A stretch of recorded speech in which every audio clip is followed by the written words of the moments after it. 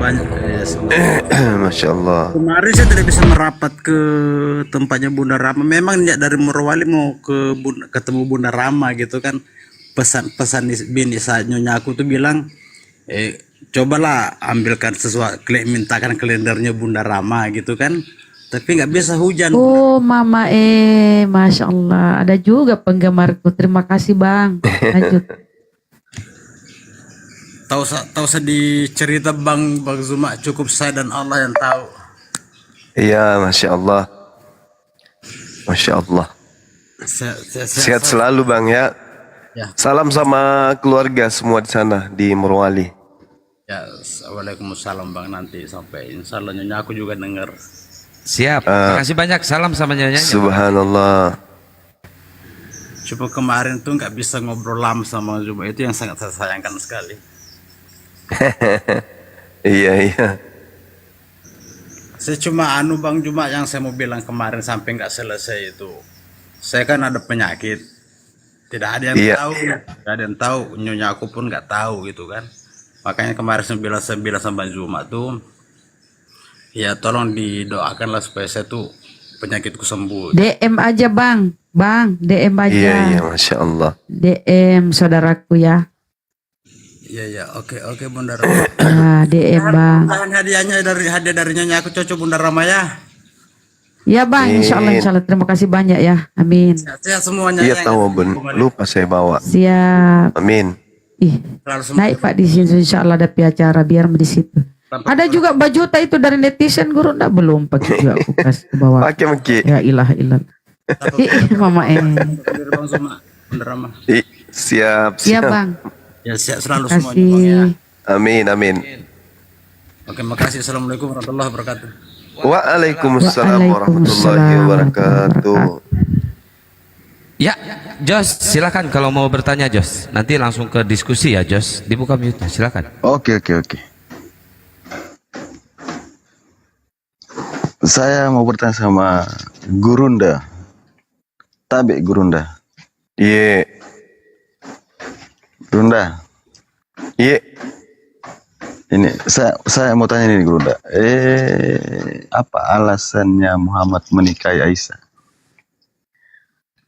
Alasannya menikahi Aisyah, salah satunya itu adalah untuk Siti Aisyah istrinya itu merangkum semua pembelajaran tentang hal-hal yang terkait dengan wanita, seperti haid, nifas, dan seterusnya.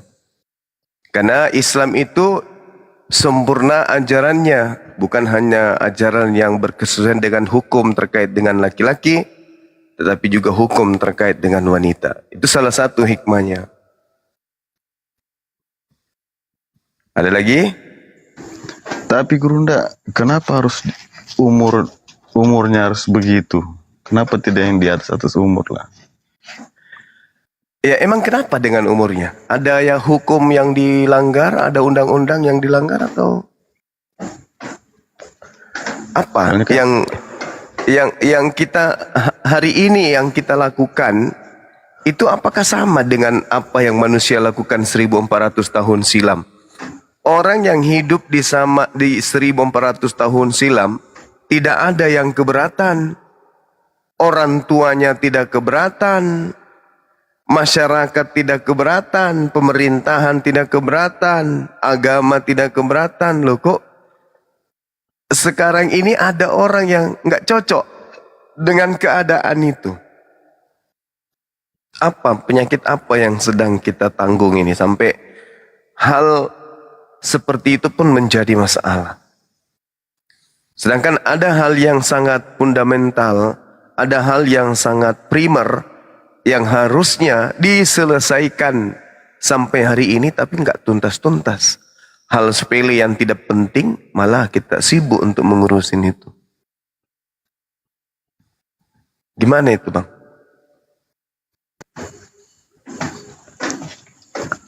Berarti sekarang tidak berlaku lagi? Sekarang kalau ada orang yang mau menikah nih, orang tuanya setuju, ya, pihak laki-laki setuju, boleh. Kenapa Umur begitu? Iya kan tidak ditidurin. hanya dinikahi. Bedanya kalau ditidurin, itu yang bahaya. Kan dinikahi, diikat ceritanya kan? Kan tidak ditidurin, cuman diikat saja. Masa? Loh, kenapa heran? Kenapa Anda heran? Kok kayak gitu? Anda heran? Anda nggak heran bagaimana seorang Tuhan masuk pecah perawan seorang perawan gitu? Tuhan memecah perawan. Kau jelaskan dulu pertanyaanku tadi itu, Cok. Apa yang jadi masalah? Pertanyaanku tadi itu Apa pasti yang kau dilanggar? paham. Apa Pasti yang kau dilanggar? Apa yang dilanggar?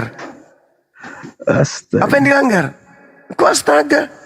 Apa yang dilanggar? Kau yang keberatan rupanya. Kamu ngerti tidak? Kamu paham tidak? Bagaimana kemudian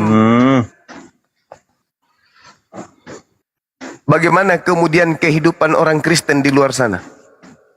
Kamu paham tidak itu? Tidak ditemukan lagi selaput darah perawan di atas daripada 5% seorang perempuan di luar sana. Di barat ya, itu menurut penelitian. Masih Jangan, umur jangan belasan lari-lari. kenapa tidak saya lari-lari? Saya kan berikan contoh samamu. Iya kan? Kembali ke pertanyaanku tadi. Ya terus Ya, itu silakan. kalau menikahi begitu perintahnya siapa itu? Perintah Allah untuk menikahi Siti Aisyah. Emang kenapa rupanya? Perintahnya Allah. Karena salah satu hikmahnya itu tadi, menghafal banyak hadits. Menghafal. Yes. Nabi Muhammad sallallahu alaihi wasallam. Nabi Muhammad tidak? sallallahu alaihi wasallam melakukan sesuatu yang kemudian diketahui oleh istrinya. Lalu kemudian disampaikan istrinya kepada sahabat yang lain. Akurat pemberitaannya. Nah, sekarang kalau di kitab saudara dikatakan Yesus sunat hari ke-8, itu informasinya dari mana? Ya, itu Itu informasi. lari. Kita ke situ Itu saja informasinya dulu. dari mana? Bro. Nah, Oh, itu berarti informasinya perintahnya- dari mana? Enggak. Itu informasinya dari mana? Yesus nonotnya dipotong pada hari ke-8. Informasinya dari mana? Siapa yang melihat dia dipotong? Coba. Kalau Siti Aisyah menerima kemudian pemberitaan dan dia menyaksikan sendiri kepada suaminya. Nah, kalau Yesus ini kok Menyaksikan ada apa? tentang haid misalnya, diceritakan kemudian tentang Rasulullah, diceritakan tentang apa yang dilakukan oleh Rasulullah, banyak diriwayatkan oleh orang terdekatnya yaitu Siti Aisyah, istri beliau.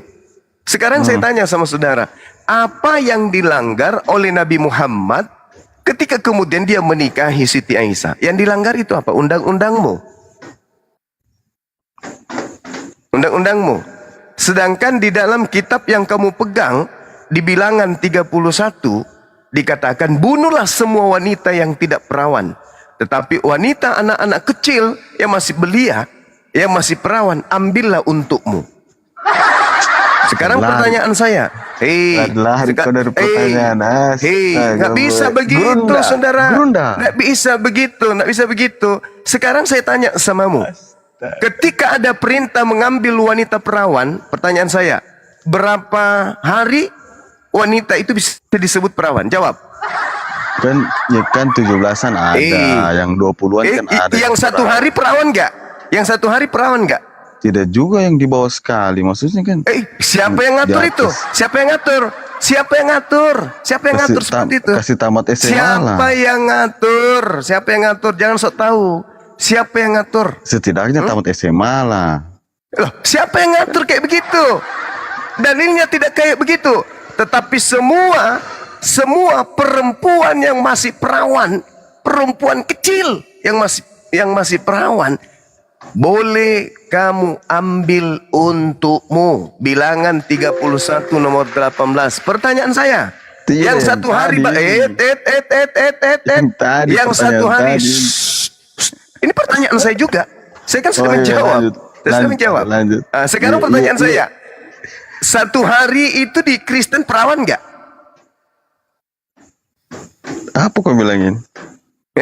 Gila kan agamamu? Coba, Apa kau bilang? apa kau bilang? Nah, coba. Kaku kan kau ditanya? Kaku Astaga, langsung Gurunda, ditanya kan? Gurunda. Astaga Gurunda. Bibel yang kau pegang Bilangan 31 nomor 18. Dengar. Tetapi semua anak-anak kecil di antara perempuan yang belum pernah bersetubuh dengan laki-laki, haruslah kamu ambil untukmu. Itu untuk apa itu? Tanya dulu sama. Untuk apa anak kecil perawan itu yang baru 1 hari kau ambil? Diperintahkan di Bible. Untuk apa? Oh, jangan samakan kitabku dan kitabmu, Gurunda. Nah, ini bilangan 31 nomor 18 kitabnya Yahudi yang kalian rampok, yang kalian pakai. Ini sudah jadi kitabmu kan? Karena kau ambil terjemahannya dari agama lain. Ayo, malu. Itu pertanyaan. Iya, harus kau jawab. Kenapa di agamamu boleh mengambil anak yang baru keluar dari rahim ibunya? Kenapa? Dan kau tanya pertanyaan ini. Dan kau tahu tidak? Gereja-gereja di luar sana dibongkar aibnya, tulang-tulang anak kecil banyak ditemukan. Anak-anak kecil yang diperkosa sama pastor dan pendeta. Kamu tahu? Bekas kuburan itu. Bekas kuburan apa? Kau sumbar-sumbaran juga. Bunda Rahma bisa buka kamera. Bunda Rahma, sabar. Aku buktikan samamu. Bunda Rahma bisa buka kamera. Iya, makanya agamamu itu agama setan. Masuk akal. Bisa buka kamera, silakan di Google kuburan-kuburan anak kecil yang ditemukan korban pendeta pastor di luar negeri. Coba. Ya mohon maaf Malu ini Gurunda, akun baru. Masalahnya Dinda Vera Istar bisa nggak? Bang Kores monitor. Kita buktikan. Ya, masuk. Ya, silakan. Tunjukkan korban-korban anak-anak perempuan kecil menjadi korban pastor dan pendeta di luar sana. Yang ditemukan. Korban apa, Gurunda? Anak-anak kecil yang dicabuli oleh pastor dan pendeta. Wanjir. Buset dah. Tapi sebelum ke situ Gurunda izin ya, saya bacakan dulu Sanhedrin 55B. Seorang Yahudi boleh mengawini anak perempuan berumur 3 tahun lebih sehari. Tuh ya.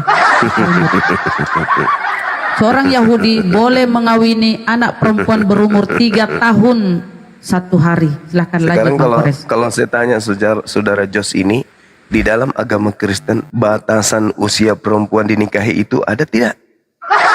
Ada nggak? Ada nggak di Bibelmu? Malu kau kan? Kalau usia Banjuma saya tanya, kalau Banjuma saya tanya, mana dalilnya?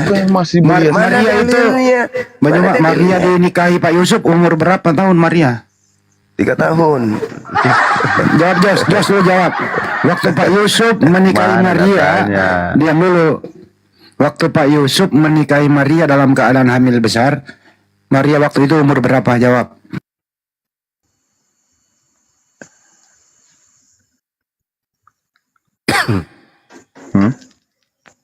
Jawab dong. Yang jelas sudah dewasa. Mana dalilnya? Mana dalilnya orang sudah dewasa kok? Makanya jangan jadi Kristen. Kalau jadi Kristen itu dongok. Jadi bodoh dewasa. Kan?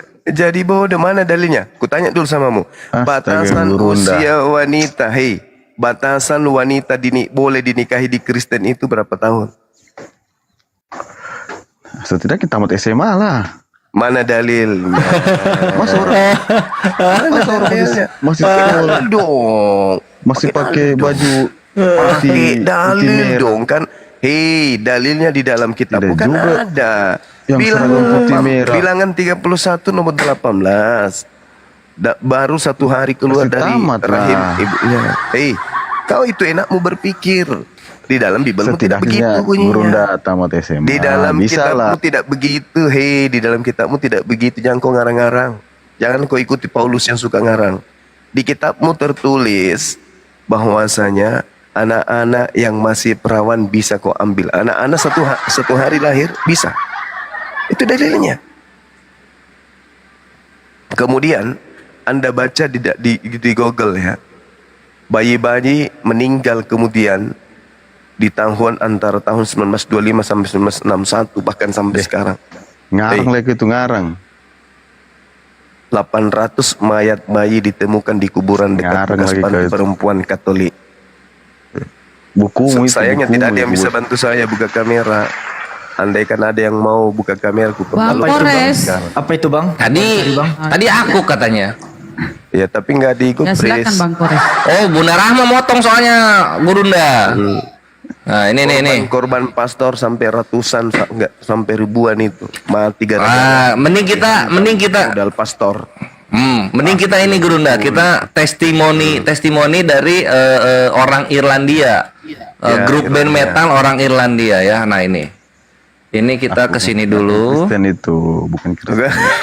Loh iya, apa mana ada Kristen mau ngaku? Mana ada mau ngaku Kristen? Kita ke sini dulu, kita ke amunisi anti hujat ya. Kasihan Deloh. Kamu nggak tahu aja. Ini bukan gua yang ngedit ya, ini bukan gua yang ngedit, nanti dibaca bareng-bareng. Buka kamera. Alfi aja yang baca, Alfi yang baca ya. Alfi yang baca ya. Oke. Iya. Kita permalukan penyembah setan ini. Iya, Alfi yang baca ya, Alfi yang baca. Penyembah setan yang keluar dari kubur. Gurunda. Penyembah setan yang keluar dari kubur, kita permalukan rame-rame. Buka kameranya, kok susah kali. Ini nih tuh HP-nya beli tahun 2002 Gurunda. Ini lemot dia. Pak. Tunggu. Keluar dari mana kubur? Iya, yang kau sembah itu keluar dari kubur jadi Tuhan. Nah, ini udah. Roma Nah, ini ya. 14 nomor 9. Untuk itulah Yesus mati agar dia menjadi mayat, agar dia dia dibangkitkan bangkit, menjadi bro. Tuhan. Nah itu, bangkit keluar dari kubur. Tapi dia bangkit, bro. Iya, bangkit keluar dari kubur jadi Tuhan. Tadinya Mengalahkan bukan Tuhan. maut. Mengalahkan maut. Mengalahkan maut. Raja mengalahkan maut itu setan. Gurunda. Mana Mores? Kasihan. Mengalahkan maut kok kelakuan sekarang kayak mayat. Mengalahkan maut. Tadi yang kamu bilang bilangan Mengalahkan maut. 11. Nah, ini kita baca dulu ini ya. Jadi ini dari Death Metal Underground. Ini tentang kami dan jawab. Nanti ini deathmetalnya.org. Jadi ini website bukan abal-abal ya. Dia memberikan testimoni tentang tentang apa yang terjadi 3 tahun kemarin gitu. Nah, ini Alfi akan membacakan. Ini diposting 2019 ya. Mari kita baca di sini. Nah, dari sini Vi. Silakan Vi, baca Vi. Inti masalahnya adalah bahwa sepanjang sejarah manusia, sodomi telah digunakan untuk apa? Menundukkan orang dan membuat mereka lebih rendah dari Anda. Siapapun yang dapat Anda kalahkan hingga mereka tidak dapat menolak sodotit Anda telah menaklukkannya. Hal itu memalukan bagi kedua jenis kelatit dan dirancang untuk menimbulkan rasa sakit.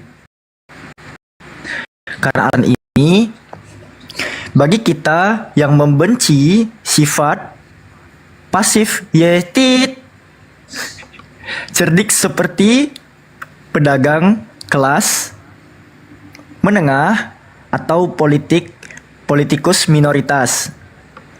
Ia menerima pelecehan sebagai cara untuk mempermalukan musuh-musuhnya. Pemikiran tentang dirinya yang dimutilasi, disiksa, disodotit, dicambuk, ditikam, dan disodotit selalu memuaskan. Oke.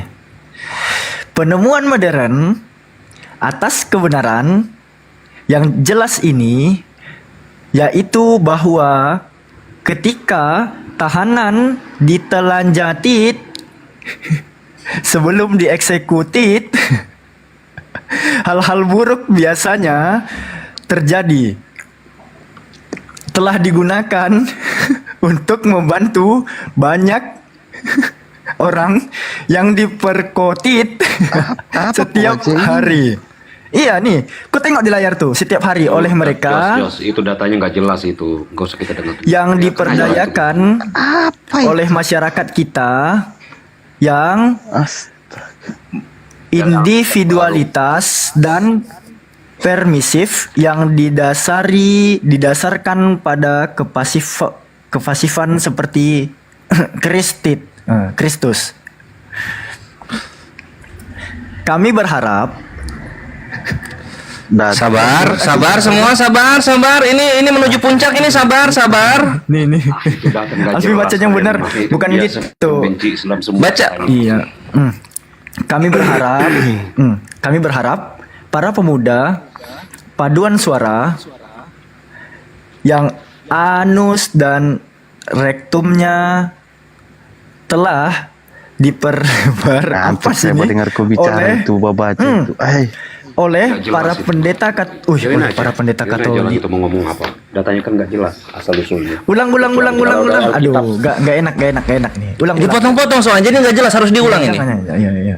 Kami berharap para paduan suara, ya, para pemuda paduan suara yang anusnya telah direktum dan rektumnya telah diperlebar oleh para pastor atau pendeta Katolik Irlandia merasa terhibur dengan kenyataan bahwa Yesus juga harus menunggu muncratan air tit saat Mana ada kayak gitu? Aduh, kita tambahin orang yang diperkotit. rata-rata. Selamat datang di kebenaran. Ini adalah data dari luar ya yang gua bacakan, dan ini langsung 2 yang kena. Yang Gurunda minta dan sebagai pelipur laranya terhadap apa yang terjadi oleh Tuhannya ketika mau disalib. Selamat datang di kebenaran. Lanjut Gurunda. Apa? Memang kalian Macem aja lu mau adu aib lu mau adu aib.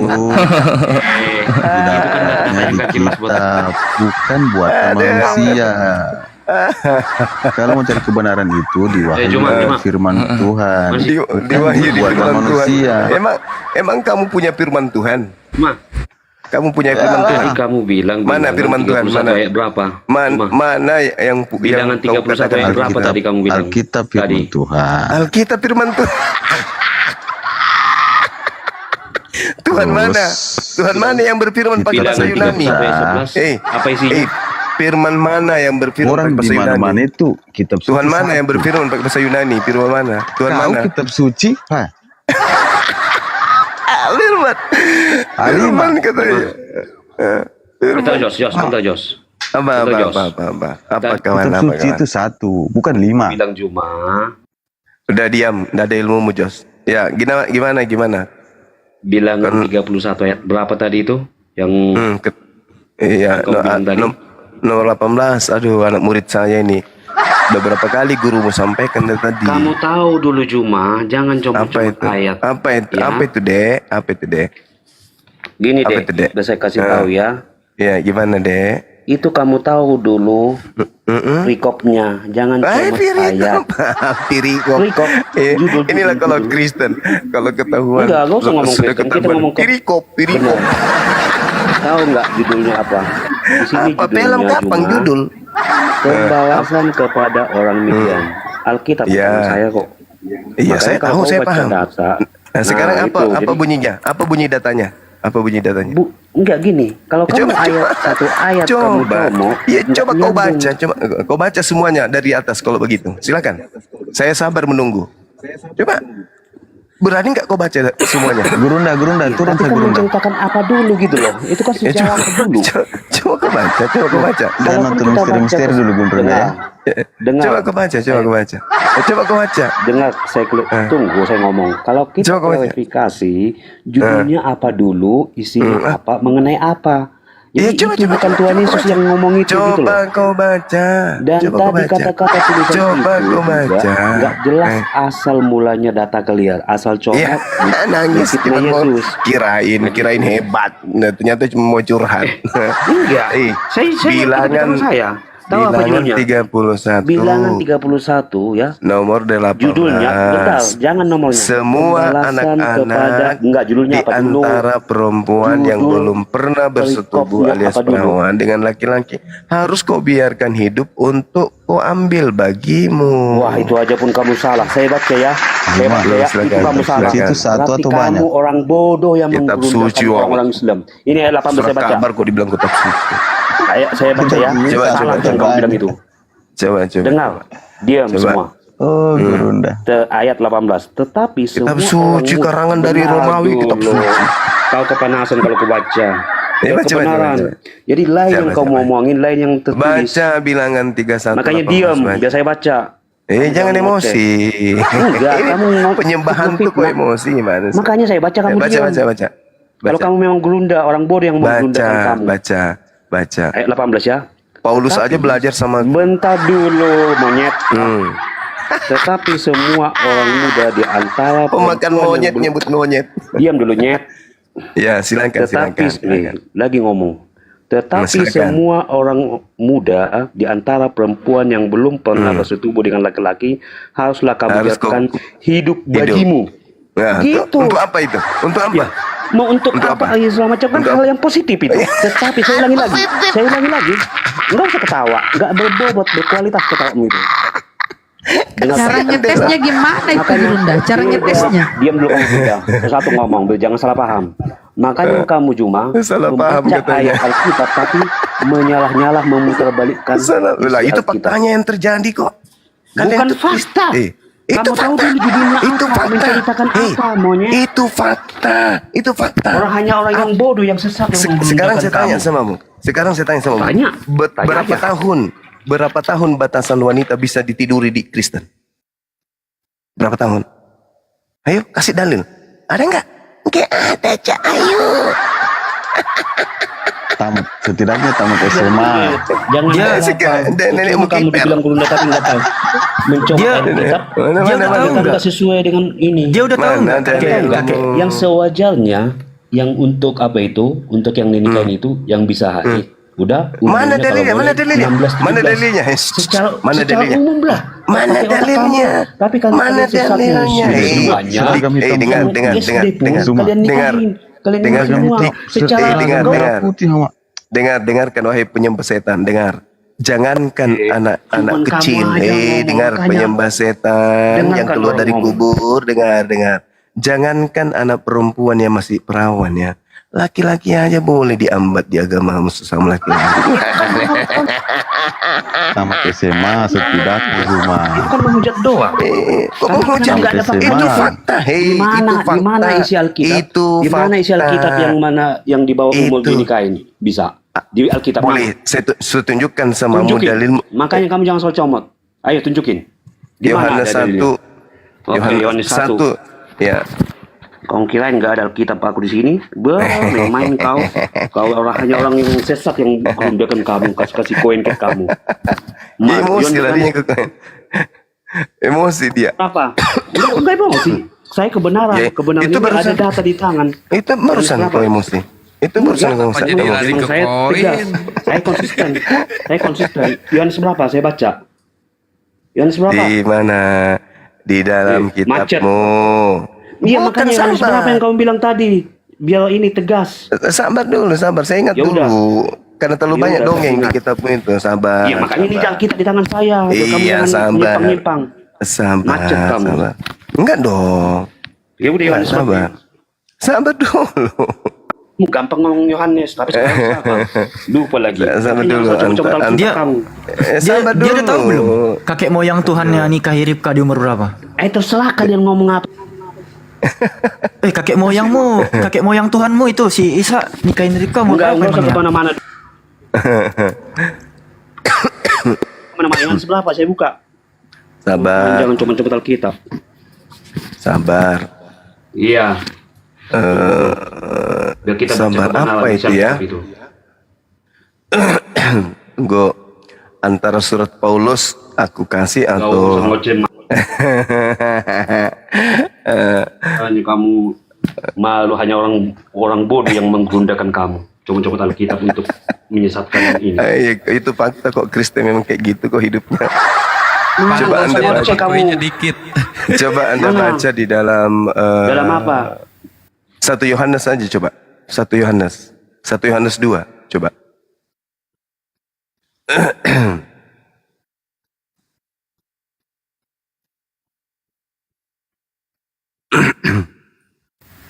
Ayo teman-teman Kristen, dikasih tuh teman Kristen Anda yang di atas tuh koin tuh, kasihan dia ngemis koin.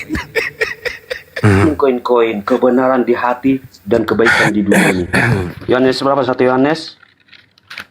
1 Yohanes Berapa itu ya teman-teman? 1 Yohanes 2, coba. Nah, ayat.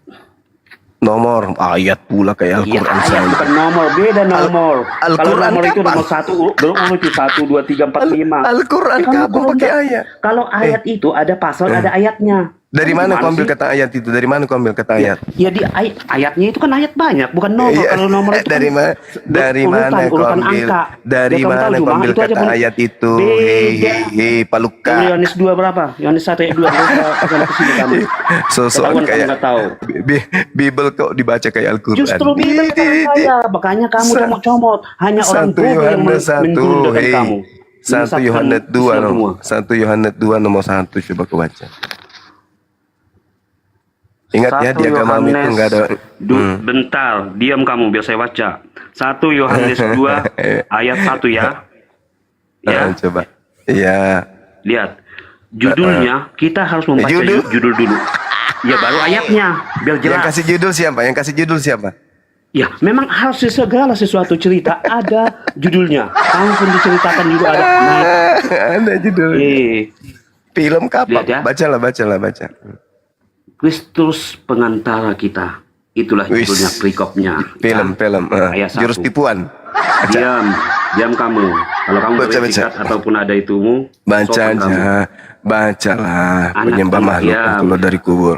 Baca. Enggak, anak-anakku, hal-hal ini kutuliskan kepada kamu supaya kamu jangan berbuat dosa kayak si Juma, kayak Islam sesat semuanya.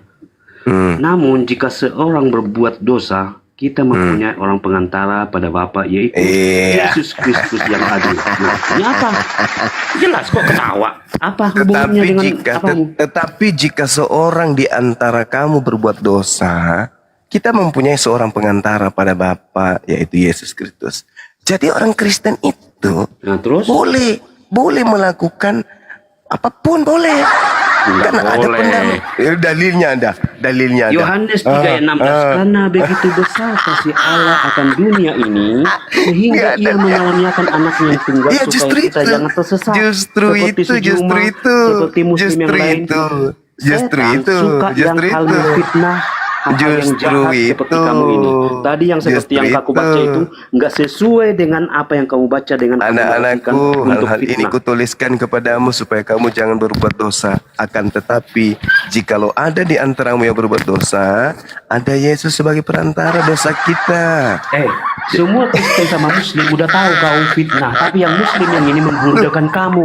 Tapi Kamu yang nggak baca sadar. dalilnya. Kamu baca dalilnya Memang aku baca berurusan. kok, tapi kamu, Ya, iya. kamu kan menyimpulkan. Nah, di situ kalau orang Kristen berbuat dosa, betul nggak ada Yesus sebagai pendamai? Betul nggak? Betul nggak? Betul nggak? Betul. Yang penting memang betul. Makanya orang Barat Kan itu saya udah baca tadi. mau Kamu kenapa melakukan menyimpulkan? apa saja Apa boleh. lagi yang kamu tanya? Itu kan berhasil kamu. Saya kan Makanya bertanya jangan sama lain kali, makanya jangan comot ayat itu. Hanya menghina. Saudara. Hanya orang Islam yang bodoh yang Apakah betul di agamamu ya ketika melakukan dosa ada Yesus yang mendamaikan? Betul nggak? Nangis. Bilang ketika melakukan dosa ada yang mendamaikan. Yesus paling benci namanya dosa. Udah? Ini dalil, ini dalilmu apa? Justru Ini karena dalilmu apa? dosalah Yesus itu ada hadir sebagai manusia. Ini dalilmu sebagai apa? Tuhan. Dalilmu ini tadi yang kau baca itu apa? Yang Jangan berbuat dosa. Jika tetapi seorang berbuat dosa, kita mempunyai seorang pengantara pada Bapa. Betul? Betul? iya Betul? memang iya. Nah, berarti Kristen boleh kan melakukan kemaksiatan Artinya karena ada apa? Yesus. Artinya apa? Artinya apa?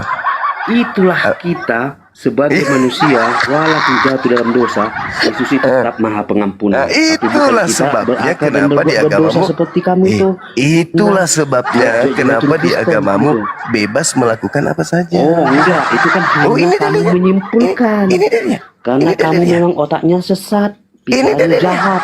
Ini Kamu dalilnya. itu sebenarnya pengikut Ini setan dalilnya. loh. Makanya Ini surgamu dalilnya. 72 bidadari. Ini dalilnya apa? Ini Sekarang saya dalilnya. mau bertanya dulu, Ini apa kuasa Nabi Muhammad ini? Saya Ini bertanya, dalilnya. ketawa. Itu tanda kepanikan kamu. Aku Selesaikan bertanya sama dulu, kamu. selesaikan. Apa kuasa Allahmu sama Nabi Muhammad? Selesaikan dulu ini.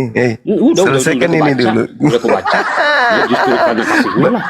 Bahkan pendiri agama Kristen itu Jawab mengatakan dulu. di dalam 1 Kalau Korintus memang 10 nomor 23. kalau Dengar, benar-benar itu ya, dengar. kami yang mendengar. Pendiri Aku agama, kan gantian bertanya. pendiri Makanya kamu agamamu, jangan cuma kami yang mau didengar.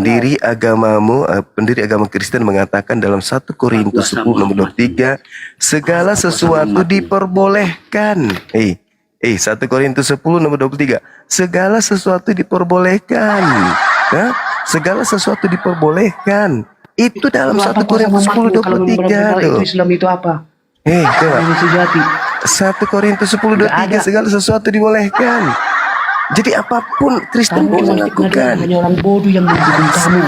1 Korintus 10 nomor 23, segala sesuatu diperbolehkan. Betul. Tetapi bukan segala sesuatu berguna. Segala sesuatu diperbolehkan. Benar. Tapi bukan segala sesuatu membangun. Itu kitabmu mengatakan, segala sesuatu dibolehkan. Enggak.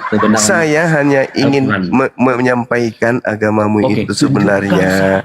Segala sesuatu. Kalau ada, mualaf saya. Segala sesuatu Diperbolehkan. Apa kuasa Nabi Muhammad yang di kuburan sampai saat ini? Segala Yang Allah sesuatu petunjuk nggak diperbolehkan. jelas. Bunda, saya boleh bertanya apa enggak? Apa kuasa? Udah selesaiin aja dulu ini. Enggak, jangan kau nangis, jangan kau nangis. 1 Korintus 10 23. Gantian Juma. Segala sesuatu diperbolehkan dalam agama Kristen. Lu mau apa? Ayo. Iyakan dulu, iyakan dulu. Tunjukkan dulu. Iyakan dulu, iyakan dulu. Iyakan dulu. Saya enggak bakalan jawab. Saya enggak Iyakan dulu. Ya sama, saya juga enggak bakalan jawab. Saya mau ditanya. Saya mau menjawab. Tunjukkan kuasa Nabimu. Sekarang kau jawab dulu. Betul tidak, Deh? Itulah. Enggak Betul ada tidak? kuasa Nabimu. Betul Sampai tidak di sekarang dalam kau ikut agamamu? 1 Korintus 10 23. Betul satu tidak? aja kuasa Betul Nabi tidak? Muhammadmu, baru saya Segala sesuatu diperbolehkan. Oke. Bunda boleh saya Oke, saya jawab. Sabar. Saya jawab. tunjukkan kuasa Nabi Muhammad. Udah. Oke.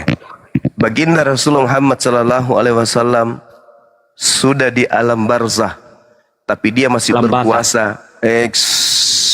Memang iya di Tapi- kuburan kok sekarang nggak ada kuasanya? Diam.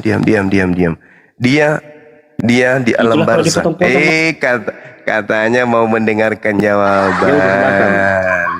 Gimana nih penyembah setan ini, gimana dok? Jadi gini. Ya nggak apa-apa, saya kan cuma mengingatkan, tapi kan saya nggak emosi, santai aja saya. Benar sok jago Iya, guru kamu. saya kan cuma mengatakan saya mau menjawab. Nabi Muhammad Sallallahu Alaihi Wasallam sudah meninggalkan dunia. Sabar saudaraku Leo. Nabi Muhammad Sallallahu Alaihi Wasallam sudah meninggalkan dunia, tetapi pengaruhnya sampai hari kiamat. Ajarannya tidak akan pernah dirubah oleh orang-orang yang ada di atas muka bumi ini. Sekuat apapun orang tersebut, meski mereka bersatu dengan makhluk-makhluk gaib. Itu fakta, begitu kuasanya beliau. Yesus, katanya Tuhan. Mana firman-firman yang Yesus sampaikan kepada muridnya? Mana? Nggak ada. Kalian menjadi Kristen itu bukan karena ajaran Yesus. Kalian menjadi Kristen itu karena ajaran Paulus. Sejak kapan Yesus mengajarkan agama Kristen? Ibadah minggu, nyembah dirinya, makan babi. Kapan Yesus mengajarkan itu? Nggak ada. Jadi Yesus tidak ada daya sama sekali. Sedangkan dia masih hidup aja dihantam sama orang Yahudi. Apalagi setelah mati. Apalagi setelah mati. Jadi nggak ada. Nggak bisa aku bandingkan Nabi Muhammad dengan Tuhanmu itu. Nggak ada apa-apanya Tuhanmu. Nggak bisa ngapa-ngapain Tuhanmu. Nggak ada dayanya, nggak ada sama sekali. Mati dia di atas pohon. Oke? Itu yang Anda harus pahami, saudara. Paham ya? Nabi Muhammad dengar. Kuasanya Nabi Muhammad, ya, ajarannya dijadikan sebagai hukum utama di negara ini. Coba, mana ajarannya Yesus dipakai di negara ini? Nggak ada. Nggak berdaya Yesus itu. Andai saja bukan karena penjajah melakukan penekanan, penindasan, perampasan di Nusantara ini, tidak ada pengikutnya di Indonesia, nggak ada. Ya? agama yang dibawa oleh pengikutnya, Mana yang dasarnya mengaku Juma? pengikutnya. Jangan asal-asal ngomong. Mana ada Itu datanya? fakta. Bukan Itu fakta. fakta. Fakta itu ada Itu datanya. Untuk Fakta. menguatkan suatu hukum, ya, Oke. minimal ada dua bukti. Undang-undang Itu dasar dihukum. Negara Dan kamu Republik jangan Indonesia. bernarasi menjelek-jelekan Kristen. Kamu barusan Di mana bertanya dalilnya tentang tertulis? kamu Dalilnya mana? barusan bertanya Dalilnya. tentang nabiku kan? Kau bertanya tentang kuasa nabiku kan? Ya kan kamu Itu pertanyaanmu. Ya kalau Itu aku pertanyaanmu, bertanya kan? masalah nabimu, jawab cuma nabi, jangan menjelekkan menyimpang ke sana ke sini ke Alkitab. Lu jangan sakit hati, jangan sakit hati. Bukan jangan sakit hati ini loh. Apa Jangan yang ditanya sakit itu jawab. hati. Kalau makanya Kamu hanya kan orang bertanya. bodoh yang menggelundakan kamu. Saudara penyembah manusia yang keluar dari kubur, dengar. Itu Kamu kan sebenarnya bertanya. memang bangkit dari kubur. Biar kamu tahu Iya itu. kan, iya memang Karena kan untuk kubilang. menebus dosa manusia yang mau iya menyiapkan kan diri. kubilang tadi, kan kubilang Iya. penyembah manusia yang keluar dari kubur, dengarkan. Tapi Ketika kan Anda Tuhan, bertanya dia Tuhan. kepada saya, ya Tuhan bagi orang tidak punya kepala. Kamu kan Ya, bertanya, kamulah yang mana tidak punya kuasa? kepala dan tidak punya hati. Makanya lah Iya. kepalamu kelas. Tidak berhenti mulutnya ini. Ya Mari kamu kita yang buktikan. fitnah menambah-nambahin. Kamu ngomong Mau tapi tidak kita tetap buktikan? tambahin. Mau kita Makanya saya buktikan? bilang hanya orang bodoh yang menggelundakan kamu. Zuma. Mau Zuma. tidak kita buktikan siapa yang menyembah setan? Kau atau Buktikan. saya? Mau? Buktikan. Justru Mau kita- kamu yang sesat, yang mengutus Allah Oke. itu mengutus setan. Di mana Oke, itu? Oke, Ada kan? kita bukti. Allah siapa yang Sekarang mengutus setan? sekarang giliranmu dulu. Kamu dulu menjelaskan, buktikan bahwa yang saya sembah itu setan. Silakan. Oke, sudah? Ya, sudah. Baca di Al-Quranmu, Allah yang mengutus setan. Saya Atau tidak tanya berteman dengan itu. setan. Saya tidak ada tanya loh. itu. Ada. Buktikan. membuktikan. Kan membuktikan. Buktikan dulu bahwa yang saya sembah itu setan. Itu dulu. Nanti saya buktikan kalau kau itu nyembah setan. Cium-cium Coba, batu. coba. Datang ke apa? Saya kan tidak tahu tanya asal itu. mulanya Bukan Saya itu. tidak tanya itu. Katolik juga cium patung Yesus. Saya tidak tanya Enggak ada itu. Saya cium, tidak enggak tanya ada cium. Itu hanya Saya simbol. tanya itu. Jangan kamu tambah-tambahin. Saya tanya. Saya nggak tanya itu. Yang saya tanya. Makanya buktikan kamu kalau- ngomong jelasin aja, jangan tambah ke sana ke sini. Enggak. Ini orang. giliranmu. Ini giliranmu memang giliran membuktikan. Ya, sekarang kau buktikan bahwa umat Islam itu menyembah setan. Silakan. Memang kalian menyembah setan kok. Buktinya tahu di mana? Buktinya tahu di mana? Baca Al-Quran kamu. Biar kamu tahu. Makanya kuasa nabimu juga enggak ada Ya. sampai sekarang. Kamu dikasih kesempatan membuktikan kok malah curhat. Ya baca di Al-Quran itu. Iya, di surah Ada dong. berapa? Surah berapa? Surah berapa? Tahu saya cek ya. Oke. Ya. Kita mau kalau mau silakan. Ya, silakan. Kamu baru mau belajar ternyata. Baru mau cari. Datalfi ready ya Bang Zuman? Iya, silakan. Aku bertanya boleh Gurunda? Tunggu dulu, selesaikan pasien saya dulu yang satu. Sabar ya. Oke. kan orang sakit. Ya, pasien saya ini agak akut kayaknya. Iya aku enggak lah. Mana cepat. Kal, kamu kan juga bentar-bentar sabar kamu. Makanya kamu Islam itu jangan. Enggak, saya cuma menguji kamu aja. Ya makanya kamu diam nyet. Makanya kalau kamu mau diam. Menyembah setan ini ngamuk. Memang wajar. Orang memang gak ada gunanya kok hidup dia mah. Pemakan monyet. Emosi ngomong nih. monyet. Enggak, aku memang tegas bukan emosi. Ngapain emosi? Gak ada Tegas untungnya tapi juga. kosong percuma. Iya memang iya. Justru kami itu gak ngutip Alkitab tapi salah isinya. Saya baca langsung Oh, Alkitab di salah. tangan saya. Ya silakan. Bible dibilang Alkitab. Baca, Penipu. bentar baca. Anissa Bentar, Alfi, 82. jangan dipotong dulu. Iya. Ya silakan Anda jelaskan. Bacalah Al-Quran bukan? Di Loh, Anissa 82. kamu kan, kamu mau Itu kan membuktikan. Kamu ingin membuktikan bahwa saya menyembah setan. Buktikan dong. Oh, saya disuruh baca. Oke, saya baca ya. Di Ya. surah Maryam juga ada. Surah Maryam ayat 73. Ya, silakan. Enggak? Udah? Silakan. Menyatakan kepastian dan ketentuan seorang Muslim masuk neraka. Tidak ada seorang pun Apa ini? yang tidak melewatinya. Itulah surah Apa Maryam itu? ayat 73. Apa itu? Ini surat kalian lah. Surat Maryam lah. Yang saya apa? tanya apa? Kita kan membahas itu. untuk membuktikan siapa nyembah setan. Ya memang iya. Ya Memang sekarang penyembah setan jawab. kok. Mana buktinya? Memang penyembah setan. Memang penyembah mana setan. buktinya? Banyak itu juga sekalian. Yang saya baca tadi. Mana? Ya, Baca silakan. tadi. Surah Maryam ayat 73 menyatakan kepastian dan ketentuan bahwa itu Muslim bukan masuk neraka. bukan bukti menyembah Ya setan kan itu. kalian kan tentu kan masuk neraka karena memang Yang menyembah kita setan. Sembah batu. yang kita bahas bukti bahwa Islam menyembah setan. Silakan. Saya masih kasih kamu kesempatan, silakan. Maryam 73 enggak gitu bunyinya weh. Kau pelintir kitab kami kau. Kurang Ya, ajar makanya juga baca kau. Al-Quranmu. Aku hanya Maryam singkat, 73 terjemahannya Iya, baca. saja berbunyi Nah, apabila itu dibacakan dari tadi kayak Andi. apabila dibacakan kepada mereka ayat-ayat kami yang jelas niscaya orang-orang yang kufur berkata kepada orang-orang yang beriman, manakah di antara kedua golongan yang lebih baik tempat tinggal dan lebih indah tempat pertemuannya? Itu dari mana kau mutip Maryam 73 dari mana kau? Ini Maryam 73. Baca. Udah? Mana bukti? Nih. Mana Baca. bukti kalau kami nyembah setan? Itu nggak ada nyembah setan gitu, nggak ada. Kau baca terjemahan yang mana? Biar dulu Gurunda Alfi biar Gurunda dulu. Lanjut Gurunda. Ya, tak akan pernah ada kebenaran kalau Krishna pakai bawa Quran. Saya kejar dia, mana bukti kalau Islam itu nyembah setan, mana? Nggak ada kan? Itu yang baca dulu yang mengutus apa itu? Lupa saya ayatnya. Iya. Mengutus setan. Allah mengutus setan. Ada itu. Sudah selesai. Kalau hanya mengutus sudah selesai. Kubacakan dulu ya. Iya kan mengutus setan. Oke. Allah mengutus setan.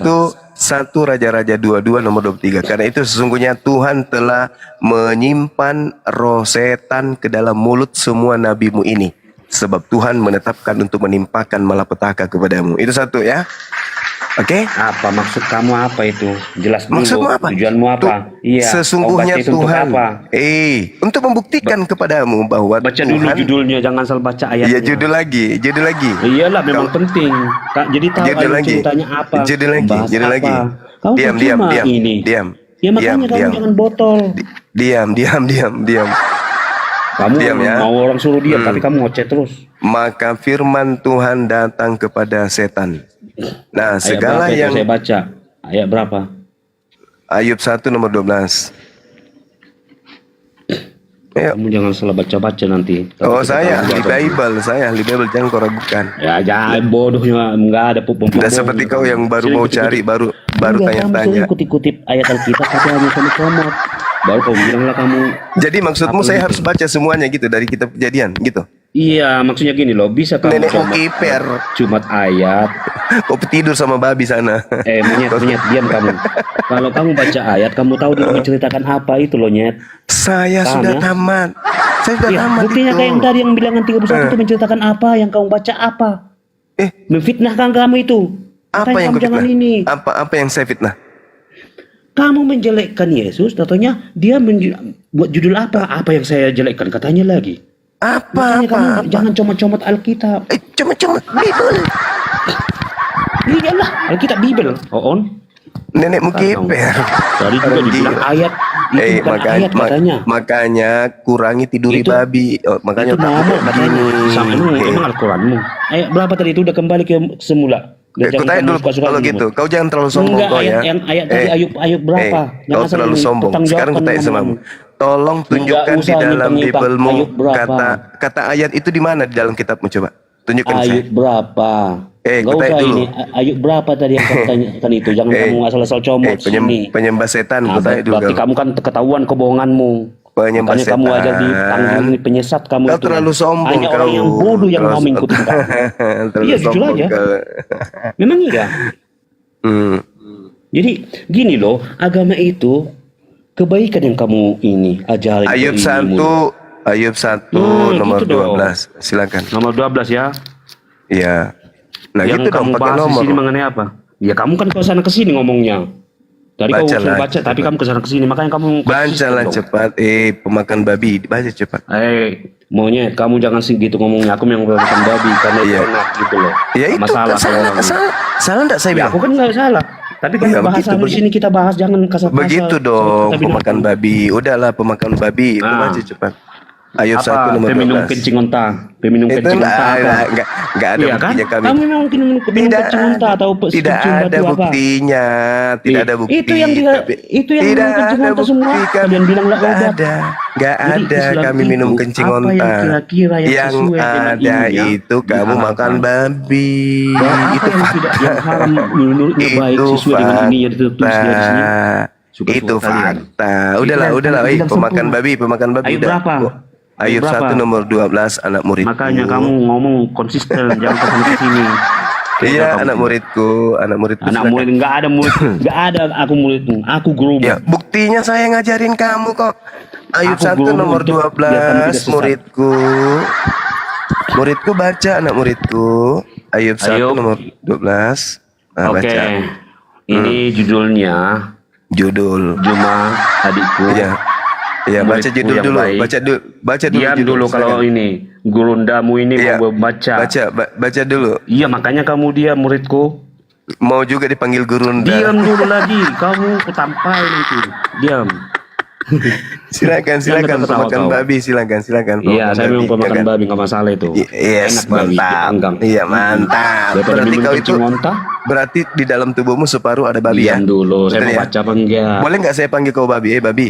Kamu babi. Baca cepat.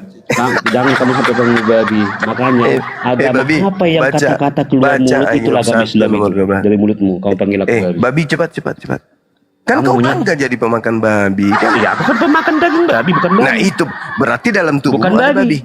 Tapi Kamu dalam makan tubuhmu minum ada babi. kencing onta, kamu memang tahu Kutanya kamu dulu. janjis. Berarti dalam tubuhmu ada babi kan? Kamu nggak usah kesana kesini ngomonganmu. Ya, ketawa kamu. Ya cepatlah Ketawa babi kamu. baca ya. Nggak usah Babi baca. menghina, nggak usah mencaci maki. Saya tidak menghina. Kau Ya kan udah, bangga kenapa kau bilang tadi. aku babi? Lah, kan di dalam hanya, tubuhmu makanya saya separuh bilang hanya babi. orang yang Kenapa rupanya? mau Kau ikut jijik. Kamu Malu bahasa dibilang babi. kotor. Kamu. Kayak Nih, gitu. kamu malu Saya disebut ngomong. babi. Tapi kau Hanya orang makan. yang bodoh. Kamu malu disebut babi tapi Hanya kau orang bodoh. makan. Hanya orang yang bodoh Tadi mau kau ikut kamu bangga. kata-katamu. Ya, memang saya memang makan daging tadi kau babi. bangga. Makan daging kan? Iya, makanya Kamu aku makanya bilang. kata-kata itu perbedakan Makanya aku daging sama bilang. babi. Berarti dalam tubuhmu ada daging babi kan? Dalam tubuhmu ada babi kan? Betul nggak? Udahlah, nggak usah berkualitas saja ngomongannya. Jangan Berarti kesana dalam kesini. tubuhmu ada babi kan? Babi, baca cepat. Babi. Bahasamu hanya orang yang bodoh yang bisa mengikut kata-katamu. Apa sih ini? Maki-maki orang. Saya nggak Bilang orang maki, kayak gitu. saya memanggil udah. sesuai dengan fakta. Makanya, Babi baca. udah saya bilang. Ayub 1 nomor 12 babi Udah baca Mino cepat. ngomong sama kamu. Babi muridku, baca. Yohanes biar 1 kamu nomor jangan 12. sesat. Baca ya bang semua ya. Dengarkan. Babi baca Dengarkan cepat. saya. Ya, Kamu silakan. Maka babi, firman aku nggak Tuhan akan bawa kepada baca. iblis. Ngomong babi. Bahasa apa Nah, gitu? segala yang dipunyainya ada dalam kuasamu. Hanya janganlah engkau mengulurkan tanganmu terhadap dirinya. Kemudian pergilah iblis itu dari hadapan Tuhan. Nah begini Oke. Bang Suma. Kita Iya, ini gimana saudara? Ini belajar si bahasa babi suruh Indonesia diam yang dulu. benar. Ya, silakan. Jadi kita harus tahu menempatkan tanda baca ya. Iya, silakan. Nah, sebab tanda baca itu akan mengarahkan kita pada tujuan daripada bacaan itu. Iya. Terus apa yang salah di dalam ayat Ayub ini menurut Bang Suma? Yang salah, iblis kan datang tuh minta izin ke Tuhan. Dan Tuhan mengizinkan kepada iblis untuk kemudian mencobai Ayub. Betul? Iya, Betul betul. Betul. Gitu. Makanya konsisten. Kau belajar, jangan kau cuma makan gini, babi Bang terus. Suma harus pelajari juga tanda bacanya. Kamu jangan senggol aku Juma, kamu Iblis sama ini- dia dulu, makanya kamu jaga bicara. Enggak, tunggu dulu, Gini. dulu. Kalau kalian lagi Bang Suma ngomong, jangan harus usah kesana belajar kesini, juga makanya kamu tentang hanya orang tanda bodoh. bacanya. Itu kan tabiatnya kayak babi kan. Bang Suma harus tahu Belajar juga dia. tentang tanda bacanya. Contoh gini. Iya, maksud firman iya, Tuhan saya kepada ngerti. iblis titik 2 koma penutup nah dan koma itu maksud tujuan di situ iblis meminta kepada Tuhan dan Tuhan mengizinkan Ayub untuk mencobai mengizinkan iblis untuk mencobai Ayub. Nah, di situ dalam kuasamu itu ada tanda koma sama tanda titik. Hanya janganlah engkau mengulurkan tanganmu terhadap dirinya. Di situ ada tanda koma penutup loh Bang Suma. Terus ada tanda titik. Iya bang, saya ngerti, saya paham. Nah, di sini arti daripada ayat ini, Tuhan mengizinkan iblis untuk mencobai Ayub. Nah itu baru betul. Tetapi tidak untuk, dengar dulu, tidak untuk mengulurkan tangan Iya, iblis terhadap dirinya. iya. Karena gini, terus apa yang harus diperdebatkan dalam ayat ini? Tuh kan tadi saya ditanya tuh, Tuhan saya mengutus iblis kan? Itu sama si pemakan Iya. babi teman kita ini tadi yang satu. Iya kan? Tinggal gini Bang Suma, tinggal lihat dulu konteks ayat dari Bang Suma. Begini aja deh, begini Allah aja itu deh. mengutus iblis. begini aja deh, mengutus Saudara iblis Leo. di Al-Quran itu seperti apa? Kalau di sini jelas. Saudara Leo, gini aja. Apakah Anda kemudian mengimani bahwa Tuhanlah yang mengutus iblis itu berdasarkan Bible? Enggak bisa berlogika seperti itu karena setiap bahasa Indonesia ada tanda bacanya loh. Kalau dalilnya ada gimana dong? Dalilnya di mana? Tadi kan saya membaca 1 Raja-Raja 22:23, tapi teman kita pemakan babi ini kan menolaknya. Kan gitu. Ya, 1 Raja-Raja ayat 23 itu berbunyi apa sih Bang Suma? Maaf Karena itu sesungguhnya Tuhan telah menaruh roh iblis ke dalam mulut semua nabimu. Itu kan dalilnya. Oke. Coba Kan saya Tuhan yang menaruh. Bentar, yang Bang Suma. menaruh. Coba saya buka, silakan. saya mau lihat konteks tanda bacanya itu apa tujuan daripada itu. Silakan. 1 Raja-Raja ayat berapa Bang Suma? 22 nomor 23. Ya, sambil nunggu Gurunda izin, itu akun Komal yang namanya Bang Juma SH itu punya Gurunda bukan? Bukan, dia ngedelay di sini. Di sini saya cut sini dulu, saya umumkan. Ya. Teman-teman yang monitor di ada namanya Bang Juma Esa, tinggalkan sekarang yang muslim di sana. Itu akun palsu yang merilai dari sini. Tinggalkan sekarang juga akun yang Anda tonton Bang Juma Esa. Itu akun palsu, hanya mencari cuan. Lanjut, makasih. 1 Raja-Raja ayat 2, 1 Raja-Raja 2 ayat 3 ya, Bang. 22. 22 nomor 23, Bang. Oh, iya. Iya.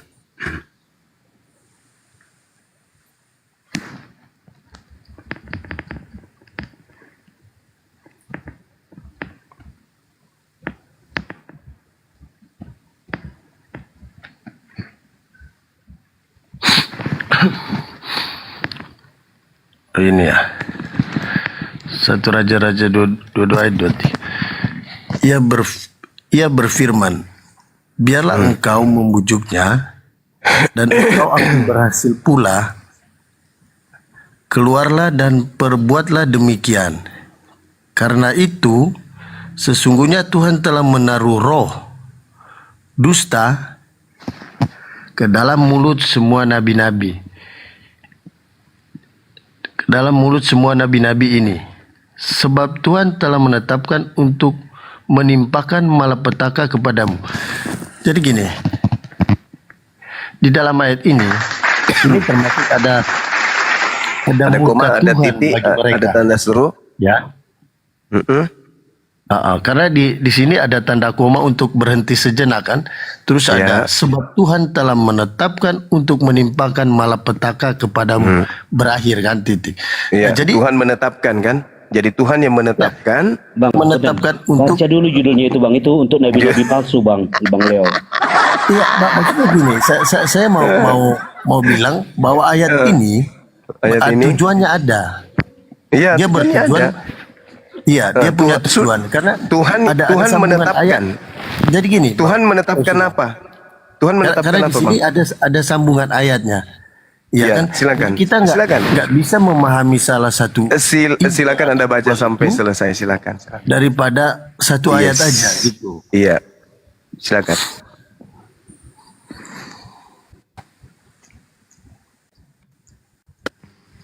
Tambahin aja sampai 10 ayat nggak apa-apa, silakan. Iya, nggak apa-apa.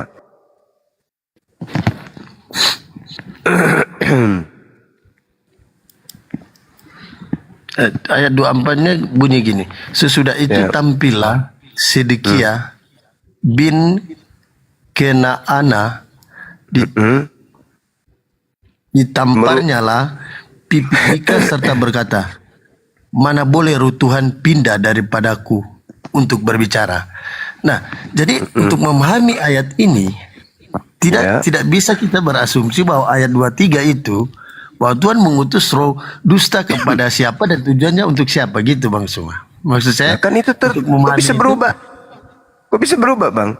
Kok bisa berubah dalilnya hanya gara-gara ada yang ditampar? Karena gini Bang, di malapetaka kepadamu ada tanda titik, terus ada tanda koma pembuka loh. Berarti dia ada kelanjutan. Ini kalau Maksud dalam saya bahasa begitu. Ibraninya, kalau dalam Ibrani ada nggak tanda koma, tanda titik, ada nggak bang? Kalau dalam original teksnya? Ya ampun, Kalau nggak usah kalau juga di itu dalam tanda bahasa baca Ibrani, loh. tetapi semua bahasa itu ada tanda bacanya. Nah, Serius itu? Kalau dalam Serius? bahasa gini bang, kalau dalam Serius bahasa itu? tidak ada tanda baca, maka kita akan jadi orang yang bodoh untuk saya membaca. bertanya serius ini, bukan main-main. Apakah dalam original teksnya ada tanda koma, tanda titik, tanda seru, ada nggak? Emang ada dalam Ya, apa yang ini? saya belum pernah baca original teksnya kan. Tapi pemahaman saya, jika suatu kalimat tidak ada tanda bacanya, maka orang akan terjerumus pada kalimat-kalimat itu sendiri. Bukan maksud saya. Makanya kita waktu sekolah, bagaimana kita diajarkan bahasa Indonesia yang benar, terutama kita diajarkan tanda baca itu. Kok bahasa Indonesia sih? Yang saya tanya ini bahasa Ibrani itu ada tanda koma enggak? Kan Bang Suma saya udah bilang, di dalam bahasa Ibrani original teksnya atau bahasa apa itu saya nggak pernah baca. Tetapi saya berasumsi kalau setiap kalimat nggak ada tanda baca, maka kita akan bukan itu. Sembuat semua gitu. Ini bukan begitu, saudara. Masakan Tuhan berfirman, Dia sendiri jelaskan, aku berfirman kepadamu, koma, titik 2, bahwa sesungguhnya, titik 2, koma. Enggak ada kayak gitu-gitu. Di terjemahan. Terus saya tanya, di Bang terjemahan Suma, itu. waktu di sekolah, apakah diajarkan tanda baca?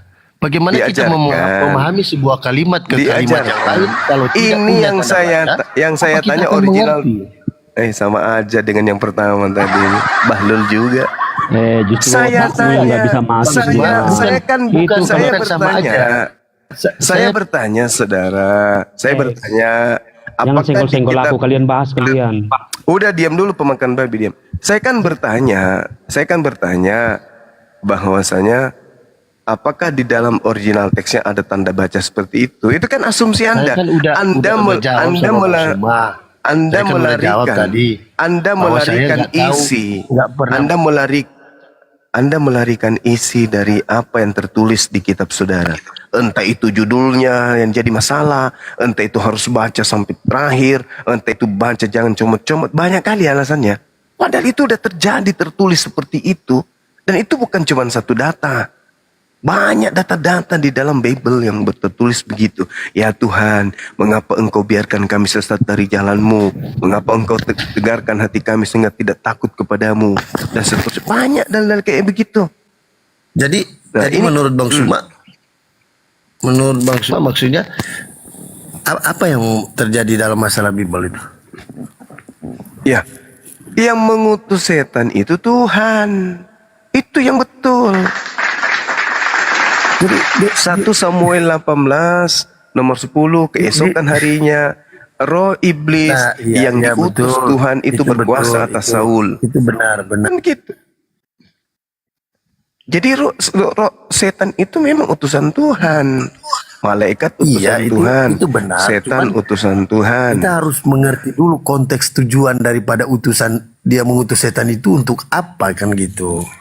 Nah, oke lah. Untuk mencobai manusia, untuk menggoda manusia. Memang ya semua argumen Bang Suma itu benar. Boleh nggak saya bertanya satu pertanyaan aja biar saya langsung turun kalau sudah selesai. Silakan Bang. Menurut saya semua agama di dunia ini nggak ada logikanya. Sebab dengar dulu ya, apa yang tertulis di setiap kitab suci tidak mampu dan tidak dapat dicerna oleh nalar manusia. Ini saya berbicara logika ya. Logika itu yang ada yang bisa dilihat dan yang nyata.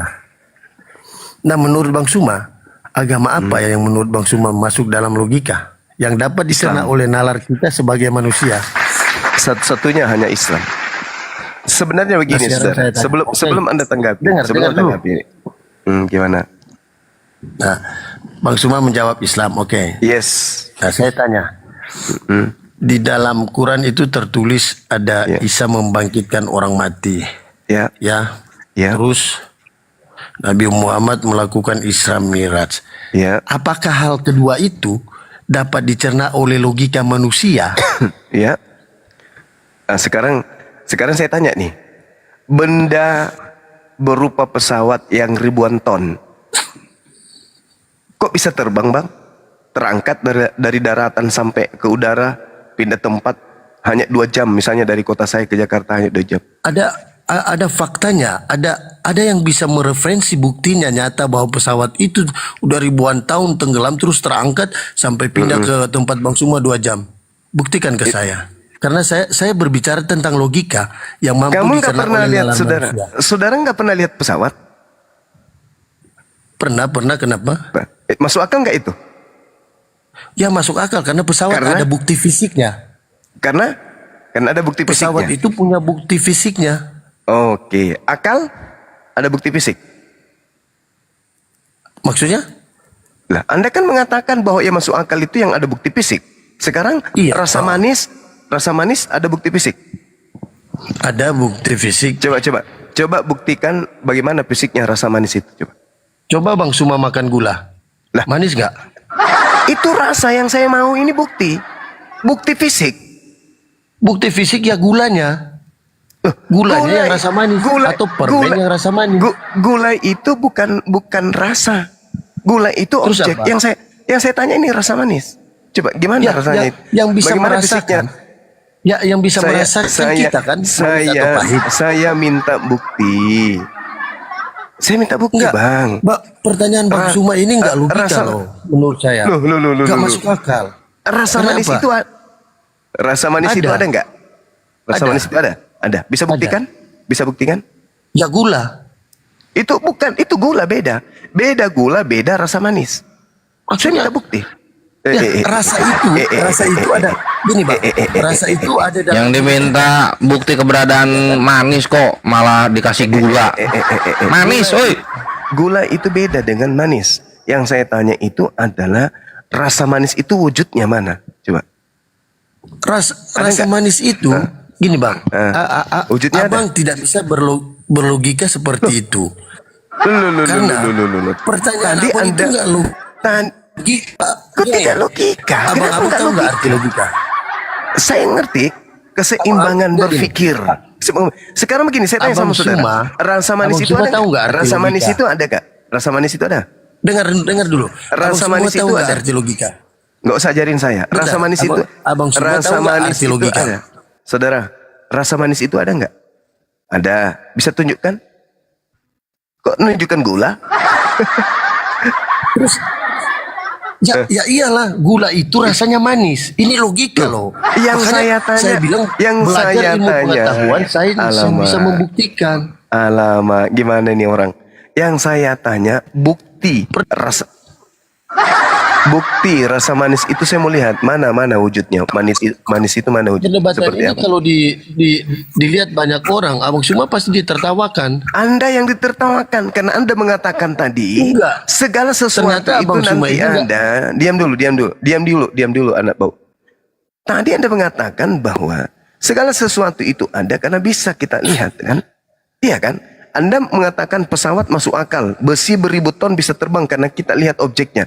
Sekarang tolong tunjukkan mana rasa manis itu, objeknya kayak mana itu rasa? Rasa manis itu objeknya kayak mana? Tunjukkan ke saya. Inilah Abang Suma yang tidak, mungkin Abang Suma nggak pernah belajar biologi ya. Terlalu sombong Anda ini. Yang saya tanya rasa manis itu wujudnya kayak apa, Cak Ayu? Kalau abang mau Astagfirullah. tanya rasa manis ke saya akan menjelaskan dengan secara biologinya, ilmu Ya, biologi. silakan. Saya diam. Ternyata saya baru sadar Bang Suma ini kayaknya belum dalam ilmu pengetahuan. Dia langsung jawab saja. Boleh, silakan Anda berbicara apapun itu. Silakan Santai Anda buktikan. aja. Kita kan Iya, saya santai. berdebat, berdiskusi. Silakan, saudara, silakan. Jadi gini, Coba, Bang Suma ya. Gimana rasa manis Saya itu bisa jelasin. kau wujudkan? Saya silakan. Karena rasa manis itu tidak berwujud.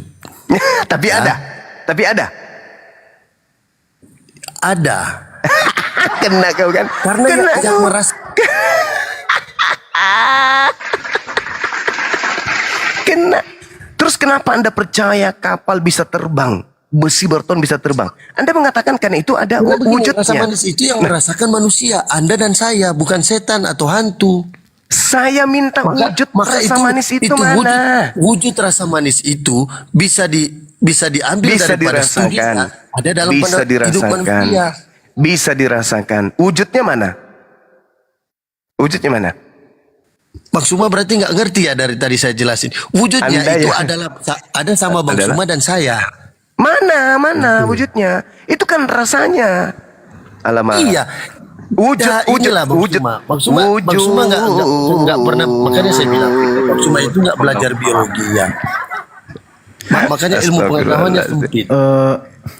Gini Begini, Bang, saudara. kalau manis bisa Jadi dirasakan. saya di sini datang bukan Putihnya bawa tentang masalah putihnya agama. awan, Saya datang ya di sini udah. untuk berlogika bagaimana manusia dapat mencerna sesuatu itu dengan putih bisa ditunjukkan nggak? Misalnya putihnya awan, putihnya bulu angsa, putihnya kulit. Yang disebut putih itu bisa ditunjukkan nggak?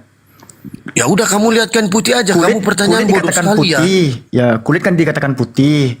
Awan juga dikatakan putih, bulu angsa dikatakan putih. Yang disebut putih itu bisa nggak diliatin ke saya? Ada nggak bentuk fisiknya? Kamu lihat dinding kamu cat putih atau apa? Biru. Nggak, biru. kalau manis tadi Anda bisa ngelak. Oh, itu dirasakan. Bukti fisik. Sekarang putih. Ya cat itu. Gini. Saya jelasin. Bukti fisik warna putih itu ya udah ada dalam cat itu. Ngerti nggak? Iya, kan sekarang tembok nih warnanya putih, bulu angsa juga putih, Ya. tangan pun kulitnya ada juga disebut putih, awan pun putih. Nah, yang Ya. disebut putih ini kan beda-beda nih, ya kan? Yang disebut putih ini Enggak, gimana? kalau Bisa nggak tangan nggak bisa ditunjukkan? disebut putih lah. Gini bang ya, saya jelasin ya secara sains. Tangan itu nggak bisa Anda sebut putih. Putih itu adalah benda. Ya, makanya mengerti dulu. Ilmu pengetahuan itu dipelajari dulu. Sainsnya Putih itu warna blok. Warna putih itu warna, bukan benda. Batu benda. Stop, kembali ke topik Yang udah diam disebut dulu semua. putih. Stop dulu, stop. Ini kemana-mana ini. Stop dulu Bang Leonardo, stop dulu. Kalau ilmu Nggak cuma enak didengar. secuil, mending saudara Leo ke ini jadi tukang gali kubur aja ngapain. Kalau ilmu cuma secuil, Bang Suma itu kalau mau berdebat. saudara mengatakan bahwa rasa manis itu Saya ada. bisa pastikan. Saya minta wujudnya. Lihat bodoh di hadapan banyak orang. Anda mengatakan rasa manis itu Karena ada. kalian nggak belajar ilmu pengetahuan dulu. Kalian hanya belajar ilmu agama. Tadi kan murah, kok malah kerasa. Saudara, Ya, Anda gula kan saya mengatakan udah jelasin. Bukti fisik gula itu ada pada manusia karena manusia yang merasakan. Itu sains. Saya loh. tidak Itu tanya makanya saya bilang gula, bedakan Cak sains Kangkung. dan agama, bedakan sains. Jangan saya tidak tanya. Saya tidak tanya gula. Saya tidak tanya gula. Ya, Abang Suma tanya rasanya. Saya kan udah jawab. Rasanya ada sama Abang Suma sama saya. Karena yang bisa saya membuktikan di mana keberadaan rasa itu. Ya udahlah. Diskusi sama orang yang Sini coba saya yang tes banyak, Pak. Gorila ya gini. Coba saya tes dulu. Paham dia, nggak paham. Satu pertanyaan ke dia. Ntar semua boleh tes. baru saya ngomong bentar, setengah menit Leonardo. Ntar dulu ya. Logika dan secara sains ya. Ntar dulu. Iya. Izin dulu Bang, jangan biar ngurus nih. Ini berisik ini satu. Pak Leonardo. Iya. Apakah ada yang mengutus Yesus?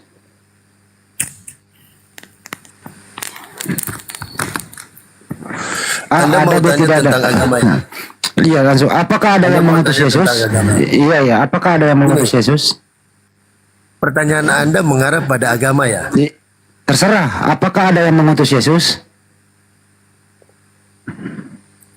Kalau di dalam Bible itu ada penyebutan bahwa Yesus diutus. Tunjukkan. Tunjukkan kalau ada. Bagaimana bentuknya? Tunjukkan siapa? Yang mengutus Yesus kalau ada. Makanya kamu ini berarti dari tadi nggak ngerti. Saya udah bilang saya orang pertama yang mengatakan semua agama nggak ada logika karena apa? Yang tertulis di semua kitab nggak mampu dicerna oleh nalar manusia. Ini orang dipertahankan apa diselesaikan nih? Nggak nyambung nih. Bagaimana Bang Juma? Dipertahankan apa diselesaikan? Kalian yang bodoh karena ternyata kalian nggak sekolah udah mau beranalogi, udah mau berasumsi.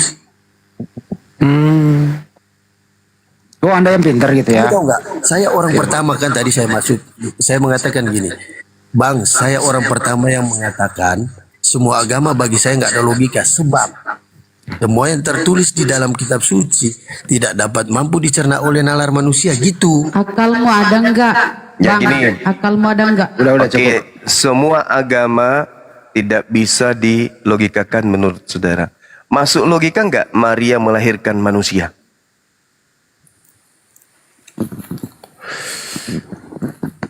Kalau saya bilang nggak logika, terus Bang Suma mau apa?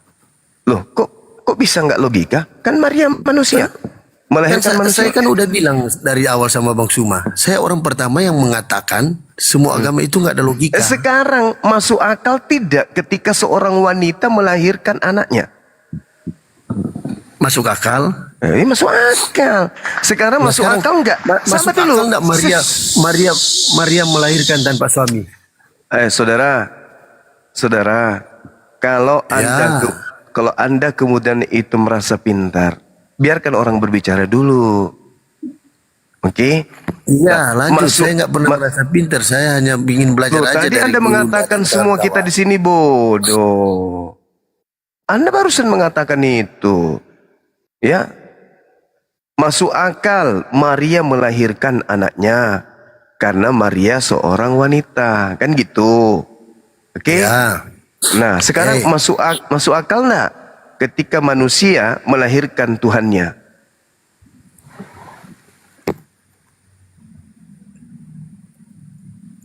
Di situ nggak dibilang Maria melahirkan Tuhan. Yesus itu apa? Bukan Tuhan bagi Anda? Bang Suma mau buat pertanyaan yang sebenarnya saya udah jawab dari awal.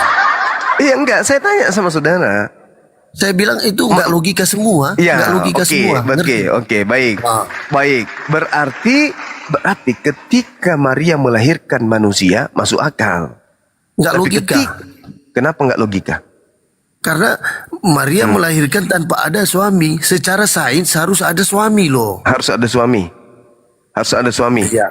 Baru Iya. bisa melahirkan. Ya iyalah, secara sains kan begitu. Kalau tidak ada suami nggak bisa melahirkan.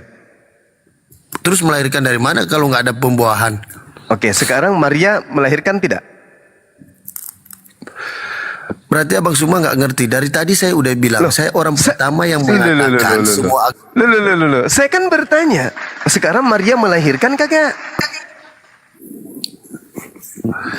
Melahirkan yang tanpa logika saya. Yang keluar ini melahirkan dan tidak mampu dicerna oleh logika saya.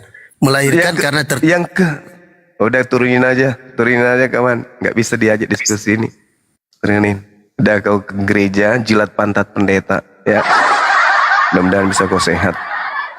Maria seorang wanita hamil mengeluarkan manusia dari rahimnya. Masuk akal, masuk akal. Yang keluar manusia, masuk akal, masuk akal. Kenapa tidak? Oke? Sekarang kalau Anda berkata bahwa bagaimana mungkin kemudian dia bisa masuk akal? Dia tidak ada suami. Sekarang begini.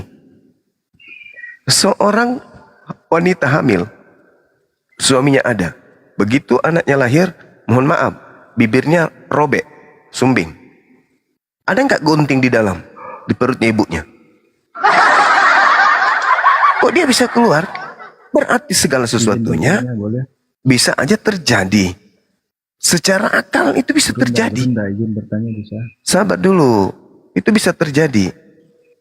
Nah sekarang ketika Anda mengatakan Maria melahirkan manusia, ya kan? Maria melahirkan manusia, itu masuk akal. Karena Maria manusia, anaknya pun manusia. Yang tidak masuk akal itu kalau manusia melahirkan Tuhan.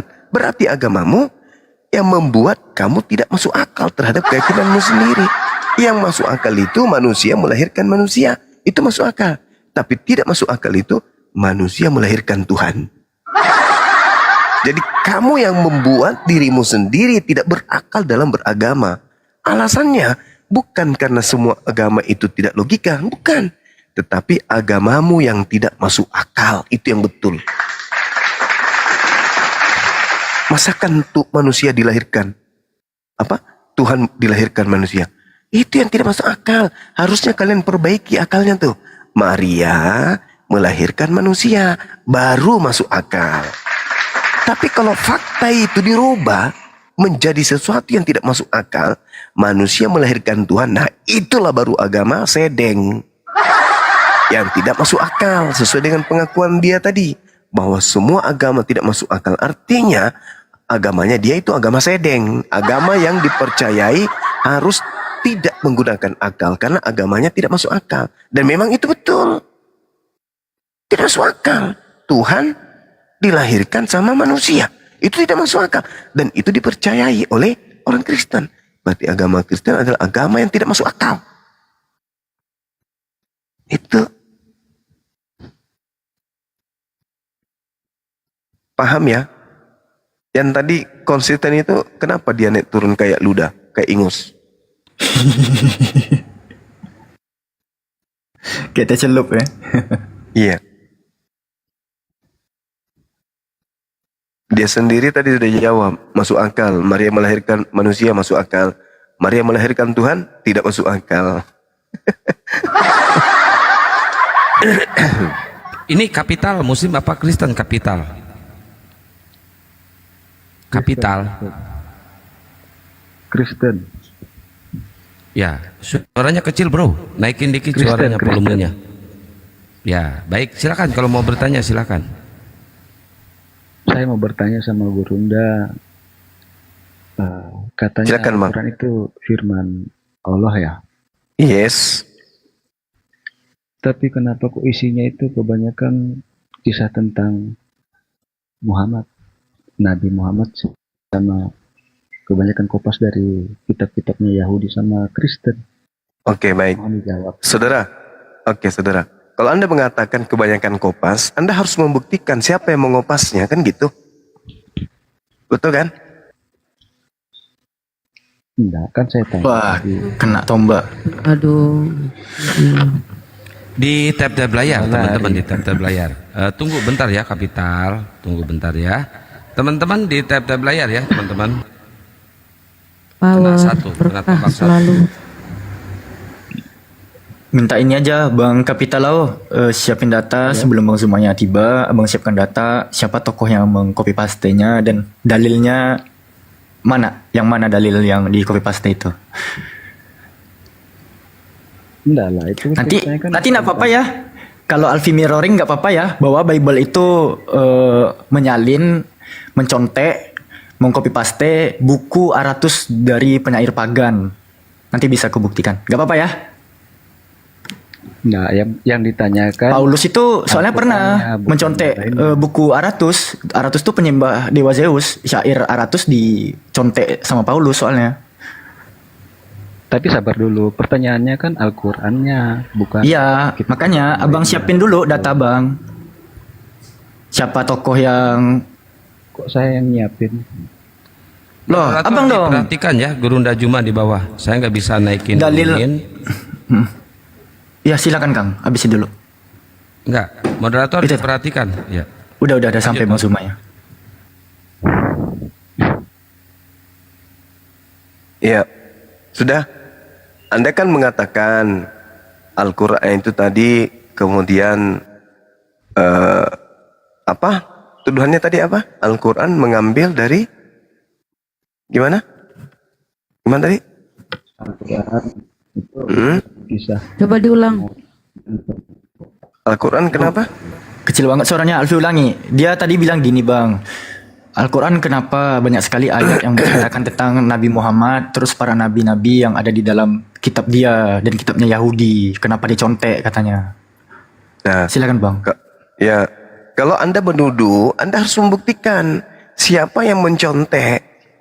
Ada keadaan di mana Nabi Muhammad pelajari kitab sebelumnya, baru kemudian dicontek masuk ke dalam Quran. Itu di mana, tertulis di mana sejarah itu?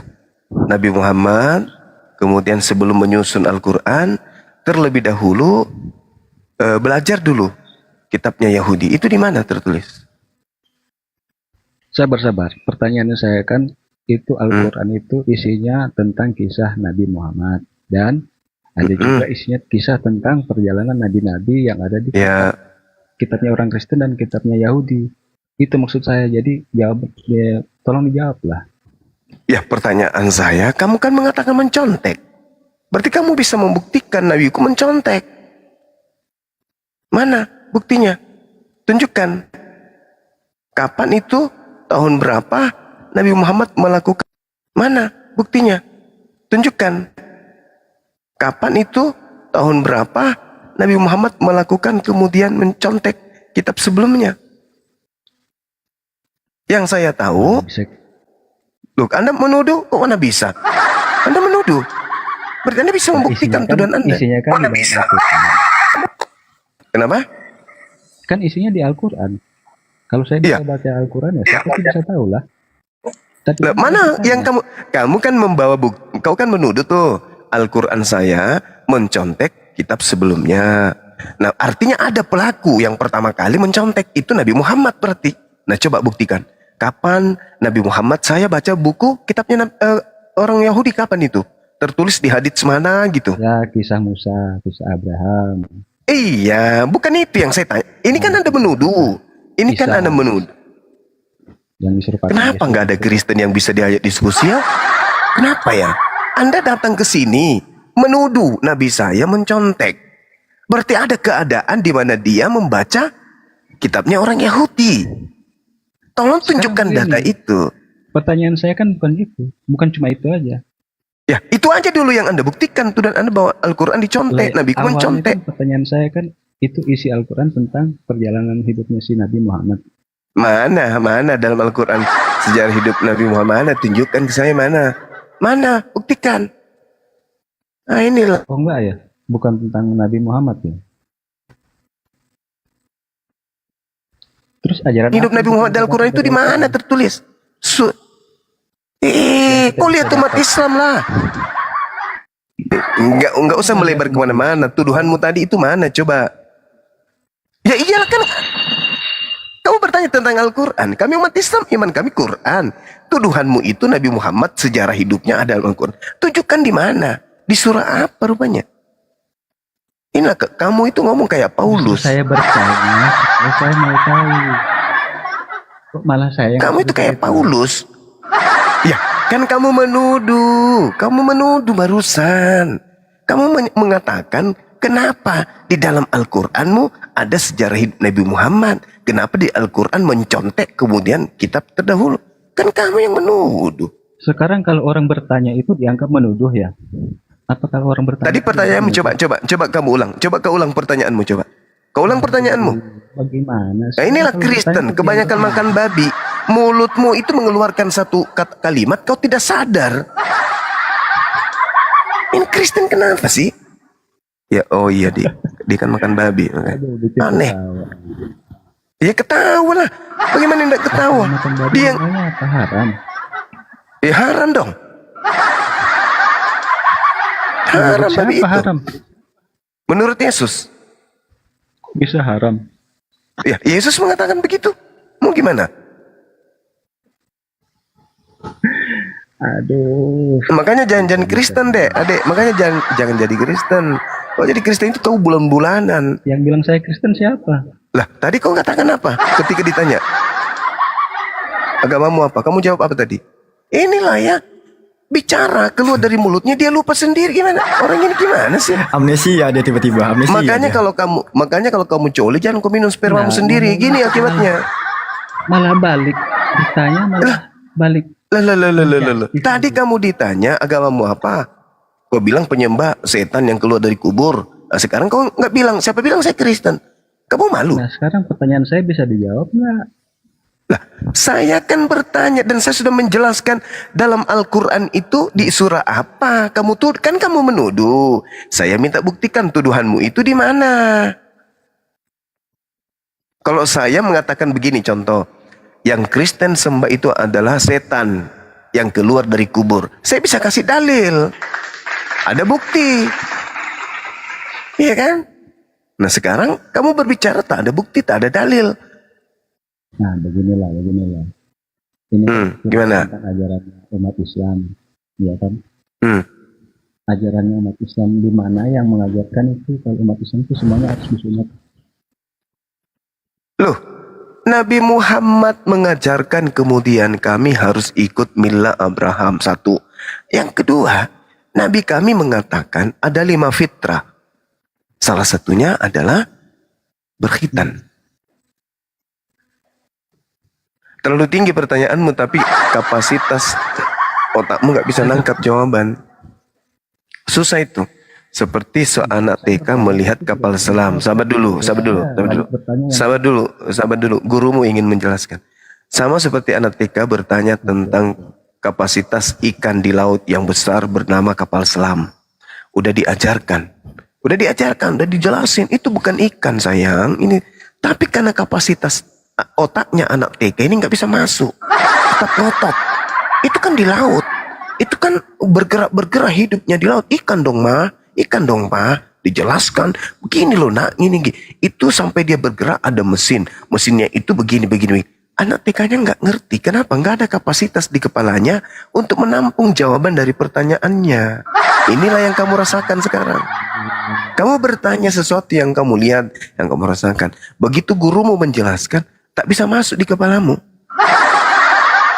Saya bertanya karena saya tidak paham, jadi saya bertanya. Nah, ketika saya menjawab untuk memahamkan kamu, apesnya tidak ada di dalam dirimu itu kapasitas untuk menampung jawaban saya. Itu masalahnya. Saya baru bertanya saja. Kan saya sudah menjawab dan saya katakan tidak bisa jawab. Kok nggak bisa jawab? Menjawab bagaimana malah balik bertanya. Tidak ada kapasitas. Astaga, inilah kalau suka menyembah setan begini. Udah kamu turun, kau ke gereja, jilat pantat pendetamu. Turun dong. Kamu jawab ke gereja dulu, cium lubang pantat pendeta biar kau waras. Bertanya, kenapa di dalam Al-Qur'anmu banyak mencontek kitab terdahulu? Dan kenapa di dalam Al-Qur'anmu banyak menjelaskan sejarah Nabi Muhammad? Diminta, dasar pijakanmu bertanya ini apa? Nangis. Oten. Mereka makan babi sih. Inilah salah satu hikmahnya pelarang.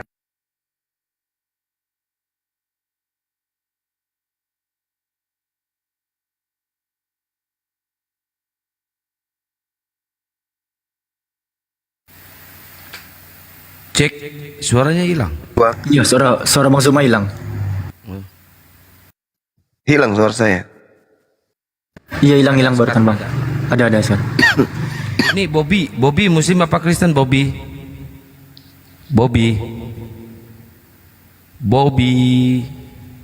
Halo Bobby. Wah. Itu di Bang Handi di komalnya Bang Arif kok begitu ya? Saya minta lama, saya menunggu di bawah udah berapa kali kayak gitu jaringan. Tapi di sini saya langsung naik. Gimana dong? Enggak, bukan jaringan itu, mungkin enggak ngeliat mungkin atau gimana? Enggak, saya udah ngetik di bawah berapa kali. Bahkan yang lain pun udah bilang naikkan host Bang Suma, tapi enggak ini.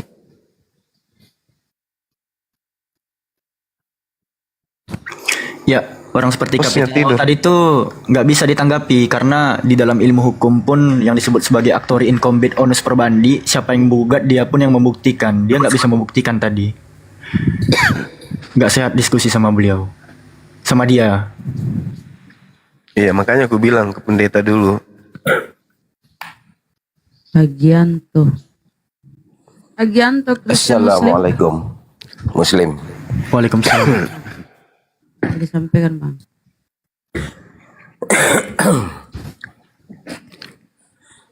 Silakan Bang Agianto, silakan. Gimana nih? Silakan ngapo? Iya. Apa dia mau disampaikan? Minta naik apa yang mau disampaikan Bang? Oh enggak, masalah debat tadi itu.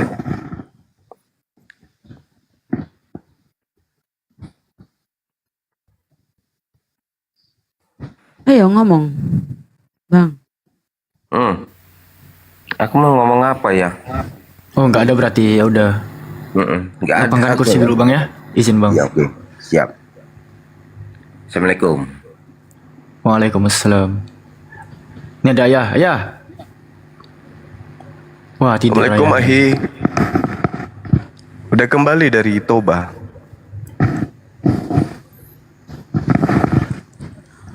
Assalamualaikum, damai sejahtera Bang Juma dan kawan-kawan. Ya. Waalaikum. Ales Saya bilang. ingin bertanya Bang. Agamanya Saya apa bang? Kristen. Muslim apa Kristen bang? Kristen. Kristen Bang. Oh Kristen. Oh kok Kristen? Silakan bang. Kan sering disebut Kristen Bang. Ya silakan bang. Aku bertanya Bang, boleh? Boleh. Oke, saya bertanya kepada Bang Juma. Bang Jum, abang percaya nggak kalau Baginda Muhammad tidak pernah berjumpa dengan malaikat? Silakan. Pertanyaanmu ini apa? Al-Quran itu diwahyukan kemudian oleh Roh Kudus, malaikat. Bagaimana kamu bisa bertanya? Kamu percaya enggak? Ya enggak mungkin saya percaya. Al-Quran saya dari Roh Kudus. Roh Kudus itu malaikat. Ya, Bukan. malaikat. Aku baca Al-Quran Bang Juma. Silakan. Tak ada Roh Kudus yang melantik dirinya malaikat. Pertama, jika ada, berikan satu ayat kepada saya, nanti saya cek. Gitu Bang Juma.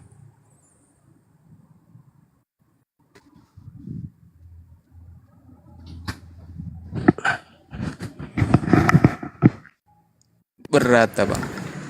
Ada Bang Daman di bawah apa? Kang Satria. Menyan Bauta itu nama akun itu. Menyan.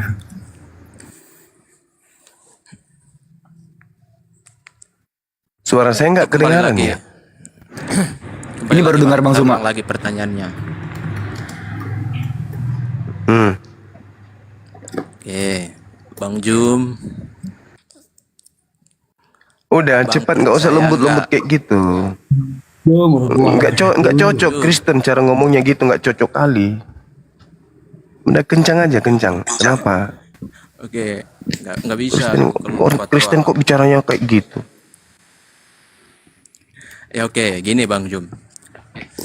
Pertanyaannya sederhana saja. Abang Juma ini percaya nggak kalau Baginda Muhammad Percaya. tidak pernah Percaya kalau kamu itu mengatakan itu tidak berdasarkan ilmu. Gak ada ilmumu. Nabi Muhammad itu kalau berdasarkan dalil silakan. Percaya nggak? Al-Baqarah ayat 97 kulmang. Sebentar dulu Bang. Kalau saya menggunakan dalil, percaya nggak kalau Baginda Muhammad Nabi Muhammad itu menerima Al-Quranul Karim dari malaikat? Tidak. Mana dalilnya?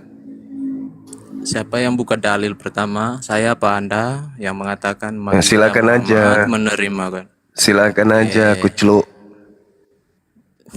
Mulai. Kamu turun ya, kalau Bang, kau cerita saya kayak gitu buka. caramu ya. Aku turunkan kau ya, kalau kau ngomong kayak lame-lame kayak begini. Ya oke, gini. Al-Hijr ayat 7 nomor 8 sambil buka ya, sambil cek. Di sana dikatakan apa itu? Orang-orang kafir meminta suatu tanda kepada Muhammad yang mengklaim dirinya sebagai orang benar. Begini kata mereka Bang Juma, jikalau engkau Muhammad orang benar, maka turunkanlah malaikat kepada kami. Bukan Muhammad yang menjawab, tapi Tuhan Allahmu mengatakan, kami tidak pernah menurunkan malaikat kepada Muhammad. Jadi udah tahu kesimpulannya dari situ. Ya udah, memang orang-orang yang percaya Assalamualaikum Muhammad warahmatullahi itu bertemu dengan malaikat. Waalaikumsalam. Itu Bang Juma. Lalu Bang Juma tunjukkan dalilnya kepada saya, di mana Muhammad mendapat wahyu dari malaikat. Oke, silakan. Oke, baik. Al-Quranul Karim kemudian menjelaskan dalam surah Al-Baqarah ayat 97, A'udzubillahi minasyaitonirrajim. Qul man kana aduwwan li Jibril fa innahu nazzalahu ala qalbika bi iznillah. Tuh dalilnya. Oke. Jibril yang menurunkan Al-Quran kepada Nabi Muhammad datang ke atas muka bumi ini, berjumpa dengan Nabi Muhammad, lalu kemudian menyampaikan Al-Quran kepada Nabi Muhammad. Oke, itu jawaban. Sekarang saya balik nanya. Kalau Jibril, saya balik nanya gantian. Kan cuman Anda membuktikan kan, ingin membuktikan apakah Nabi Muhammad tidak pernah bertemu dengan malaikat. Udah dalilnya ada. Sekarang terkait dengan ayat Al-Hijr tadi itu, Al-Hijr tadi itu kamu hanya tidak tahu karena kamu itu kan orang Kristen. Sekarang pertanyaan saya balik. Matius 4 nomor 1, lalu roh membawa Yesus ke padang gurun untuk dicobai iblis. Pertanyaan saya, siapa roh yang membawa Yesus itu? Silakan. Cepat. oke, nanti saya jawab di belakang itu. Enggak, jawab Setelah sekarang. saya bertanya. Jawab sekarang. Kalau tidak kau turun. Takut, jangan kejang-kejang lah Pak. Bukan. Saya sudah menjawab. Udah, kalau begitu kau turun. Kalau kamu nggak mau jawab. Takut. Iya, saya takut gila seperti kau. Nanti saya ketularan. Ini karena kebanyakan makan babi ya gini lah otaknya kalian. Udah dijawab. Qul man kana aduwwan li Jibril fa innahu nazzalahu ala qalbika bi isnillah musaddiqan lima baina yadayhi wa huda wa busyra lil mu'minin. Udah terjawab. Malaikat Jibril ya yang menurunkan Al-Qur'an kepada baginda Rasulullah Muhammad sallallahu alaihi wasallam. Dah selesai. Terjawab kan? Nah, sekarang kenapa Al-Hijr? Ya karena kamu nggak paham ayatnya. Bukan ke sana arahnya. Malaikat yang dimaksud di situ seperti layaknya yang datang kepada nabi-nabi sebelumnya. Bukan itu yang dimaksud. Sekarang pertanyaan saya kembali kepada Kristen. Dan Yesus dibawa oleh roh ke padang gurun untuk dicobai oleh iblis. Pertanyaan saya, roh yang membawa Yesus ke padang gurun ini itu siapa? Naik Kristen yang bisa jawab ini, silakan.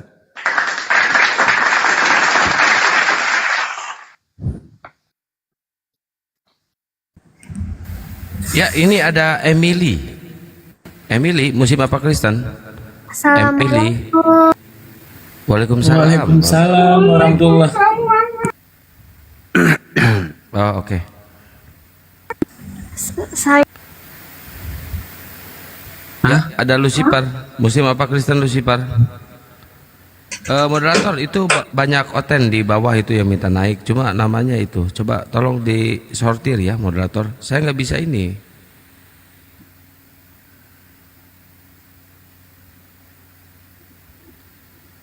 Ya, Kristianto.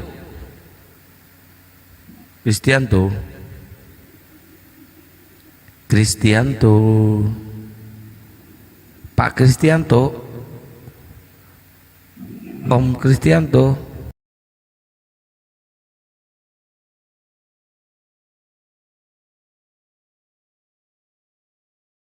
Bertanya dong.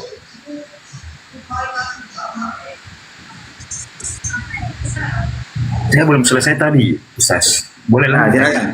Silakan. Karena kakak Angga ini kayaknya kurangan tadi. Jadi mungkin saya bisa lanjutkan, kakak. Nah, kita sampaikan tadi bahwa ada dua itu agama. Yang pertama adalah agama samawi. Yang kedua itu kalau dalam bahasa Indonesia ada agama bumi dan ada agama langit. Ya. Nah, kalau pengetahuan saya bahwa agama langit itu ada dua. Apa? Yaitu adalah agama Islam dan agama Kristen. Na'udzubillahi min zalik. Oke, gini ya. Jadi ajaran samawi itu Musa, Yesus, Nabi Muhammad itu samawi. Nah, Kristen ini justru merusak samawi ini. Udah tahu kata Yesus Tuhan itu satu, tiga gitu mereka. Tidak kelihatan, bisa dilihat. Ya. Kan kita berbicara tadi persoalan tentang dua agama ini, agama langit dengan agama bumi. Makanya saya sampaikan tadi bahwa agama langit itu ada dua, yaitu Islam dengan Kristen. Bukan dua, intinya satu yang dibawa oleh para nabi gitu bang caranya. Yang dibawa oleh Musa, Yesus, Nabi Muhammad, nabi-nabi Israel semuanya. Itu ajaran samawi, bukan dua, satu sudah itu ajaran samawi yang dibawa para nabi ini bergantian. Ajaran Musa diteruskan oleh Yesus, diteruskan oleh Nabi Muhammad. Gitu. Ini sejak kapan pula Kristen itu ajaran agama samawi? Nauzubillah. Anda seorang terpelajar mahasiswa katanya. Udah biarin aja bang tuh. Aduh, mampus. Pengetahuan saya, perspektif saya. Mampus dah ini. Mampus lah ini. Tunggu Ustaz, saya penasaran Ustaz. Izin Ustaz. Anda tahu nggak tumanina itu apa? Kenapa, Ustaz? Anda tahu nggak tumanina? Tidak, Ustaz. Mampuslah Ustaz. Anda ngaku Kristen aja lah. Lebih saya hormati Anda di sini. Serius. Seorang Islam pasti tahu apa itu tumanina. Enggak tahu juga saya. Mampus. Madinah. Nah, Madinah katanya kan.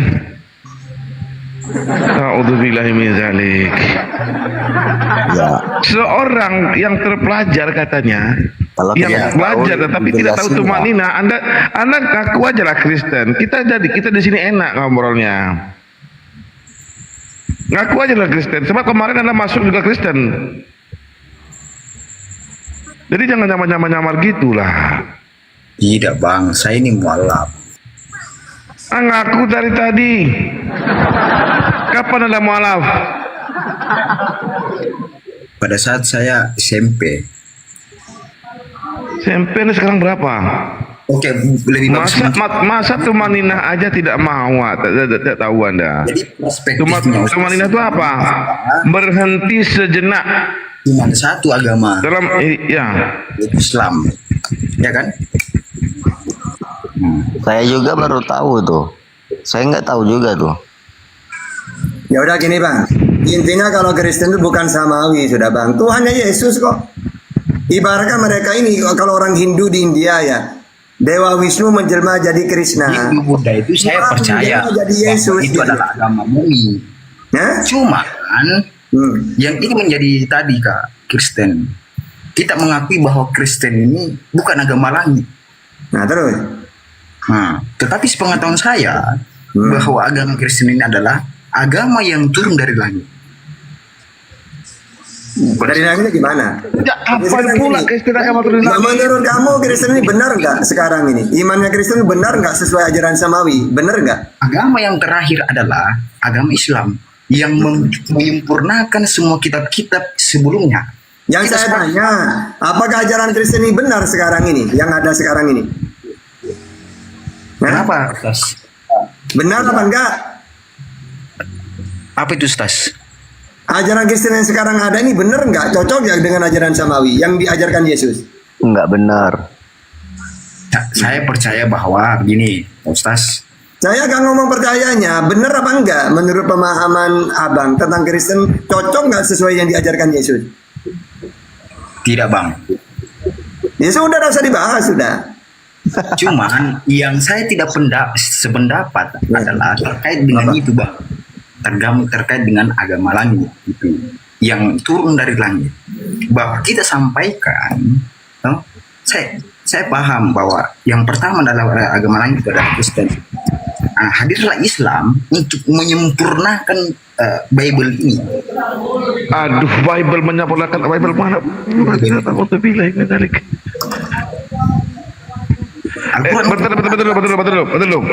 Di bawah ada yang typing, ada katanya ada Guru Zuma. Saya tidak temukan Guru Zuma di bawah. Bang Ustadz Arif, Bang Arif. Kenapa? Itu katanya di bawah ada Bang Zuma. Saya udah cross check di bawah, nggak ada Bang Zuma. Nggak ada, saya pantau nggak ada. Di forum debat Bang Zuma. Mana? Nggak ada Bang Zuma di bawah. Takut ini ada saya Bang Zuma di ini sama-sama di bawah, katanya ada Bang Zuma di bawah katanya.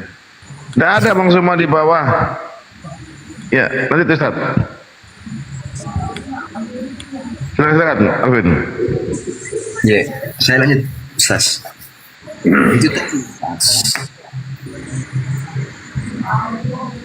bahwa ini pengetahuan saya, kalau saya mungkin keliru bisa dijelaskan, ya kan? Karena saya kan ini dalam tahapan belajar, ya. Saya ini dalam tahapan belajar. Kalau memang saya keliru itu bisa dijelaskan secara detail sehingga saya paham bahwa ternyata pembahasan kita pada malam hari ini itu betul-betul produktif dan tersampaikan kepada saya secara pribadi dan beberapa penonton yang sedang menonton, Ustaz. Nah, sepengetahuan tadi saya bilang, sepengetahuan saya kalau keliru bisa dijelaskan, Kak Ustaz.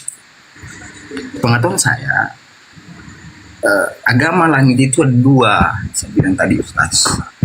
Kalaupun kita menganggap bahwa agama yang satu ini di luar yang tidak kita katakan bahwa dia tidak termasuk dalam agama langit, maka mungkin bisa kita jelaskan, Ustaz. Kira-kira apa sih sehingga kita bisa katakan bahwa agama Kristen ini bukan agama dari langit? Oke, sudah. Saya aja yang jawabnya. Tunggu dulu Bang. Jadi gini Bang, memang ajaran Yesus itu samawi. Tuhan di langit tidak kelihatan, tidak serupa dengan apapun. Ya betul. Lalu setelah dia diangkat tidak ada, maka pengikutnya ini terpecah menjadi 3 sekte yang menyimpang, Yakobia, Nasrania, yang mana menurut keyakinan mereka Yesus ini seperti dewa itu loh.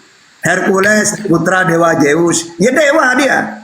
Kenapa kok didewakan? Buktinya bisa menghidupkan orang mati. Tidak mungkin kan manusia biasa bisa menghidupkan orang mati. Jelmaan dewa ini. Jadi ajaran samawi dijadikan pagan gitu loh. Intinya kayak gitu intinya. Dirusak ajarannya oleh Romawi Yunani. Yang mana ya Romawi Yunani ini sudah mempunyai keyakinan Tuhan ini dewa-dewa menjelma turun jadi manusia. Nah, Yesus diyakini seperti itu. Berarti bukan samawi lagi. Ajaran Yesus yang samawi. Apa? Markus 12:29. Tuhan itu Esa, mengenal engkau satu-satunya, Yohanes 17. Ya, tidak kelihatan, Yohanes 5:37. Di langit, Matius 18:19, Matius 23 ayat 9. Ini ajaran Yesus yang samawi. Setelah dipindah oleh Romawi dirusak Yunani menjadi Kristen, ya bukan samawi sudah. Gitu, ya. Ya kalau Islam dari Nabi Muhammad samawi sampai sekarang. Karena Al-Quran dijaga oleh Allah. Tidak akan umat Islam bertentangan dengan Al-Quran. Tuhan itu satu, Qul huwallahu ahad. Tiada Tuhan selain Allah. Allahu la ilaha illahu. Dia disembah, wa'budullah wa la tusyriku bihi syai'a. Dia pencipta langit dan bumi. Allahu ladzi khalaqas samawati wal ard. Tidak kelihatan, Al-An'am la tudrikul absar. Tidak serupa dengan apapun, laisa kamitslihi syai'un. Jelas. Ya, tidak berubah sampai sekarang. Ini samawi terus. Gitu ya. Oke, silakan.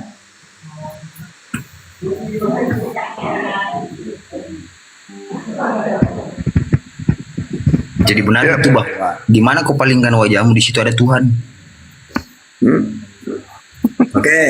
Jadi gini, wa huwa ma'akum aina ma kuntum. Al-Hadid ayat 4. Maksudnya apa? Allah itu meliputi segala sesuatu. Wa idza sa'alaka ibadi anni fa inni qarib ujibu da'watad da'i dadaan. Al-Baqarah 186. Katakan Muhammad, kalau ada hambaku bertanya tentang aku dekat dan aku akan mengistijabahkan siapa yang minta kepadaku. Ya. Gak sama seperti Yesus. Ya. Allah itu ada pada kita semua. Berarti sama dengan Al-Hadid ayat 4. Ya. Wa huwa ma'akum aina ma kuntum. Allah itu ada bersama kamu semua. Maksudnya apa? Segala sesuatu, Allah meliputi segala sesuatunya, semuanya. Gitu, maksudnya gitu. Bang Pak Ustadz. Apa isi kandungan dari surat Al-Maidah 1116? Kenapa? Apa kandungan isi surat Ya baca Al-Maidah dulu. 1116? Baca dulu. Ya, kalau Anda seorang Islam, bacakan sama kami. Saya lupa. Enggak, ambil Al-Quran di tempat Anda. Bacakan sama kami. Al-Qurannya lagi di bawah. Oke, Bapak, tunggu dulu. Apa ayat apa? Surat Al-Maidah 116. Saya mendengar di Oke, itu di akhirat nanti, di akhirat. Jadi gini, semua orang yang menyembah selain Allah ditanya oleh Allah. Wahai penyembah berhala, sekarang coba bisa nggak Tuhan yang kamu sembah dulu menyelamatkan kamu? Nggak bisa, bukan Tuhan.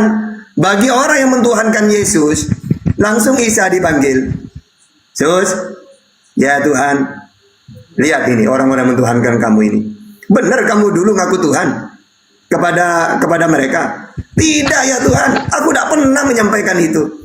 Tidak pernah aku menyampaikan kayak gitu itu. Saya sudah mengatakan kepada mereka, aku ini utusannya Allah untuk Israel. Matius 15:24.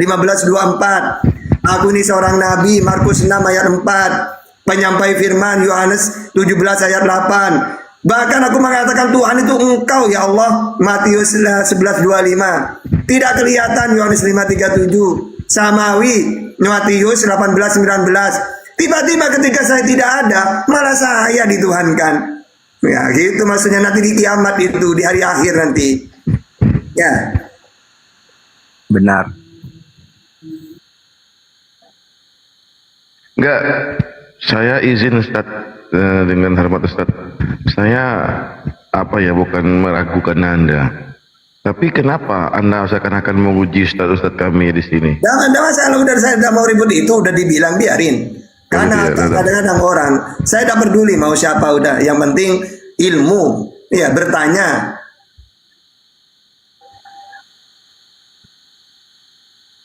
Enggak, silakan.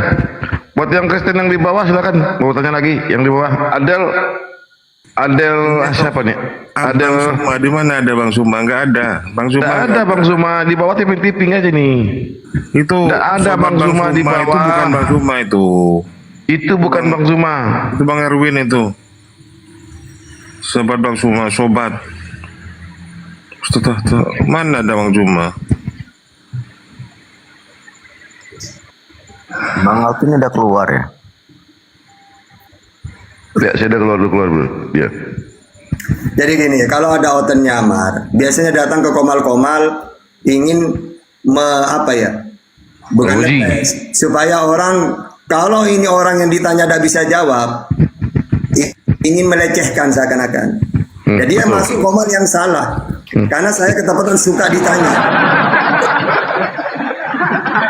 Dia pikir komal kita komal kaleng-kaleng gak sih Ustaz ya? Komal kaleng-kaleng kali itu komal kita. Ini ada Bu Pendeta Ustaz. Rumah doa, selamat malam. Assalamualaikum. Aku bukan pendeta Pak Datuk. Aduh, ketinggian itu. Jangan. Bu, ucap selamat malam aja lah Bu. Jangan assalamualaikum pula Bu. Selamat malam. Nah itu aja cukup bagi kami Bu. Ya. Salam kebajikan. Karena ucapan assalamualaikum itu kami jawab berdosa kami Bu. Jangan diperpanjang, udah biarin. Udah langsung. Biarin Bang Datuk. Lanjut Bu. Ini aku tadi diundang, aku makanya naik. Aku nyimak ini. Tapi tadi aku ada kirim ke Bang Tahta lewat Arif RH loh. Ada video kan aku nanya loh Bang. Ada apa? DM lewat DM. Iya aku DM tadi Bang Arif. Waduh, nggak kalau saya masih live, masih aktif itu nggak bisa saya baca. Iya, nggak apa-apa Bang, besok aja dibahas. Tapi aku tadi udah kirim ke Abang. Oh, kirain mau sadat. Ya nggak mungkin lah Bang. Oh, gitu ya. Iya. Nggak mungkin Bang. Jangan diajak ngobrol, langsung. Silakan mau bertanya atau mau apa? Ya aku tadi menanggapi siapa namanya Angga tadi ya. Aku juga jadi penasaran sama Angga, kamu dibilang nyamar di bawah tuh Kristen kamu, sehingga aku juga akhirnya jadi typing. Aku juga nggak yakin kamu Kristen, jadi ini sebenarnya agama apa gitu loh. Maksudnya Angga jangan abu-abu sehingga Kristen juga tidak difitnah dengan kehadiran kamu yang tidak menjelaskan identitas kamu secara terhormat gitu loh, secara aktual. Kalau saya sih saya bilang saya Kristen gitu. Jadi saya juga malah mau bertanya sama Angga, kenapa kamu keislamanmu itu tidak bisa kamu jelaskan ke teman-temanmu yang Islam gitu. Sebaliknya kalau Angga bertanya saya tentang kekristenan, saya bisa menjawab gitu. Dan saya terus terang tadi dengan Bang Tahta, saya nggak setuju ya Bang yang Abang bilang tadi, Yesus saya itu yang agama samawi tadi ya, agama samawi. Jadi memang sebelum kelahiran Kristus itu memang ada agama samawi ya kan, dan saya juga mempelajari itu. Di literatur dikatakan bahwa agama samawi kan ada 3 yang menganut seperti itu gitu, dasar keimanan melalui Tuhan dari agama wahyu dari langit. Nah, tapi ketika kelahiran Yesus ini justru ini terjadi pencerahan di seluruh dunia gitu, bahwa Yesus itu bukan agama paganisme, di mana kami mendewakan Yesus karena Yesus kami ini kan ada rohnya. Iya, bukan pagan Yesus, yang pagan Kristen. Iya, tapi dengan mempercayai Yesus ini juga percaya sebagai apa? Pengikut Yesus ini percaya sebagai apa? Ini juga pengikut Kristus gitu. Ya, percaya sebagai apa? Karena kalau saya tidak bilang kami yang mempercayai Yesus ini pengikut Kristus, berarti kami anti Kristus. Yang ibu percaya Yesus itu sebagai apa? Kenapa Bang?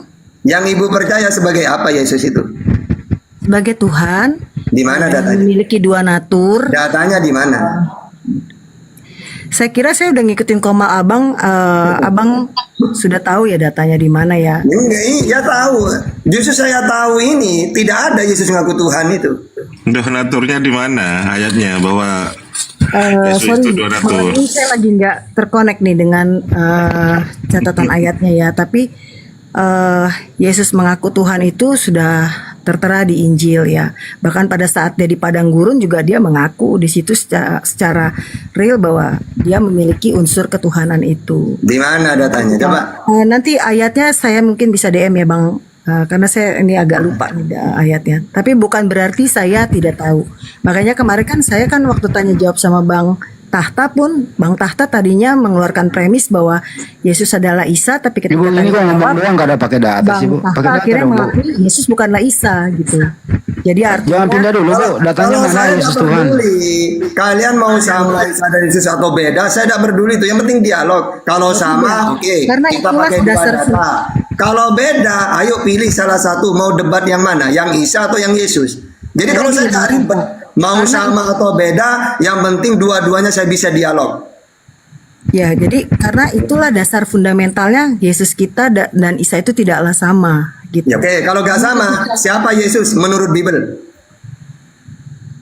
Yesus menurut Bible, yang mananya nih? Kamu mau tanya dalam Ya, pengakuan dia sebagai apa? Dia disebut ada cicak. Kaget saya. Digigit cicak. Enggak, kenapa gang? Ya. Oke, jadi intinya gini. Yang saya ini kan Kristen, Yesus yang memang pengikut Kristus. Jadi tentunya saya percaya dengan perjalanan literasi kerohaniannya Bang Tahta. Bapak Bang Tahta sudah membaca Injil saya dan kitab saya. Sorry ya kalau malam ini aku lagi nggak megang Alkitab karena tadi. Sama, saya juga nggak megang. Ya udah live dari siang dan saya nggak terlalu hafal kalau nggak lagi pegang ya. Jadi pertanyaan tadi Bang Tahta katakan, siapa Yesus bagi saya? Bagi saya dia adalah juru selamat saya yang mati di kayu salib. Saya mengakui adanya kebangkitan. Juru selamat kok mati Bu? Oke. Sebenarnya saya terus terang agak malas sih menjelaskan hal-hal yang pertanyaan-pertanyaan yang kayak gitu sih Bang Handi, karena udah lewat ya, itu mungkin bisa masuk ke koma. Nah ibu sendiri mengatakan juru selamat, sedangkan dia nggak selamat disalib, dieksekusi, dia terkutuk. Oke, baik, saya jelasin ya. Jadi juru selamat kenapa mati? Karena itu sudah kalau ayat-ayatnya bisa DM saya, nanti saya akan tuliskan ayat-ayatnya. Tapi izinkan saya malam ini saya tidak bisa di. Ibu tahu nggak Bu? Ibu tahu izin Bang Handi? Biarin dulu dia. Iya. Biarin dulu lah. Biar dulu selesaikan dia dulu ceritanya. Oke. Tadi kita balik lagi ya ke pertanyaan Bang Handi, juru selamat kenapa mati gitu ya. Jadi kenapa Yesus ini mati? Karena tadi yang dosa manusia dari zaman Adam dan Hawa ini, setelah dia menerima pengetahuan yang baik dan yang benar ini, manusia itu tujuannya mati Bu, bukan saya tanya tujuannya mati kenapa. Kenapa dia mati, bukan saya nanya tujuannya mati gitu loh, beda loh. Juru selamat kok nggak mati, kenapa nggak diselamatkan gitu loh. Kenapa? Nah, nanti Ustaz Tata menjelaskan Nabi Isa itu diselamatkan atau tidak. Yang pantas jadi juru selamat itu Nabi Isa alaihissalam untuk Bani Israel. Buktinya dia diselamatkan, tidak mati disalib. Nah, Tuhan Anda berapa lama jadi juru selamat kok nggak diselamatin, malah dia dieksekusi kayak gitu kan, aneh Bu. Silakan Bu. Ini Anas ini tuh minta naik terus, ada apa ini Jadi loh? Bang Handi, untuk Yesus adalah Nabi Isa atau tidak, sama atau tidak, kemarin itu sudah di komal yang kemarin tuh saya dengan Bang Tahta. Udah ini aja langsung aja Bu. Kenapa nanti dulu Bang, Anda mengatakan juru selamat kok tidak selamat? Itu aja Bu, silakan. Oke. Juru selamat kenapa tidak selamat? Itu kan statement Anda, premis Anda. Ya buktinya kok teman premix. Buktinya dia mati di tiang salib dieksekusi Bu. Iya, karena kematiannya itu sudah dinubuatkan dan itulah jalan-jalan satu-satunya. Siapa yang menubuatkan dia mati Bu? Kenapa, Bang? Siapa yang menubuatkan? Sebenarnya gini Bang Handi, saya masuk ke room komal ini sebenarnya saya tektokannya lebih senangnya dengan Bang Tahta ataupun teman-teman yang lain, tapi saya masih mau meladeni Abang Handi sebenarnya karena saya sebenarnya udah kehabisan energi kalau Abang mau dengan saya. Iya karena Ibu cuman jangan di sini deh kayaknya. Ustaz Tata Abang bisa masuk baik, ke live saya di tempat komal yang lain. Enggak Ibu lagi tadi setiap Ibu ngomong itu tidak berdata, hanya halu gitu loh. Kan tadi saya udah bilang nggak ada halu, saya udah bilang. Nah, kalau begitu kalau nggak halu siapa yang menubuatkan Yesus mati terkutuk di tiang salib? Siapa yang menubuatkan? Izin Pak Datu, saya sih nggak di level ini diskusi. Tunggu dia selesai. Silakan. Diam dulu, jangan kau yang ngatur. Enggak, kalau Bang Handi mau tanya hal sepele mungkin dengan nanti enggak, saya. Ibu tadi sendiri yang ngomong Bu. Dia itu mati. Ibu sendiri yang ngomong tadi dia mati karena dinubuatkan. Mestinya kalau berbicara berdasarkan data. Siapa yang menubuatkan dia mati tersalib itu loh. Pakai data itu loh kalau ngomong.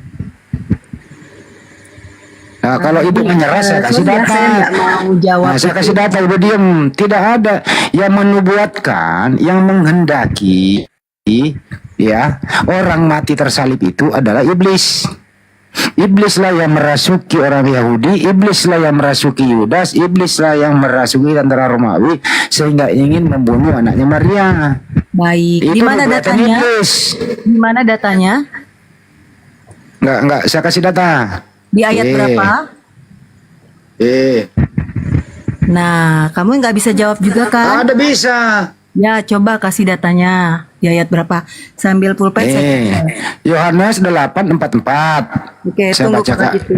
Saya ambil Alkitabnya. Duh, kamu repotin saya. Sebenarnya saya diundang naik ke komal ini, bukan saya. Saya bacakan aja. Kalau Ibu minta data berarti saya buktikan datanya gitu loh. Boleh. Tapi saya pulpen supaya nanti besok saya bisa klarifikasi. Iblislah yang menjadi bapakmu dan kamu ingin melakukan keinginan bapakmu. Ia adalah pembunuh manusia sejak semula dan tidak hidup dalam kebenaran. Jadi iblislah yang menjadi. Saya catat ayat berapa tadi Bang? Yohanes 8:44. Yohanes 8 ayat 44. Oke, silakan dibaca. Ya udah saya baca tadi. Jadi iblislah yang menjadi bapakmu sehingga kau ingin membunuh Yesus, gitu loh. Jadi Gimana ulang? Astagfirullahaladzim. Yohanes 8:44 Bu. Oke, gimana paparannya? Ya iblislah yang menjadi bapakmu dan kau ingin melakukan keinginan bapakmu. Ia adalah pembunuh gitu loh. Jadi yang ingin membunuh lagi nih kutil ayat ya. Bu. Jadi yang ingin membunuh Yesus, iblislah yang mempengaruhi dia begitu. Oke, perikopnya apa di situ? Masih ada perikopnya. Kok pakai perikop sih? Gini, kemarin tuh ya. Ada aja. Di Komal sehari sebelum saya masuk sini, saya tuh sudah sampaikan. Kasih data Jadi minta memang perikop. Saya masuk tuh lagi Perikop mempelajari itu buat cara kalian. perikop lagi. Saya cara kalian menginterpretasikan ayat-ayat gitu. Jadi kenapa terjadi miss ketika kalian mendapatkan? Nah sekarang ibu lagi yang jawab. Nanti sabar, saya ngomong dulu dong. Enggak, ibu nggak menjawab. Ibu lagi jawab. Siapa yang menubuatkan Yesus mati terkutuk di tiang salib? Saya udah jawab iblis. Ibu jawab siapa? Oh salah, Mika, kitab para nabi itu sudah. Ya siapa? Siapa yang menubuatkan? Aduh, saya malas loh jawab yang ini. Iya memang malas karena ibu cuma halu nggak pakai data. Kamu datang ke Komal saya deh kalau Sabtu. Ilah. Ibu bilang aja deh saya ke gereja deh, saya nanti siang khotbah di gereja. Boleh, boleh. Gereja Kalau ibu. kamu bertantang itu puji Tuhan. Siapa tahu. Di mana gereja ibu? Undang saya benar, serius saya datang. Iya, iya, boleh. Suruh semua jemaat gereja, saya nggak bawa Bible, saya jawab pakai data. Oke, oke. Boleh, boleh. Saya undang kamu. Di mana gereja ibu? Hari apa saya datang? Serius? Bener. Oke, kalau gitu add saya add kamu nih sekarang. Nomor HP saya ada di YouTube saya bu, gampang. Tengah ambil nomor HP saya di mana-mana. Tulis nomor HP saya di bawah teman-teman. Biar ibu ini undang saya ke gerejanya. Boleh, boleh. Berapa nomor HP-nya? Ada di bawah. Tulis semua teman-teman. Tulis cepat nomorku di bawah ya. Sambil perhatikan aja bu nanti ya. Oke? Oke, boleh, boleh. Oke, lanjut Ustaz. Lanjut Ustaz. Saya ketik dulu nomor aku di bawah. Lanjut aja deh. Udah. Dia mau undang saya ke gerejanya. Bang Suma naikkan, Bang Suma naikkan. Gak ada Bang Suma teman-teman. Di mana ada Bang Suma? Senang sekali. Bang Suma naikkan. Jadi kalau berbicara itu, bu, kalau berbicara itu harus disertakan data. Iya, Jadi saya kasih data tadi. Saya ngomong dulu. Ya, tidak ada perintah Tuhan itu di dalam Bible. Ya, bahwa boleh membunuh orang yang tidak bersalah.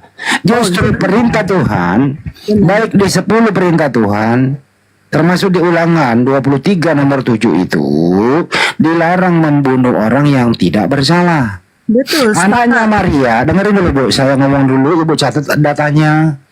Sudah. Saya Ya, anaknya Maria itu tidak punya salah sama sekali. Dia malah orang soleh.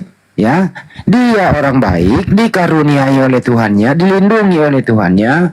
Makanya di Ibrani 5 nomor 7, karena kesolehannya dia diselamatkan dari maut, doanya didengarkan. Jadi perintah Bapa tidak boleh membunuh orang tidak bersalah. Yang mengendaki Yesus mati di tiang salib adalah iblis lah yang, dengerin dulu, iblis lah yang menjadi bapakmu. Tidak ada itu nubuatan Nabi membunuh orang yang tidak bersalah bu, gak ada. Dan sekarang pertanyaan ke ibu, siapakah yang menghendaki Yesus mati terkutuk di tiang salib? A. Tuhan, B. Iblis. Silakan dijawab bu. Tuhan atau iblis? Yang jelas secara jawabannya kalau iblis ya nggak mungkin. Terus siapa yang menghendaki Yesus mati terkutuk? Gini kok gini? Antara Adam dan Eva dijawab. Tanpa kamu memahami analogi. Kok analogi sih? Tinggal dijawab siapa yang menghendaki bu. Yang ada di Alkitab. Kamu akan gagal Iya paham. kok saya gagal paham, orang saya udah nerangin pakai data, terus saya nanya ke ibu bilang saya gagal paham.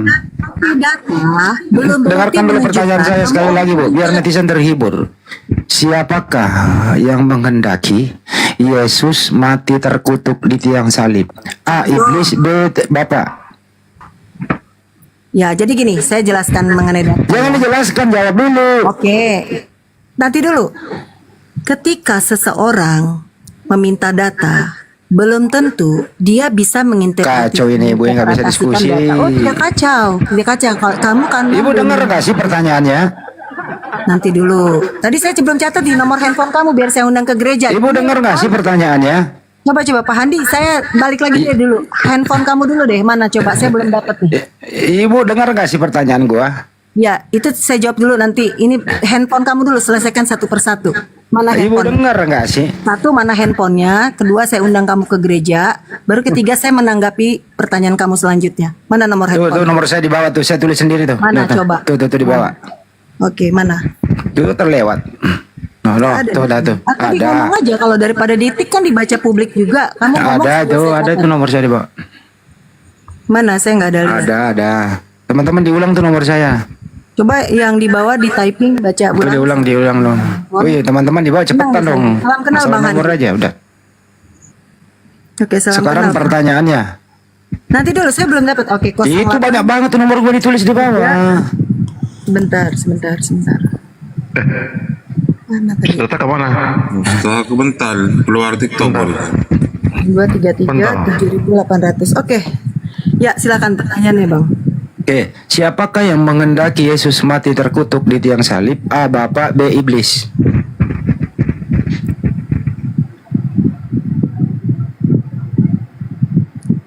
Saya Aku diam ya. agak terganggu dengan terkutuknya.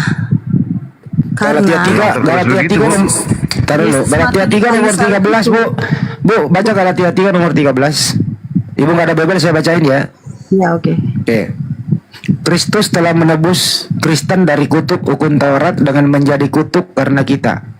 Sebab ada tertulis, terkutuklah orang yang digantung di atas salib. Nah, oke ya, saya jawab Itu. ya. Enggak, jangan jawab, saya belum nanya. Ya, sudah. Pertanyaannya, siapakah yang terkutuk di tiang salib? Oke, yang pertanyaanmu saya jawab ya. Pertanyaanmu yang terkutuk itu di kayu salib, terkutuknya harusnya kamu anulir. Itu pertama, karena terkutuk itu adalah sebuah diksi, sebuah analogi. Itu satu. Kok analogi sih? Terkutuk yang dimaksud analogi adalah gini, penyalipan pada saat Yesus disalib bagi bangsa Israel saat itu adalah sebuah kutukan, karena yang hukuman tertinggi itu zaman dulu itu adalah penyalipan. Ibu kok kemana-mana sih? Boleh dong saya jawab. Bapak jangan menginterupsi. Nah, ibu kemana-mana gitu loh. Pandangan. Kan Bapak bukan kitab Bapak. Kenapa Ibu Bapak coba yang baca tahu? dulu, Bu. Saya baca lagi sekali lagi ya. Saya baca nih. Saya baca nih. Saya baca ulang ya. Saya baca nih. Ya. Kristus telah menebus kita dari kutuk hukum Taurat dengan menjadi kutuk karena kita. Sebab ada tertulis, terkutuklah orang yang digantung di tiang salib. Pertanyaan saya, Bu, siapa nama orang yang digantung di tiang salib itu? A. Yesus, B. Datuk. Yesus Kristus. Nggak Yesus mungkin Kristus. Datuk. Baik, pinter. Balik dia. Apa tujuan dia di tiang salib? Untuk apa? Tujuan dia di tiang salib adalah menebus dosa natur manusia yang sejak Adam dan menebus Hawa kutuk lahir. hukum Taurat. Kenapa jadi salah? Kan itu kan kitab saya. Menebus kutuk hukum Taurat tertulis di Kitab situ. saya. Oh kamu, ya itu termasuk. Makanya dia bilang, saya datang ke dunia ini untuk menggenapi hukum Taurat itu. Oke, Bukan caranya pertanyaan selanjutnya. Jadi gini, Pak Handi. Bagaimana cara Yesus menebus kutuk hukum Taurat dengan menjadi apa? Jadi gini Bang Handi. Aduh. Beralih ke pertanyaan lain. Saya tuntas menjawab pertanyaan yang kamu tanya. Kamu nggak pinter-pinter nanti. Kamu yang nggak pinter, Bu. Data lu lawan. Itu kitab saya. Kenapa? Data lu lawan. Aku yang nggak pinter. Orang Itu datanya kitab jelas saya. kok. Kalau kitab kamu boleh. Misalnya saya nih menginterpretasi Quranmu, nggak apa-apa kamu bilang saya tidak mengerti. Emang lu bisa baca? Lu bisa. Kenapa? Saya ulang ya, Bu ya. Yesus itu di situ tugasnya sebagai apa di Galatia 13? Untuk apa dia? Itu aja, silakan. Reverse tadi merujuk yang ayat yang kamu bacakan untuk yang terkutuk karena hukum Taurat tadi kan. Tapi saya segini sebagai orang Kristen, saya ingin mengajari kamu bahwa not only kitab Taurat. Paham nggak? Sampai sini. Kalau Apa kamu sih? hanya memahami dalam konteks hukum Taurat, kamu gagal paham. Saya bawa Galatia 3:13. Betul Bang Di. Bang Arif, Ustadz Tata baterainya habis katanya. Baterainya habis katanya. Jadi nggak bisa naik. Lanjut, Jadi lanjut. gini Bang Andi, aku udah mah kalau mau diskusi baik-baik aja. Ini Dan kita saya pakai bukan di data loh, level. Bu. sorry, Saya ulang lagi, Abang saya jangan ulang ngetes lagi. Saya di level Saya baca awam. lagi datanya. Saya baca lagi datanya nih. Kristus telah Abang. menebus kita dari kutuk hukum Taurat dengan menjadi apa, Bu? Lanjut. Menjadi apa? Gini Bang Datu, sorry moderator ya. Saya terus Itu, terang, ini disuruh baca datanya nggak mau. Andi ini saya nggak suka yang kutal kutil ayat, kleto ayat. Lo pakai data Dan dari dia mana ngarang, Bu? Izin saya ngomong ya Pak Handi, atau Pak Handi ngomong dulu Iya. baru saya ngomong. Itu Anda ini bukan apa tuh, Pak? klepto Saya ayat, pakai Bu. data, loh. Itu bukan klepto ayat, itu Silakan, tertulis kecuali ada pemotongan ayat. Di Ya, situ dibacakan secara letterlek tertulis dan seluruhnya. Kecuali ada potong-potong ayat. Jadi Ibu terangkan saja. Gimana? Kan di situ kan tertulis terkutuklah orang. Karena ada situ orang yang disalib. Berarti ada person. Di sini kalau diskusi itu Bu tahu pakai data Bu. Kita nggak ada cengok-cengok di sini. Santun, berdedikasi dan berdata. Lanjut Ustaz Bang Di. Ya, makanya tadi kan Saya saya ulang sudah nih. jawab. Kristus telah menebus Kristen dari kutuk hukum Taurat dengan menjadi apa, Bu? Lanjutin. Menjadi kutuk.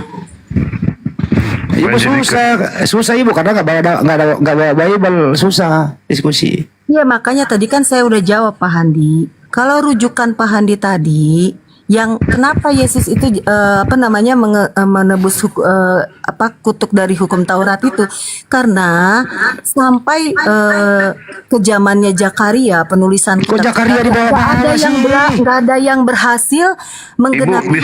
di sini ada Billy Yahudi Bu, Yudaisme yang punya hukum Taurat. Kenapa Zakaria di bawah? Iya. Ada di sini yang punya kitab Torah.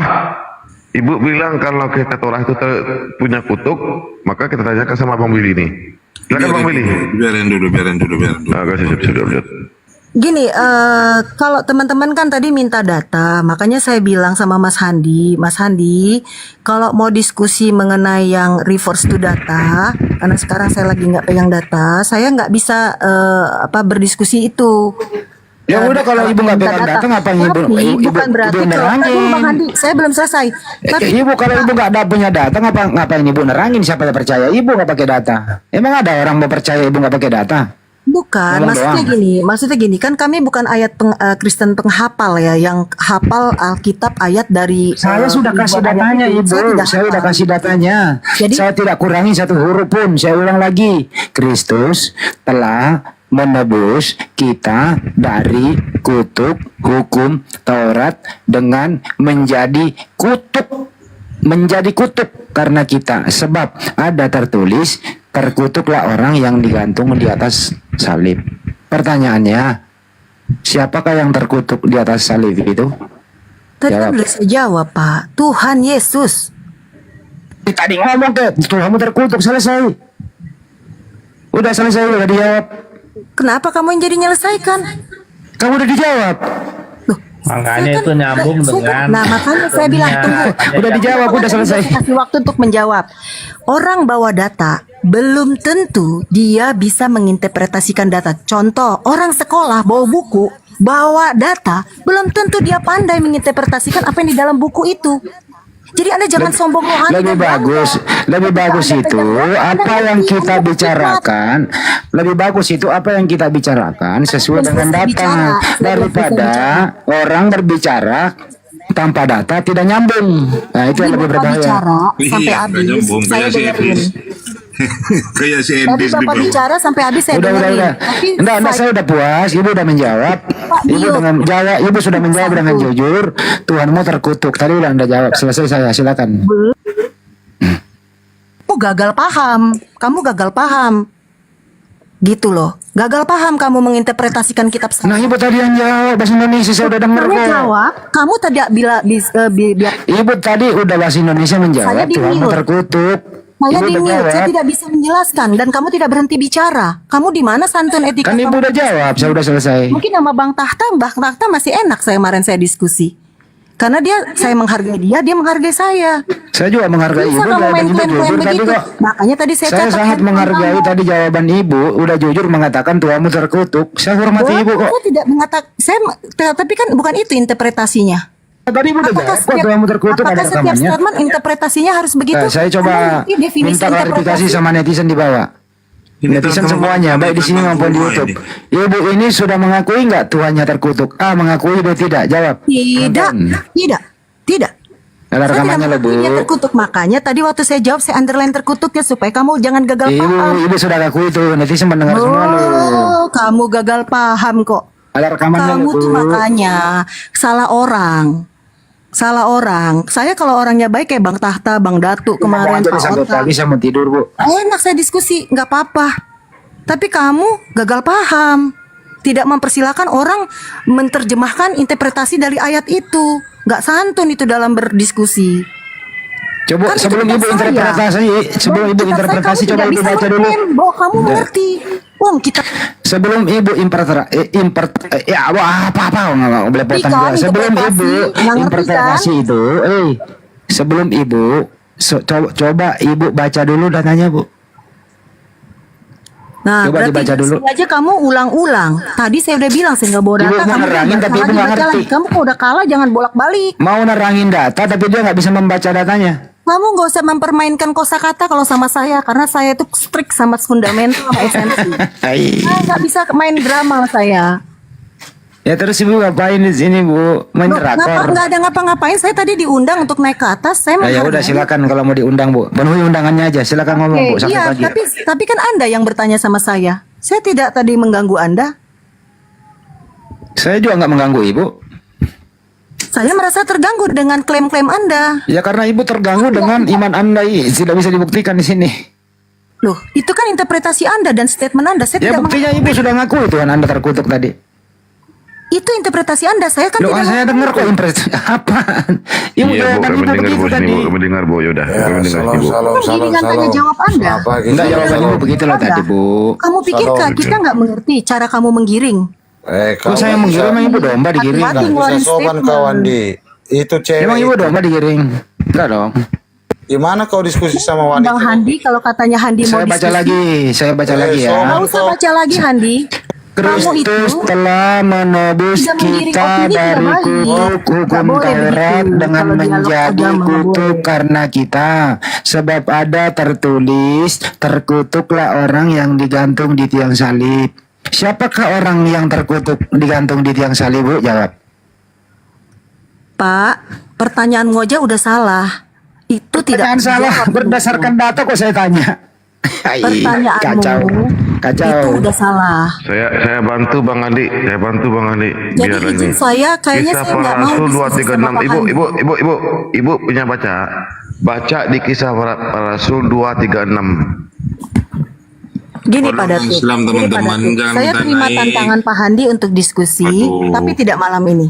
Silakan panggil saya di Bisa Komalis. 236 saya hafal itu, kalau disuruh baca saya hafal.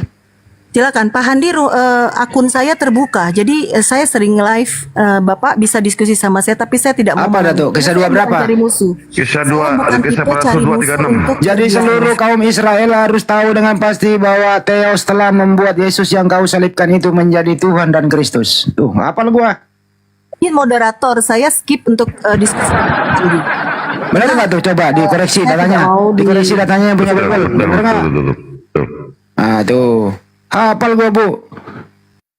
Itu yang disalibkan, Bu. Berarti yang disalibkan itu terkutuk, Bu. saya nggak suka diskusi dengan yang kayak gitu karena saya nggak mau bermusuhan sama Kita bawa data di sini, Bu. Ibu jangan ngeyel-ngeyel, jangan kekenuan. Kita bawa data di sini bahwa yang terkutuk itu sesuai dengan kisah para Rasul 236 tertulisnya demikian. Diakui tidak Ibu akui tertulisnya demikian. Nggak ada masalah terkutuk apa namanya Nah. kalian mengeluarkan statement itu kan tadi saya udah jelaskan. Kita kan membacakan dalil, Bu. Iya, Kristus telah menebus kita dari hukum Taurat dengan cara menjadi kutuk. Sebab ada tertulis, terkutuklah orang yang tergantung di kayu salib. Siapa yang tergantung di kayu salib? Itu Nah, kita baca pertanyaan bagus kisah itu. para Rasul 236. Nah, Itu pertanyaan data, bagus. Ibu. Aduh, teman-teman Nah, yang di kalau Pak bawah, yang Datuk Islam bertanya jangan minta begitu. naik, teman-teman. HP berat, teman-teman. Saya suka nanti ya, anunya ya. Nah, Itu kalau Pak data, Datuk Ibu, bertanya data. seperti itu, pertanyaannya Atau baik ada Pak Bang Datuk. Kurma di bawah. Kita tunggu aja. Waduh, udah ya, jangan minta naik. Suara Muslim jangan minta naik, cukup. Lanjut. Ini dimatiin mau naik lagi. Saya ngomong, teman Muslim di bawah jangan request ya. Oke, lanjut. Ya. Ya, Jadi jadi Ibu sesuai dengan oke, data aku Ibu jawab Pak yang Datuk ya. tertulis Ibu, izin Ibu ya. Iya, iya. Sesuai Baik, aku dengan jawab. data yang tertulis, kita tidak menafsirkan, tidak menginterpretasikan. Kita baca yang tertulis, Kisah Para Rasul 2 ayat 36. Di situ dikatakan bahwa yang mati tersalib itu adalah Yesus. Jadi ibu lari kemanapun untuk menghindari bahwa yang terkutuk itu adalah Yesus, tidak akan bisa. Baik, saya jawab ya Pak. Oke, jangan dipotong ya sebelum saya persilahkan mic-nya Ya. kepada Bapak. Oke, baik. Tadi saya senang dengan pertanyaan Pak Datuk. Jadi itu fair cara bertanyanya. Siapa yang mati di kayu salib itu adalah jawabannya Yesus. Kenapa dituliskan di nats itu terkutuk? Karena di zaman Yesus waktu di kayu salib itu, orang yang mati di kayu salib itu memang adalah orang yang paling terkutuk sehingga Ya udah clear, jelas, udah Bentar clear. dulu. Saat pengadilan Clear Bang Lia. nanti dulu kan saya bilang saya belum serahkan mic. Ya, silakan. Jadi ketika di kayu salib saat itu di daerah Yesus ditangkap, yang mati di kayu salib itu adalah yang paling hina, yang paling hina. Oleh sebab itulah dasar mereka mengatakan itu terkutuk. Sama seperti kita sekarang di zaman sekarang adalah ketika kita dihakimi dan kita mati, ditembak mati seumur hidup, hukuman seumur hidup, itu sama beratnya seperti penyaliban Yesus saat itu. Itu yang pertama. Yang kedua, kenapa dia bilang tadi dari natsnya ini saya tadi catat nih. Aduh Ibu, jangan berpanjang-panjang Ibu. Di sini udah jelas Ibu sendiri mengakui kalau Yesus itu matinya terkutuk. Ya udah jelas. Ya, Jangan diplesetkan ke sana ke sini, ke mana ke sini. Ibu pergi ke Jakarta dari Surabaya, tapi Ibu pergi ke Roma dulu, pergi ke Inggris dulu. Padahal tujuan Ibu jelas itu Jakarta. Jelas di ayat tersebut dikatakan bahwa Yesus terkutuk. Udah jelas apa lagi? Karena menanggung dosa Ibu. Jadi kita nggak jadi perpolemik lagi, Bu. Nggak jadi polemik lagi. Kecuali di situ tidak ada narasi terkutuklah orang yang digantung pada kayu salib. Baru kita tidak adakan interpretasi. Jadi kalau ada narasi di situ terkutuklah orang yang digantung pada kayu salib, kemanapun Ibu larikan, diterangkan dari ayat lain yang tergantung dari kayu salib Yesus. Apalagi yang Ibu mau interpretasikan? Enggak, saya jadi maksud gini, Anda tuh penekanannya apa? Anda tuh mau tahu Ibu Yesus itu menjadi sosok yang menggiring terkutuk. seakan-akan yang mati terkutuk itu bukan Yesus. Padahal jelas di situ dikatakan yang mati terkutuk itu Yesus. Ibu tolak pula. Bukan, salah, bukan begitu, bukan begitu Pak. Kenapa Ibu tidak mau menjawab bahwa yang mati terkutuk Yesus? Loh, bukan saya tidak menjawab. Dari tadi saya sudah menjawab bahwa Mana kapan Ibu jawab? Pertanyaannya tadi, yang mati di kayu salib siapa? Saya jawab Yesus, oke. Ya udah jelas. Oke, ya udah kan saya dari tadi juga saya konsisten. Yesus yang mati di tiang salib, apakah yang mati di tiang salib itu terkutuk? Terkutuk atau tidak? Tapi ketika premis Bapak nggak dijawab kan? Yesus itu terkutuk, itu salah. Itu yang tertulis. Paham, gagal pahamnya di situ. Terkutuk. Ibu, premis. Datuk, diam Datuk. Saya ngomong, apakah yang digantung di tiang salib itu terkutuk atau tidak? Saya jawab tidak. Tidak. Karena Baik. 2 Petrus ayat berapa? Entah dulu kalau tidak, tapi saya pakai data. Kata Paulus, terkutuklah orang yang digantung di tiang salib. Ini benar datanya atau salah? Kalau merujuk satu ayat saja, kan tadi nanti dulu Pak. Semua yang di kayu salib bukan hanya Yesus, itu semua. Saya tambahkan lagi di Ulangan 21 nomor saya tambahkan lagi. Ini punya Yahudi ya, ini. Ulangan 21 nomor 23. Diam dulu Bu, saya pakai data. mau diskusi sama Handi di malam ini. Kalau Maka mau, jangan janganlah mayatnya dibiarkan lanjut pada- semalam-malaman pada tiang itu. Tetapi haruslah engkau menguburkan dia pada hari itu juga. Sebab seorang yang digantung terkutuk. Terkutuk orang yang digantung di tiang salib. Paulus menjelaskan juga, terkutuklah orang yang digantung di tiang salib. Anda bilang juga Yesus mati di tiang salib. Yesus adalah orang waktu digantung, begitu. Jelas kok itu. Dia kenapa terkutuk? Kenapa dia menjadi kutuk? Karena menebus kutuk hukum Taurat. Dengan menjadi kutuk karena kita. Yang menjadi kutuk siapa? Udahlah Bu ya. Kamu melawan datamu sendiri. Jadi musuh kamu adalah Paulus. Lanjut, selesai. Wah, Anda tuh jangan menggiring opini dan membuat statement yang tidak disepakati loh. Gak bisa begitu dalam berdiskusi. Sedangkan Anda menginterpretasikannya gagal paham. Halo. Karena kan saya udah bilang 2 Petrus 20 berapa itu ayatnya, Yesus itu tanpa dosa. Jadi ketika Anda mengidentifikasinya, ntar dulu Bu Nurma, ketika Anda mengidentifikasinya itu terkutuk, Anda salah besar. Oke, kalau Yesus tanpa dosa, Anda udah diam. tidak bisa Oke. mencungkil-cungkil. Kalau Yesus tanpa dosa, boleh nggak membunuh orang yang tidak berdosa? Boleh, tidak. Bilang dia terkutuk. Jadi saya menganulir 2 Petrus tadi yang mengatakan dia Iya, tidak saya ikuti berdosa. Ibu. Boleh nggak membunuh Yesus yang tidak berdosa? Boleh, tidak. Kalau Anda mengikuti hukum Taurat, Anda tidak boleh, tapi itu tetap dilakukan pada saat itu. Kenapa? Siapa yang membolehkan, Bu? Siapa yang membolehkan? Karena kalau tidak diperbolehkan sama orang-orang yang membunuh Ya, siapa Yesus yang saat membolehkan membunuh orang tidak bersalah? Siapa? itu, ya manusia yang membenci Yesus, yang Siapa tidak nama menerima manusia itu? kebenarannya karena Siapa? dia mengaku Yesus itu Tuhan. Siapa? Siapa? Bahkan murid Yesus saja Aduh, nggak bisa mau diskusi dijual ini. Udah di turun kau stadion. Turun kau, Ibu. Turun kau, Bu. Nggak ada gunamu kau di sini. Bencer aja kau. Nggak ada gunanya kau, muter-muter doang. Itu Ibu yang satu, Ibu Nurpawati kayaknya mau bicara, silakan. Silakan Bu. Ya, terima kasih Pak. Selamat malam semua. Ya, selamat malam Bu. Bang Andi Siletona masih, Bang Otak Waras masih udah Adi. Bang Otak Waras. Udah ada Bang Juma, udah naik. Diam dulu semua. Waalaikumsalam. Assalamualaikum Bang Juma. Waalaikumsalam kawan-kawan semuanya. Pertama saya mau katakan begini, kalau kalian mau diskusi, diskusinya yang benar. Kalian bertanya, tapi ketika dijawab, kalian ngotot dengan jawaban kalian. Seakan-akan kalian itu paling tahu Alkitab kami atau Bible kami gitu loh. Ada data, Bu. Dengar dulu, jangan Bang Juma yang jawab. Biar Bang Juma yang respon. itu. Dengar dulu gitu loh. Kalau mau diskusi, diskusi yang benar. Jangan kalian bertanya, tapi kalian juga yang ngotot menjawab. Itu nggak etis juga. Yang kedua, kalau kita mau diskusi, maka benar diskusinya. Jangan untuk mencari-cari kesalahan, jangan untuk menghina, jangan untuk mentertawakan. Karena agama apapun di dunia ini tidak pernah diizinkan untuk menghina, memfitnah. Tidak ada orang yang menghina, tidak ada orang yang tertawa, Bu. Ibu salah tadi. Nah, jangan dijawab dulu. Ibu memframing, tidak ada orang yang menghina, tidak ada orang yang tertawa. Kenapa Ibu framing? Nah, kan ketika kalian orang-orang bertanya, orang.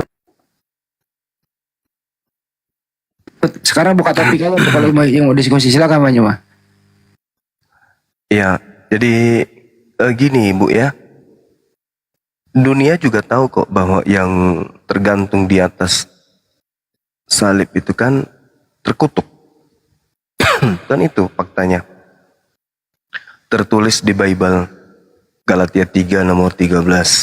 Al-Quran saya juga mengatakan itu.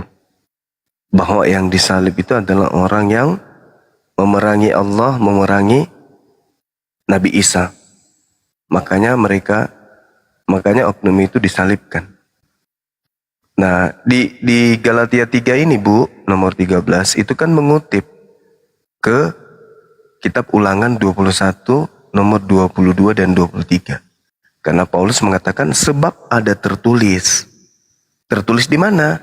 Di Ulangan 21. Ternyata di situ Tuhan yang mengutuk oknum yang digantung di atas salib ini.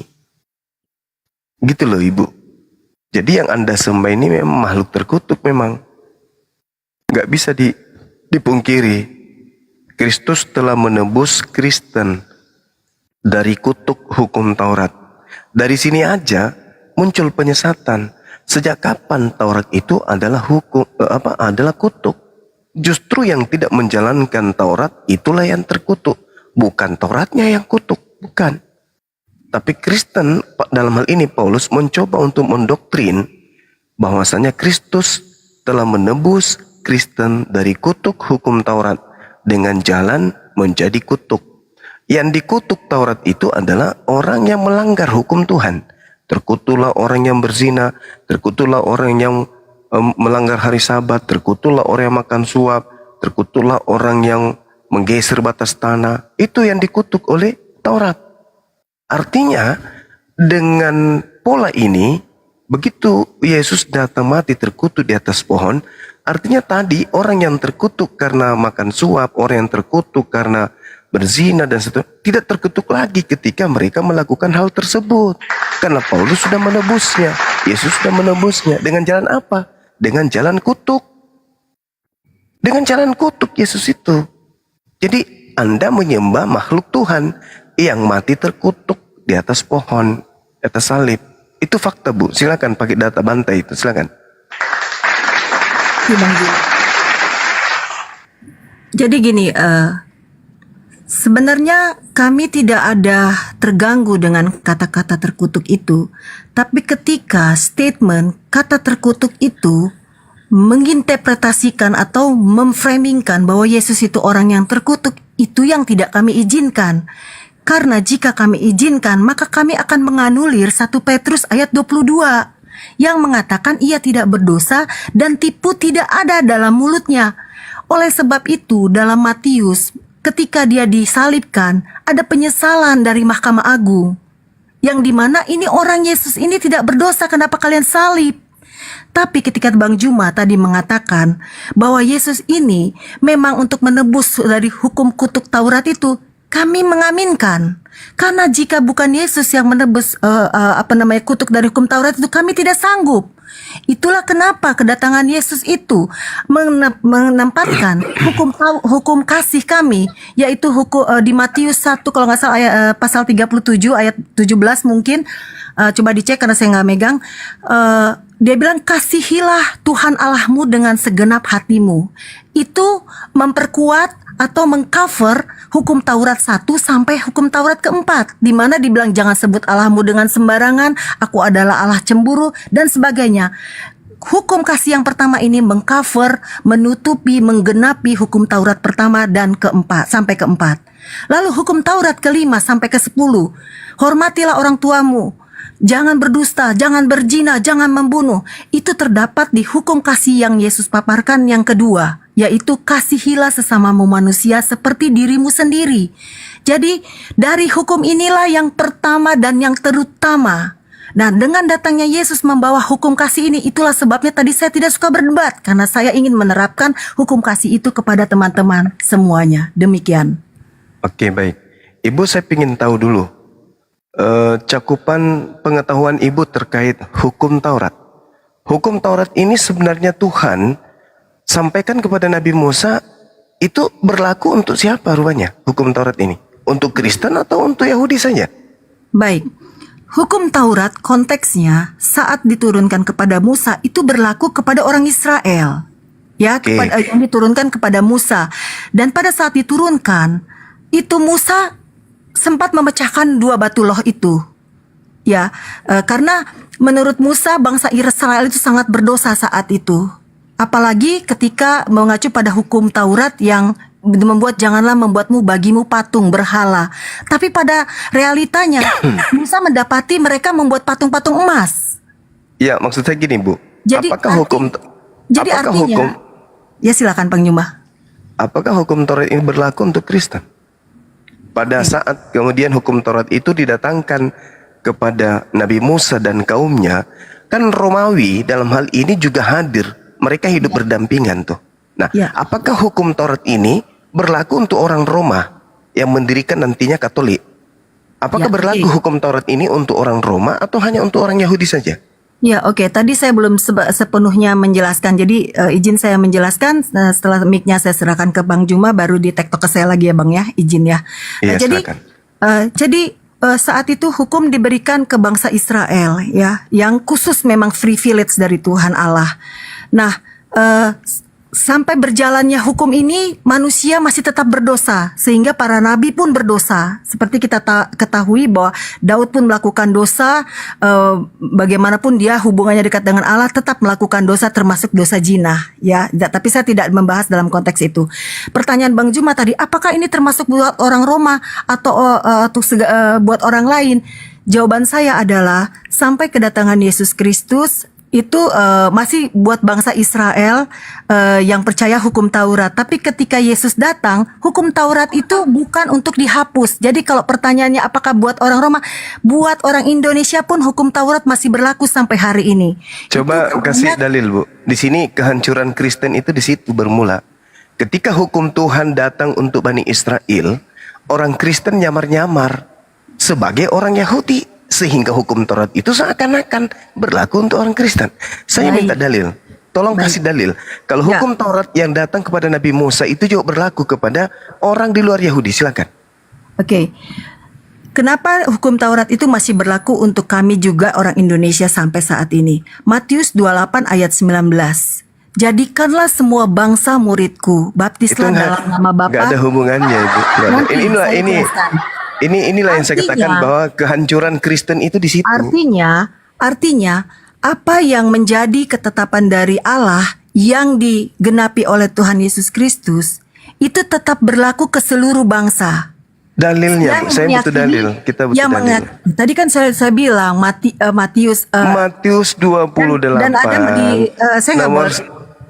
Dan ada Matius yang dibilang bukan meniadakan hukum Taurat. Mungkin ayatnya Bapak bisa Matius 5:19. Jadi gini, Ibu, yang saya tanya, apakah hukum Taurat yang datang kepada Nabi Musa itu berlaku kepada bangsa lain di luar Bani Israel? Dalil. Ya, dalilnya mana? Berlaku. Makanya tadi saya katakan Matius 28 ayat 19. Lah, itu bukan hukum Taurat itu.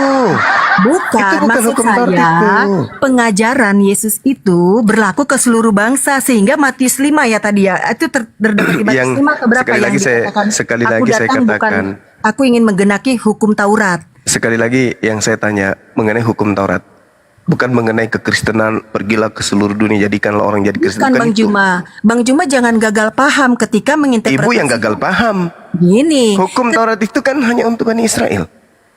Anda membatalkan hukum Tuhan itu untuk Bani Israel, seakan-akan hukum itu untuk orang Kristen juga. Mana dalilnya?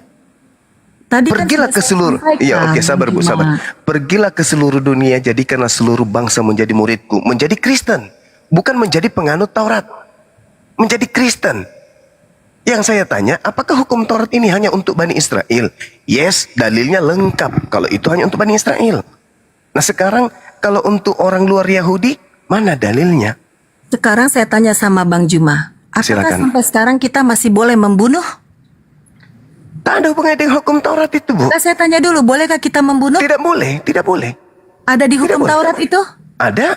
Oke. Bolehkah kita berjina dalam hukum Kristenan? Tidak boleh. Tidak boleh. Bolehkah bersaksi dusta? Sekarang Tidak begini. boleh. Ibu, Makanya, dengar saya. Nanti dulu Bang Juma. Mic-nya belum saya serahin ke Bang Juma. Oleh sebab itu, semua yang tercantum dalam hukum Taurat itu tidak bisa dilakukan meski itu zaman sekarang. Kan tadi saya sudah sampaikan. Ibu, makanya dalilnya mana? Saya minta dalil loh. Sudah sampaikan yang tadi mana dalil? Matius, yang di Matius saya bilang. Matius itu ajaran untuk menjadi Kristen. Ajaran untuk menjadi Kristen. Yang saya tanya hukum Taurat. Itu pertama. Keduanya, dia bilang aku datang bukan meniadakan hukum Taurat. Yes, itu Yesus. Yang saya tanya Kristen. Ya, Yesus kan? itu orang Yahudi. Ibu, Yesus itu orang Yahudi, Bu. Yang saya tanya ini Kristen. Yang bilang Yesus bukan orang Yahudi Ya, siapa? maka dari itu memang tidak orang lucu. Yahudi. Tidak lucu kalau Anda mengambil jawabannya itu dari pernyataan Yesus. Yesus itu orang Yahudi. Sekarang saya Aku kembalikan sama Bang Juma. Silakan. Apakah tidak berlaku lagi hukum Taurat itu bagi umat Kristen di modern ini?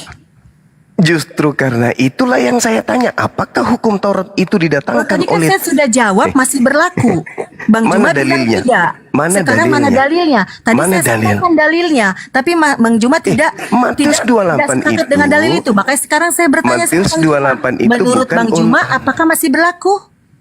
Karena Tidak kan Bang ada Juma menolak hukum. argumen Aduh, saya. Ibu, jangan gila permanen dong, Bu. Enggak, saya Jangan gila nggak gila, permanen jangan dong. framing Bang Juma. Saya nggak ada framing Bang Juma loh dari Saya mengatakan Anda gila. Kenapa? Karena tidak ada hukum Taurat untuk orang di luar Yahudi. Mana Kalau dalilnya? tidak ada kan bukan berarti saya gila. Karena kalau gila itu kan Gila Anda dong. Itu identifikasinya gila harus dengan namanya. dokter jiwa. Itu gila namanya. Tidak, Karena ada parameter kegilaan. Anda bisa di ada. terkena Ketika loh. hukum Taurat Rasul itu loh. hanya untuk orang Israel, Nggak bisa tapi Anda meng-framing kemudian orang gila ketika Loh, Anda tidak Anda bukti gila, Anda gila, kejiwaan, pokoknya Anda gila, Anda kejiwaan. gila. Anda kejiwaan, kena penyakit jiwa Anda itu. Nggak boleh Bang Juma. Saudara, sekarang begini. Nggak boleh Anda framing orang gila. Dengar dulu, Ibu, dengar. Boleh dengarkan saya. Jangan Bang Juma udah terkenal. Mic belum saya serahkan ke Anda loh. Mic belum saya serahkan ke Anda. Mic-nya belum saya serahkan ke Anda. Baik. Diam dulu. Mic belum saya serahkan. Bu, Bapak Bu, dari dengar. tadi bertanya tapi menjawab sendiri. Dengarkan saya, jangan gila permanen. Saudara-saudara Kristen jangan gila permanen ya. Kalian adalah tokoh-tokoh agama di Kristen. Tolong pakai akal kalian. Mazmur 147 nomor 19 nomor 20. Apa firman Tuhan di sana? Hukum-hukumku hanya berlaku kepada Bani Israel. Aturan-aturanku yang datang kepada Yakub hanya untuk Israel. Aku Tuhan tidak memberlakukan hal tersebut kepada bangsa lain. Dalil itu. Ulangan 33 nomor 4. Hukum Taurat hanya berlaku bagi Bani Yakub. Kalian Bani Yakub? Bukan. Yeremia 31 nomor 31 sampai nomor 33. Aku akan mengadakan perjanjian baru dengan Bani Israel dan Bani Yehuda. Bani Indonesia enggak. Jangan ngarang-ngarang cerita. Ya. Ketika Yesus mengatakan aku datang bukan untuk meniadakan tapi untuk menggenapi. Itu untuk digenapi bagi Bani Israel, bukan untuk Kristen. Jadi pakai logika, kenapa saya katakan ibu gila? Karena Anda mengada-adakan satu keadaan yang tidak ada. Oke? Pahami itu. Matius 28 nomor 19. Jadikanlah seluruh bangsa menjadi pengikutku. Pengikut makhluk yang keluar dari kubur. Bukan pengikut Yesus yang adalah anak Maria. Itu beda. Yesus yang keluar dari kubur dan Yesus yang mengadakan pengajaran Injil kepada Bani Israel. Itu adalah dua oknum yang berbeda. Nah, ketika Paulus mengatakan dalam Galatia 3 nomor 13, Kristus telah menebus kita dari kutuk hukum Taurat, muncul pertanyaan. Siapa kita ini? Kita ini Kristen. Sejak kapan hukum Taurat ini berlaku untuk Kristen? Kalau Yesus mati untuk menebus hukum Taurat, membatalkan hukum Taurat, maka Yesus mati untuk Bani Israel, bukan untuk Kristen. Karena hukum Taurat itu hanya untuk Bani Israel. Maka hukum-hukum Tuhan yang datang kepada Bani Israel dibebaskan untuk siang pemilik. Siapa pemilik? Orang Israel. Kenapa Kristen yang tepuk tangan? Makanya saya katakan, ibu ada gangguan. Kalau ibu tidak bisa menerima pernyataan saya berdasarkan dalil, ibu ada gangguan. Sebaiknya Anda periksa ke dokter jiwa. Silakan. Halo. Baik, terima kasih Bang Juma. Saya segera nanya. Halo. Terima kasih Bang Juma telah mengatakan saya gila. Tapi terus terang secara saintis Bang Juma tidak bisa menetapkan seseorang gila ketika dokter jiwa tidak menetapkan orang itu gila. Karena ketika orang itu tidak sependapat dengan kita dan tidak bisa menjawab pertanyaan, bukan berarti orang itu gila. Karena itu tidak berdasar dari tes kejiwaan. Itu yang pertama. Jadi saya mohon dengan hormat Bang Juma menganulir kata gila dari framing tentang diri saya. Itu yang pertama. Kedua, saya menghargai yang Bang Juma sampaikan bahwa memang tadi ada di Yeremia, ada di Ulangan bahwa kitab hukum Taurat itu diberikan kepada bangsa Israel. Nah, kenapa alasan saya mengambil Matius 20 ayat 19? Sebenarnya tidak hanya berhenti di ayat 19, tapi berlanjut di ayat 20 yang mengatakan, ajarlah mereka melakukan segala sesuatu yang telah kuperintahkan kepadamu. Artinya, Ketika kami sudah dibaptis dalam nama Bapa, Anak, dan Roh Kudus, kami pun harus mengikuti ajaran-ajaran Yesus yang dia ceritakan, sampaikan kepada murid-muridnya dan yang dia perintahkan kepada murid-muridnya. Ketika kami tidak melakukan ajaran yang diperintahkan kepada murid-muridnya, termasuk melakukan hukum Taurat, berarti kami tidak menerima perintah yang dilakukan Tuhan Yesus. Itulah mengapa saya menjawab secara eksplisit bahwa Tuhan Yesus itu memerintahkan kami melakukan hukum Taurat. Dasar yang pertama itu. Dasar yang kedua adalah ketika kami tidak melakukan hukum Taurat, itu sama saja kami menganulir hukum kasih yang saya sampaikan tadi di Matius 37. Kasihilah Tuhan Allahmu dengan segenap hatimu, yang mengcover hukum Taurat pertama sampai hukum Taurat keempat. Kasihlah sesamamu manusia, termasuk saya harus mengasihi Bang Juma dan lain-lain. Seperti dirimu sendiri, yaitu mengcover hukum Taurat yang kelima sampai hukum Taurat yang ke-10. Demikian Bang Juma. Terima kasih. Oke, baik. Yang pertama, untuk mengetahui orang itu gila, tidak mesti diputuskan sama dokter jiwa. Nggak perlu. Cukup lihat sikapnya aja. Banyak orang gila, kita tahu dia gila dari sikapnya, dari pola hidupnya, dari caranya dia bersikap, caranya dia berbicara. Nggak perlu ke dokter gila untuk menentukan orang itu gila. Nggak perlu. Itu yang pertama. Yang kedua, ketika ibu mengatakan bahwasanya kami ini melakukan kasih, dengarkan pelan-pelan ibu, dengarkan pelan-pelan. Di dalam kemudian pengajaran Yesus di Matius 22, hukum kasih utama yang pertama dan yang kedua, itu semuanya menurut Yesus tersimpul di dalam hukum Taurat. Oke? Tersimpul di dalam hukum Taurat. Kasih kepada Allah, kasih kepada Tuhan, kasih kepada manusia, itu dua-duanya terkumpul dalam hukum Taurat. Baca Efesus 2 nomor 15. Dengan matinya Yesus di atas tiang salib, Yesus telah membatalkan hukum Taurat dengan segala perintah ketetapan yang ada di dalamnya. Dengan kata lain, Yesus telah membatalkan ajaran kasih itu dengan dia mati, menurut Paulus pendiri Kristen. Lalu kemudian, ini saya ingin menghadiahkan ibu pengetahuan. Lukas 16 nomor 16, hukum Taurat dan kitab para nabi berlaku sampai pada zaman Yohanes. Oke, setelah Yohanes nggak berlaku lagi, apalagi di luar Yahudi. Ini yang saya minta dari tadi. Mana dalilnya hukum Taurat itu untuk Kristen? Tidak ada. Berarti ketika Yesus mati di atas salib untuk nebus kutuk Taurat, berarti Yesus mati untuk yang mempunyai hukum, yaitu Bani Israel. Seibarat Indonesia punya undang-undang KUHP dibubarkan, maka Indonesia rakyatnya yang dibebaskan dari undang-undang tersebut. Bukan orang Cina, bukan orang Belanda, bukan orang Jepang. Hore, kita merdeka. Kenapa? Hukum KUHP Indonesia sudah dihapuskan. Loh, kamu kan orang Jepang, nggak terikat dengan hukum itu. Inilah yang terjadi dengan Kristen. Hukumnya Bani Israel dibatalin di atas salib, Kristen yang tepuk tangan. Atau ada sesuatu yang sengaja dibuat di sana, diada-adakan untuk menipu dunia, seakan-akan Kristen ini berasal dari ajaran para nabi.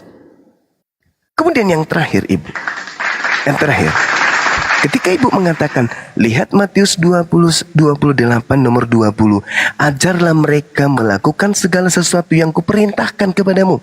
Ibu, Kristen dibentuk tidak ada perintah untuk menyembah Yesus. Kristen dibentuk tidak ada perintah untuk ibadah minggu.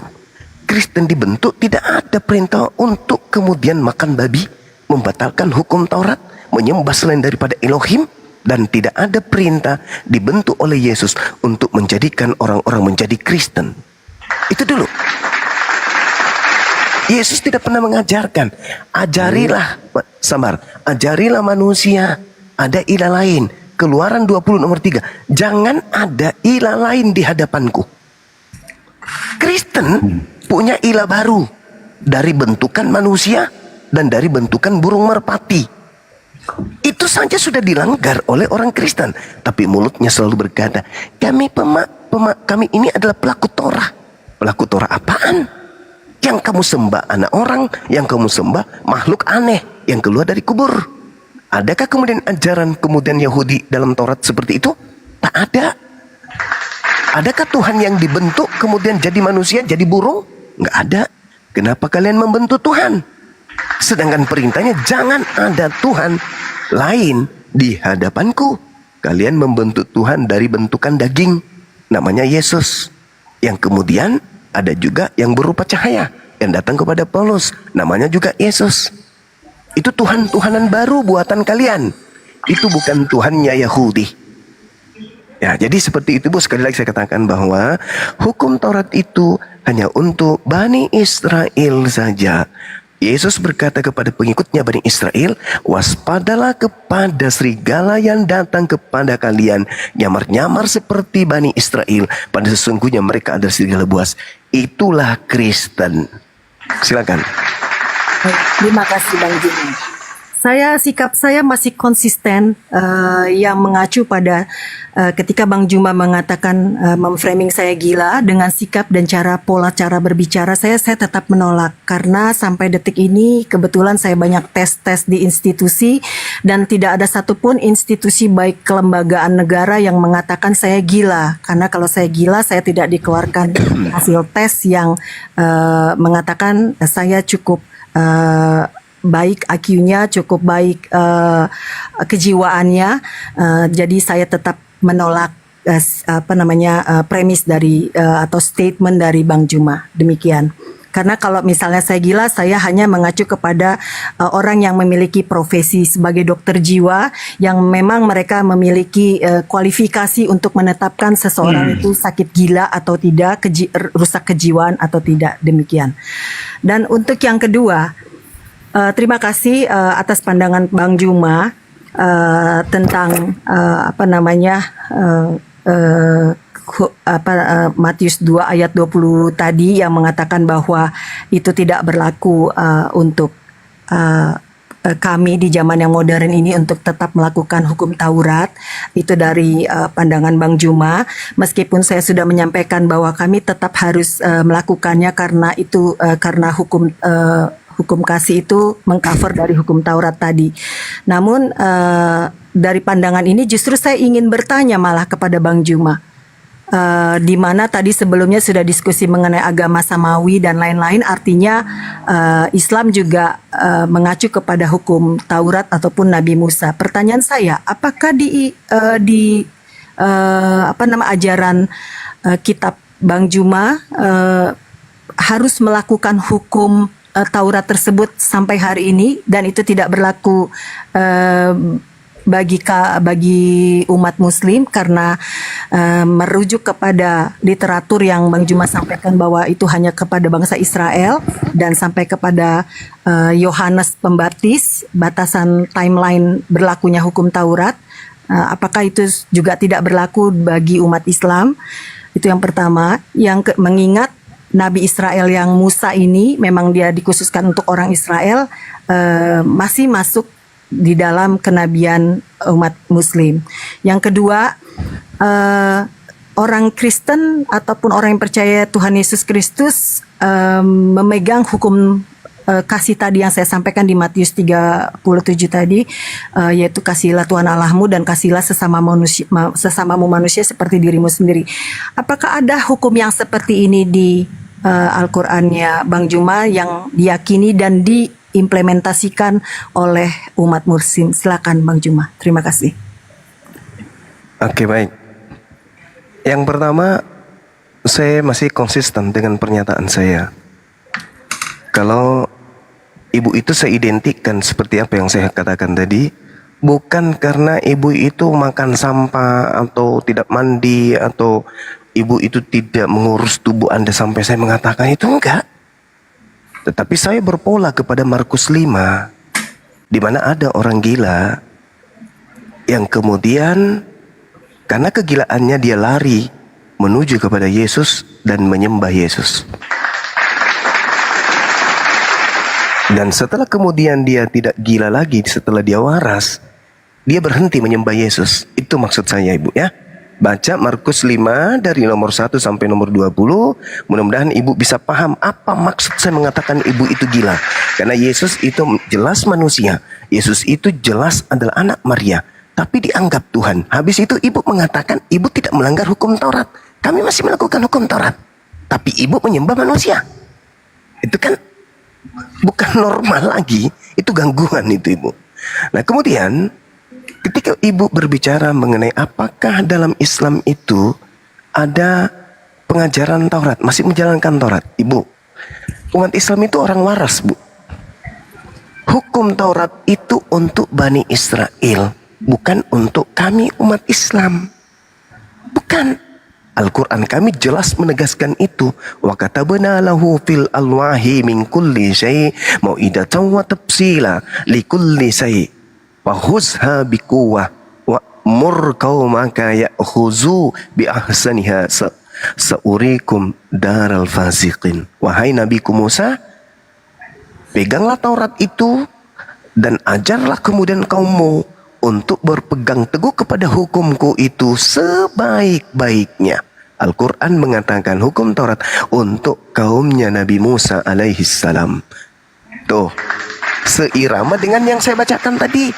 Yeremia 31 nomor 31. Aku akan memasukkan hukum Taurat ke dalam batin setiap Bani Israel. Jadi Bani Israel memahami bahwa hukum Taurat itu untuk mereka. Al-Quran menjelaskan hukum Taurat itu untuk mereka, bukan kemudian untuk bangsa lain. Nah, kemudian kalau ibu mengatakan apakah di Islam itu mengajarkan agama kasih, ajaran kasih. Sekali lagi saya katakan bu ya, ajaran kasih itu semuanya terkumpul di dalam hukum Taurat dan kemudian dibatalkan oleh Paulus di dalam Efesus 2 nomor 15. Nah, kalau di Islam coba Anda buka sekali-kali pelajari Al-Quran surah Al-Maidah ayat 32, At-Taubah ayat 6, Al-Muntahana ayat 8, Al-Maidah ayat 13, Al-Jasiyah ayat 14, Asyura ayat 40 dan 45. Bagaimana kemudian perintah di dalam Al-Quran untuk mengasihi seluruh umat manusia dan memaafkan kesalahan-kesalahan manusia. Tuh Al-Quran itu jelas tuh. Oke? Jadi sekali lagi kita kembali kepada tema bahwa di Kristen itu tidak ada hukum Taurat. Dengan adanya Yesus yang dijadikan sebagai Tuhan, itu sudah menggugurkan hukum Taurat. Karena hukum Taurat yang pertama itu adalah kasihilah Tuhanmu dengan segenap hatimu. Di dalam Ulangan 11 nomor 1, Yosua 22 nomor 5 dikatakan bahwasanya mengasihi Tuhan sama dengan setia menjalankan segala perintah, ketetapan, hukum-hukum yang didatangkan Tuhan melalui Nabi Musa alaihi salam. Itu baru disebut mengasihi Tuhan. Sedangkan Kristen tidak melakukan itu lagi. Kristen tidak melakukan itu. Kristen melakukan ajaran Paulus. Tidak ada lagi hukum Taurat di Kristen itu. Karena memang hukum Taurat itu bukan untuk Kristen. Itu untuk Bani Israel. Maka ketika Yesus Kristus mati di atas tiang salib untuk menebus kutuk Taurat, maka yang dibebaskan adalah sang pemilik hukum, bukan Kristen. Demikian. Ibu, PR saya kalau masih mendengar di bawah, silakan baca Markus 5 nomor 1 sampai nomor 20. Ya, jadi gila yang kumaksud bukan makan kutu, bukan makan sampah, bukan yang tidak mandi, yang tidak isi gigi, bukan. Tapi gila yang kumaksud adalah yang menuhankan manusia. Itu yang aku bilang. Silakan. Ya, silakan. Silakan. Silakan. Saya umat Kristen menanggapi pernyataan Jumat. Silakan, Bang. Yang berkhutbah tentang keimanan Kristen, berkhutbah tentang Alkitab. Padahal si Jumat tidak mengimani. Saya mau begini saja. Kalau kita bicara hukum Taurat soal salah satu perintah, jangan engkau membunuh. Ya. Di Matius pun ada larangan seperti itu. Taurat, jangan membunuh, jangan berzina, jangan bersaksi dusta. Matius 19 ayat 18. Membunuh akan dihukum. Itu ada kesinambungan larangan. Tetapi kalau dibunuh, Bang. Tunggu dulu, saya mau ngomong dulu. Oh iya. Sabar, Bang, sabar. Larangan membunuh. Ya, jangan membunuh, jangan berzina, jangan mencuri, jangan mengucapkan saksi dusta. Di Matius 19 ayat 18 perkataan Yesus. Nah, itu ada kesimpulan soal membunuh. Iya, terus. Tapi kalau saya masuk ke Al-Quran, Al-Baqarah 191. Bunuhlah mereka. Ada perintah bunuh. An-Amfal 12. Bunuhlah dan penggallah kepalanya. At-Taubah 36. Ya, sama juga perangilah. Nah, ini perintah yang berbeda. Ya, di sana jangan membunuh, di Injil jangan membunuh, tetapi di Al-Quran Al-Baqarah 191 bunuhlah mereka. An-Amfal 12 penggallah kepala anak. Nggak usah diulang-ulang, Bang. Nggak usah diulang-ulang, cukup. Perang itu. Jadi ini perintah yang beda dari Allah. Oke, itulah menurut saya. Tolong dijelaskan ini. Kalau saya tidak menafsirkan ya, saya hanya membacakan. Saya tidak berkhutbah tentang kitab suci saudaraku, tidak. Saya cuma mengurut saja. Kalau si Juma tadi berkhutbah tentang keimanan Kristen dan membaca Alkitab, itu menurut dia orang Kristen paham siapa Yesus. Ya, berkali-kali kepada Bang Juma terangkan bahwa firman Allah jangan ini sebagai manusia jangan diulang-ulang, itu Pak. Yesus bukan persetubuhan suami istri. Nggak cukup gantian. Ya, jadi gini saudara, mengenai bunuh ya. Ya. Di dalam Bible, sabar. Di dalam Bible kalau bunuh sinkronisasi ya dari Taurat saudara ke Injil. bisa gantian kan kita ya. Gantian. Nanti ada kesempatan sendiri. Di Al-Quran itu ada surat Ar-Rahman. Nama surah itu artinya kasih sayang. Di Bible enggak ada surat-surat kayak gitu, enggak ada. Kemudian, sabar Pak, gantian kita, sabar. Nanti Bapak coloti lagi ya. Kalau kita mau mengukur perintah membunuh di Bible, kita gabungkan nih antara kitabnya Yahudi yang diambil oleh orang Kristen tanpa izin, lalu digabungkan dengan Perjanjian Baru, ya, digabungkan kitab ini dua, kitabnya Yahudi terjemahannya diambil digabungkan dengan kitabnya Kristen, digabung menjadi dua. Satu, kata bunuhlah dengan kasihilah itu sebanding antara 1 juta dengan 1. Perintah membunuh di dalam Bible itu 99%, perintah kasihi itu cuma 1%. Itu Pak Ando. Contoh nih 1 Samuel 15 nomor 3 misalnya. Bunuhlah semua laki-laki maupun perempuan, anak-anak maupun anak-anak yang menyusui, lembu maupun domba, onta maupun keledai. Bunuhlah semuanya, jangan kau biarkan satu pun yang bernapas. Ya Pak ya, contoh tuh. Sedangkan data-data yang Anda bawa dari Quran itu adalah data-data saat perang. Itu dalam keadaan perang Pak. Itu bukan berbicara mengenai perintah membunuh dan seterusnya. Kemudian, sabar ya. Kemudian ketika Anda mengatakan terkait bunuh, Matius 19 yang Anda bawa, di situ dikatakan ketika orang itu bertanya kepada Yesus, Guru, apa yang harus aku kerjakan supaya saya bisa masuk surga? Yesus menjawab, jangan kau membunuh. Nah, saya mau bertanya nih kepada Bapak, apakah membunuh Yesus itu bisa menyebabkan orang masuk surga? Apakah membunuh Yesus itu tidak melanggar hukum Taurat? Jangan membunuh. Karena kapan membunuh? Melanggar hukum Taurat. Apakah membunuh Yesus itu melanggar hukum Taurat atau tidak? Jawab, silakan. Untuk saya berbicara tadi, karena tadi terjebak kepada hukum Taurat soal larangan membunuh yang disampaikan kepada Musa. Salah satu adalah jangan membunuh. Tadi Pak Juba menanyakan apakah itu ada di Injil. Saya sampaikan, jangan membunuh, jangan berzina, jangan berdusta. Matius 19 nomor 16 sampai 18. Ada langsung perkataan larangan membunuh. Lalu saya tarik Al-Baqarah, bunuhlah. Ini perintah siapa nih? Penggallah kepalanya. Ya, ya Taubah 36, perangilah. Ini perintah. Tadi kan saya sudah menjelaskan Bapak, itu adalah ayat perang. Sedangkan yang tertulis di dalam kitab yang Anda gunakan di dalam 1 Samuel 15 itu lagi tidak perang, tapi diperintahkan membunuh anak-anak, anak laki-laki, anak perempuan, ya, yang menyusui, bahkan anak bayi pun disuruh bunuh. Lembu, domba, onta, keledai disuruh bunuh, dan itu dalam keadaan tidak perang. Kenapa disuruh bunuh? Jadi enggak usah ambil itu, bukan itu poinnya. Sekarang pertanyaan saya, ketika Anda mencoba mengatakan dalam Matius 19, jangan membunuh. Pertanyaan saya, apakah membunuh Yesus itu melanggar hukum Taurat? Coba, jawab, silakan.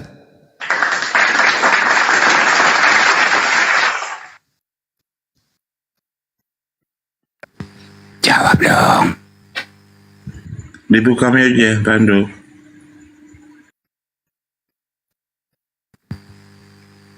Dijawab. Bang Ando, dibuka aja.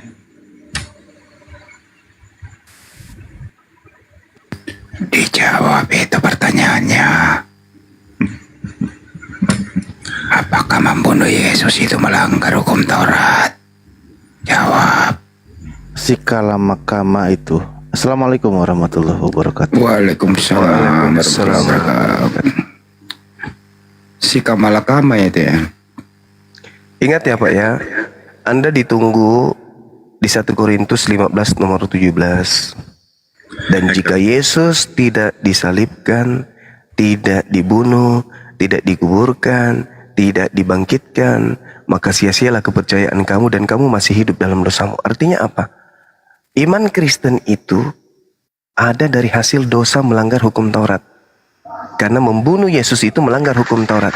Dengan melanggar hukum Taurat, maka muncullah agama Kristen. Jadi agama Kristen ini hadir akibat pelanggaran terhadap hukum Taurat. Jedar. Tanpa pelanggaran kepada hukum Taurat, Kristen tidak ada. Jadi agama Kristen ini berasal dari pelanggaran terhadap hukum Tuhan. Itu dalilnya. Silakan kalau masih mau lagi. Bang Joma, ya. Kalau lagi perang itu, musuh itu dikasihi atau dilawan, Bang Joma? Digeletek-geletek, digitik-gitik. Oh, dicabuk dulu.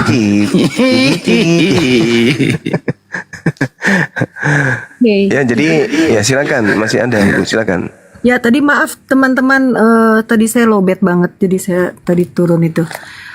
Baik, saya belum mendengarkan lo tadi paparan Bang Juma yang terkait pertanyaan saya tadi. Apakah hukum kasih yang seperti ada di dalam iman Kristiani itu, apakah ada di dalam hukumnya Bang Juma di Al-Quran Bang Juma dan Sudah dijawab Bu, diimplementasikan? surah Al-Rahman Bu, sudah dijawab. Biarin. Kan dia nggak dengar, nggak apa-apa. Bagus kok pertanyaannya.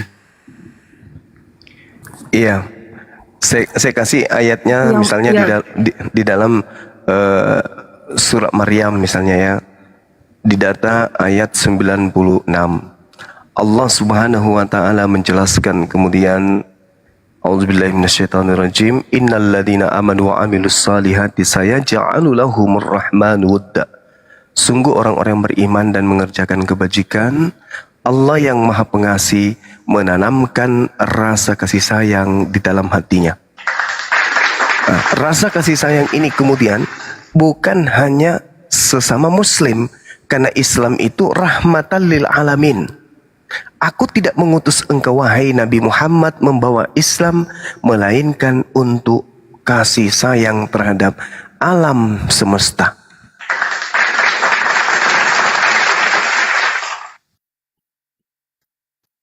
Oke. Itu ya Bu ya? Ya, sampai situ. Baik, saya menerima Bang Juma. Apakah ini termasuk juga kepada Islam atau Muslim yang melakukan pembakaran gereja dan lain-lain? Apakah mereka mengerti hukum yang tadi Bang Juma sampaikan? Itu yang kemungkinan dia tidak mengerti. Kemungkinan dia tidak mengerti karena Islam itu tidak mengajarkan seperti itu. Andai saja Islam mengajarkan seperti itu, Kristen sudah habis di Indonesia. Kenapa? Karena Indonesia sebelum merdeka itu dijajah oleh manusia yang beragama Kristen dan juga Katolik. Dan nama Tuhannya Yesus, rumah ibadahnya gereja, nama kitabnya Bible. Faktanya 350 tahun orang-orang yang beragama Kristen ini membunuh jutaan manusia, membuat jutaan manusia menjadi yatim piatu dan wanita menjadi janda, itu jutaan dibuatnya. Kuburan 40 korban jiwa dari keganasan orang-orang yang bernama Kristen, yang beragama Kristen. Tapi apakah kemudian ketika kami orang Islam ini berhasil mengusir mereka, pengikut-pengikutnya atau rumah ibadahnya diratakan dengan tanah? Enggak. Karena Islam melarang. Enggak boleh merusak rumah ibadah agama lain. Enggak boleh. dilarang dalam agama Islam, haram hukumnya. Jadi kalau ada kemudian orang yang mengatakan dirinya Islam kemudian membakar gereja, itu melanggar Islam, itu melanggar, nggak boleh. Tapi kalau di Kristen saya rasa sah-sah saja sih, karena di dalam 1 Yohanes 2 nomor 1 dikatakan, barang siapa yang berbuat dosa, maka ada Yesus yang mendamaikan dosa Kristen. Baik. Itu artinya mereka yang Islam yang melakukan pembunuhan ataupun melakukan saksi dusta terhadap sesamanya, itu bukan Islam yang menganut paham dari Quran yang diadopsi oleh keimanan Bang Zuma dan teman-teman, begitu ya, dari statement itu. Apakah itu yang dimaksud ya Bang Zuma? Iya, karena itu tidak sesuai dengan Islam. Itu tidak boleh dalam Islam, tidak boleh. Baik. Jadi ketika Al-Maidah ayat ada 32. yang melakukan itu adalah bukan barisan dari Islam, gitu ya Bang ya? Penduduknya, orangnya mungkin KTP-nya Islam, tapi dia tidak sedang menjalankan ajaran Islam. Al-Quran surah Al-Maidah jelas sekali diterangkan kemudian, A'udzubillahi minasyaitonirrajim. Min ajli dzalika katabna ala bani Israel annahu man qatala nafsan bighairi nafsin aw fasadi fil ard faka'annama qatalan nas jami'a. Barang siapa yang membunuh satu manusia, maka dia sama halnya membunuh seluruh umat manusia. Wa man ahyaha faka'annaha ahya nas jami'a. Dan barang siapa yang menyayangi satu manusia, maka dia sama halnya menyayangi seluruh umat manusia. Al-Quran surah Al-Maidah ayat 32. Baik. Jadi demikian juga analoginya seperti yang tadi Bang Juma sampaikan, bahwa penjajah Indonesia 350 tahun adalah orang Kristen. Seperti tadi saya nyatakan bahwa ketika orang Kristen, makanya saya sampaikan hukum Taurat itu tetap dilakukan sampai hari ini, karena jika dia melanggar hukum Taurat, dengan otomatis dia melanggar hukum kasih yang diperintahkan Tuhan Yesus ya. Nah demikian juga yang penjajahan 350 tahun, sama seperti yang Bang Juma tadi paparkan, Islam yang membunuh, Islam yang sengaja memiliki motivasi untuk menghancurkan gereja dan membunuh jemaat yang sedang merayakan Natal. Begitu juga yang 350 tahun menjajah ini adalah Kristen-Kristen yang tidak mengadopsi ajaran kasih yang ditetapkan Yesus Kristus. Itu makanya ketika terjadi penjajahan, tidak saja terjadi orang-orang yang menjajah Indonesia, tapi ada juga misionaris yang datang ke Indonesia untuk menyebarkan hukum kasih tersebut. Jadi dengan demikian paparan Bang Juma tadi yang mengatakan orang Kristen adalah penjajah, itu bisa dianulir dengan statement saya barusan bahwa itu tidak ada, itu bukanlah pengajaran kasih yang diperintahkan Yesus di Matius 37. Itu penjelasan dari saya. Yang kedua, saya belum terjawab tadi yang Bang Juma sampaikan, apakah hukum Taurat itu juga dilakukan dan diyakini dan dipercaya sampai hari ini tidak diikuti oleh keimanan Islam? Silakan dijawab Bang Juma. Iya, hukum Taurat itu untuk Bani Israel. Al-Quran surah Al-Araf ayat 144 dan 145. Wahai Musa, ajarlah kaummu untuk berpegang teguh kepada Taurat.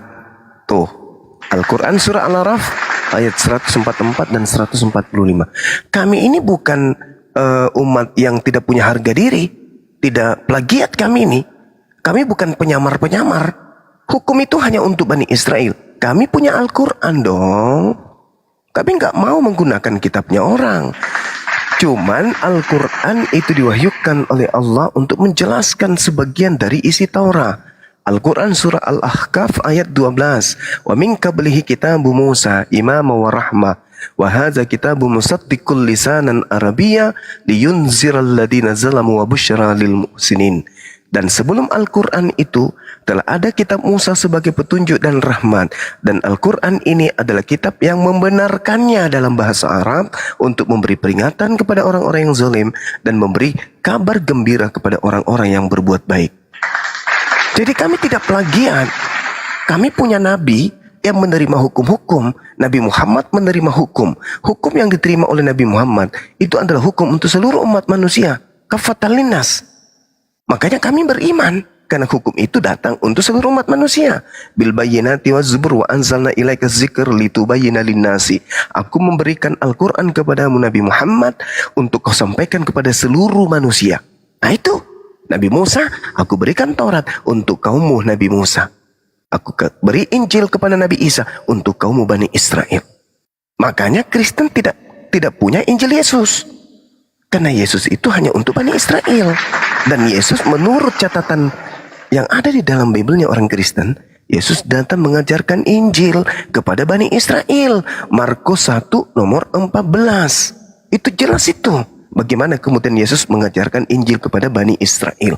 Ucapan-ucapan Yesus hanya untuk Bani Israel, bukan untuk bangsa lain.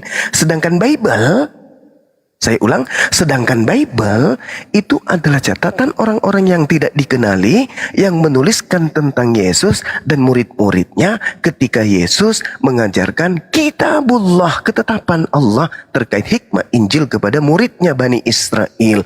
Makanya di dalam Matius 15 nomor 24 di situ dicatat oleh penulis Matius bahwa Yesus berkata, aku diutus hanya kepada domba yang hilang dari umat Israel. Itu ucapan Yesus. Kitab Anda itu ditulis setelah Yesus tak ada di bumi. Sedangkan Yesus itu adalah pembawa Injil. Injilnya tidak dihafalkan, Injilnya tidak dituliskan. Injilnya hanya disampaikan kepada pengikutnya Bani Israel saja. Sedangkan Kristen ini adalah oknum di luar garis. Ingat, Yesus adalah pihak pertama sebagai penyampai firman kepada Bani Israel. Bani Israel adalah pihak kedua sebagai penerima firman dari pihak pertama, yaitu Yesus. Tidak ada Kristen di sini, nggak ada. Kristen ini pihak ketiga, pihak yang berada di luar garis. Nggak ada hubungannya dengan Yesus. Makanya kita susun perintah Yesus ketika dia datang di tengah-tengah Bani Israel. Dari perintah 1 sampai ke perintah 3 juta, tidak akan pernah bisa mengantarkan orang menjadi Kristen. Apa yang bisa menjadikan orang menjadi Kristen? Perintah-perintah Paulus. Nah itu baru bisa menjadi Kristen. Tapi kalau perintah Yesus, mustahil orang bisa menjadi Kristen. Kenapa? Karena Yesus mengajarkan untuk jangan membunuh. Sedangkan Kristen, agama yang dihasilkan dari hasil membunuh. Jadi kalau berbicara mengenai kasih, Kristen itu, mohon maaf nih, Kristen tidak ada di bumi ini kalau tidak ada pembunuhan. Kata siapa? Kata Paulus. Dalilnya di mana? Terang. Saya bacakan tadi di dalam 1 Korintus 15 nomor 17. Dan jika Yesus tidak dibangkitkan, maka sia-sialah kepercayaan kamu dan kamu masih hidup dalam dosamu. Bisa nggak Yesus dibangkitkan tanpa dibunuh? Nggak bisa. Berarti dengan kata lain, jika Yesus tidak dibunuh, maka sia-sialah kepercayaan kamu dan kamu masih hidup dalam dosamu. Sedangkan membunuh Yesus adalah dosa besar. Keluaran 23 nomor 7 nomor 8. Jangan kau membunuh orang yang benar, jangan kau membunuh orang yang tidak bersalah, sebab aku Tuhan tidak akan membenarkan orang yang bersalah. Amsal 6 nomor 16. 6 perkara yang dibenci oleh Tuhan, bahkan 7 kekejian di dalam hatinya, yaitu menumpahkan darah orang yang tidak bersalah. Berarti menumpahkan darah Yesus itu adalah kekejian dan hal yang sangat dibenci oleh Tuhan. Berarti membunuh Yesus yang adalah orang benar itu adalah melanggar firman Tuhan. Bahkan Yesus mengatakan Matius 19, jangan kau membunuh. Berarti tanpa pembunuhan Kristen tak ada. Tapi dengan adanya pembunuhan manusia jatuh ke dalam dosa. Jadi kesimpulan saya, pembunuhan kepada Yesus bukan menebus dosa, tapi pembunuhan kepada Yesus melahirkan dosa. Catat itu Ibu, silakan. Tadi Bang Juma mengatakan bahwa Al-Quran itu untuk menjelaskan sebagian isi Taurat saja ya. Jadi artinya tidak melakukan hukum Taurat sampai hari ini. Jadi itu sebabnya mungkin sebagian Islam gagal paham untuk menginterpretasikan ajarannya sehingga dia masih tetap membunuh karena tidak dikunci oleh hukum Taurat sampai sekarang ya. Jadi saya sekarang mulai mengerti. Lalu yang kedua adalah tadi Bang Juma mengatakan bahwa agama Kristen lahir dari pembunuhan. Mungkin saya lebih sepakat agama Kristen lahir dari kematian Yesus Kristus, karena pembunuhan yang tadi Bang Juma rujuk dari 1 Korintus 15 ayat 17, di mana Paulus mengatakan jika Kristus tidak dibangkitkan maka sia-sialah kepercayaan kamu dan kamu masih hidup dalam dosamu. Ya, karena ini panjang dan lebar ini sebenarnya untuk menjelaskan perikop ini. Saya mungkin di lain waktu mau bertemu lagi dengan Bang Juma untuk kita lebih depth untuk membahas perikop ini. Jadi yang Bang Juma katakan tadi bahwa Yesus itu Kristen itu hasil dari pembunuhan, itu tidaklah benar statement seperti itu ataupun premis seperti itu, karena karena pembunuhan itu tidaklah diizinkan oleh hukum Taurat, yang dimana saya tadi mengatakan bahwa saya konsisten mengatakan bahwa hukum Taurat itu tetap harus dilakukan hingga hari ini. Jadi ketika pembunuhan itu pun terjadi, bukanlah orang-orang yang percaya kepada Yesus, bukanlah orang-orang yang menyukai Yesus. Yesus dibunuh oleh orang-orang yang memang membenci Yesus. Jadi bukan orang-orang yang memang mengikuti ajaran Yesus saat itu, bukan orang-orang yang menyerahkan dirinya untuk dibaptis oleh Yohanes saat itu, karena saat itu adalah Yohanes menjadi Yohanes Pembaptis di zaman Yesus memberitakan Injil, ataupun bukan Injil, saya ralat, di zaman Yesus berada di dunia saat itu. Jadi untuk selanjutnya mungkin saya akan masuk ke Komal Bang Juma, karena malam ini saya tadi udah live dari pagi. Mohon izin kita bisa sambung di Komal berikutnya Bang Juma. Salam kenal dari saya. Iya, sama-sama Ibu. Terima kasih telah melakukan pencerahan dan diskusi. Buat Bang Handi juga terima kasih, salam kenal. Tadi mohon maaf agak sedikit ini tektokan karena tadi saya memang sengaja lagi kulo nuwun aja, karena saya tadi habis kirim message sama Bang Arif ya. Makasih Bang Arif hostnya telah mengundang saya untuk berdiskusi di ruangan ini. Buat teman-teman yang lain mohon maaf jika ada salah kata maupun hal-hal yang tidak menyenangkan. Terima kasih, salam damai semuanya. Mohon izin saya turun, nanti kapan-kapan saya bisa bertandang ke rumah-rumahnya Bang Juma. Baik. Ya. Terima kasih. Silakan Ibu juga. Saya juga terima kasih dan sekalian minta maaf ketika ada kata saya yang kurang berkenan untuk Ibu. Itu hanya sekedar untuk bahan kita untuk berpikir ya. Oke, saya lanjutkan. Ibu terima kasih, sehat selalu. Saya menunggu. Ya, baik. Saya menunggu Ibu kapan hari lagi untuk berdiskusi dengan saya ya. Baik. Saya ingin ya oke. Saya ingin izin aku live ya. Terima kasih teman-teman. Makasih Ibu, makasih. Makasih. Selamat malam semua. Ya, Ibu. Jadi teman-teman sekalian, Ibu ini mengatakan bahwa pantasan aja di Islam itu masih bisa membunuh, kata dia kan. Nah, ini cara licik yang memang diajarkan dari agamanya gitu. Mereka harus cerdik, ya cerdik seperti ular. Memang seperti itu mereka. Di dalam 1 Filipi 1:18 terkait pemberitaan tentang Yesus, mereka boleh dengan cara menipu, dengan cara jujur, dengan cara palsu boleh, mengelabui boleh. Padahal tadi saya sudah membacakan ayatnya. Barang siapa yang membunuh satu manusia, sama halnya dia membunuh seluruh umat manusia. Ada nggak dalil itu di kitab mereka? Nggak ada. Nggak ada. Nggak ada. Al-Quran mengatakan walladzina la yud'una ma'allah ilahan akhara wa la yaqtuluna an-nafsa allati harramallahu illa bil haqq wa la yaznun wa may yaf'al dzalika yalqa adzama. Al-Quran mengatakan itu. Tidak boleh membunuh. Tidak boleh membunuh. Diharamkan oleh Allah. Itu dalilnya. Tidak boleh membunuh manusia. Haram hukumnya dalam Islam. Lalu kemudian tadi sudah saya bacakan ya, dalam surah Al-Maidah, jangan membunuh. Barang siapa membunuh satu manusia, sama halnya membunuh seluruh umat manusia. Sedangkan di dalam kitab mereka yang mereka pakai, yang dipraktekkan oleh Belanda, Ulangan 20 nomor 10. Apabila engkau mendekati suatu kota untuk berperang melawannya, maka haruslah engkau menawarkan perdamaian kepadanya. Apabila kota itu menerima tawaran perdamaian, tadinya kupikir, Ketika mau berdamai akhirnya damai-damai aja. Ternyata tidak. Apabila kemudian mereka menerima perdamaian itu, mereka membukakan pintu gerbang kotanya untukmu, maka haruslah semua orang yang terdapat di situ melakukan pekerjaan rodi bagimu dan menjadi budak bagimu. Gila nggak ini ajaran? Ini yang dipraktekkan oleh Belanda. Tapi dia orang ibu itu tadi mencoba untuk ya seperti Filipi 1 nomor 18. Tetapi apabila kota itu tidak mau berdamai, melainkan mengadakan pertempuran melawan engkau, maka haruslah engkau mengepungnya, dan setelah Tuhan menyerahkannya ke dalam tanganmu, haruslah engkau membunuh seluruh penduduknya yang laki-laki dengan mata pedang. Ini yang diperhatikan. Kemudian coba kita lihat di dalam Lukas 19 ya, nomor 27. Akan tetapi semua seteruku ini yang tidak suka akan aku menjadi rajanya, bawalah mereka kemari dan bunuhlah mereka di depan mataku. Itu dalil. Nah, di mana kemudian agama Kristen ini disebarkan dengan masuk ke satu tempat dengan tidak seperti yang diperhatikan Belanda? Ada enggak? Coba sebutkan kepada saya.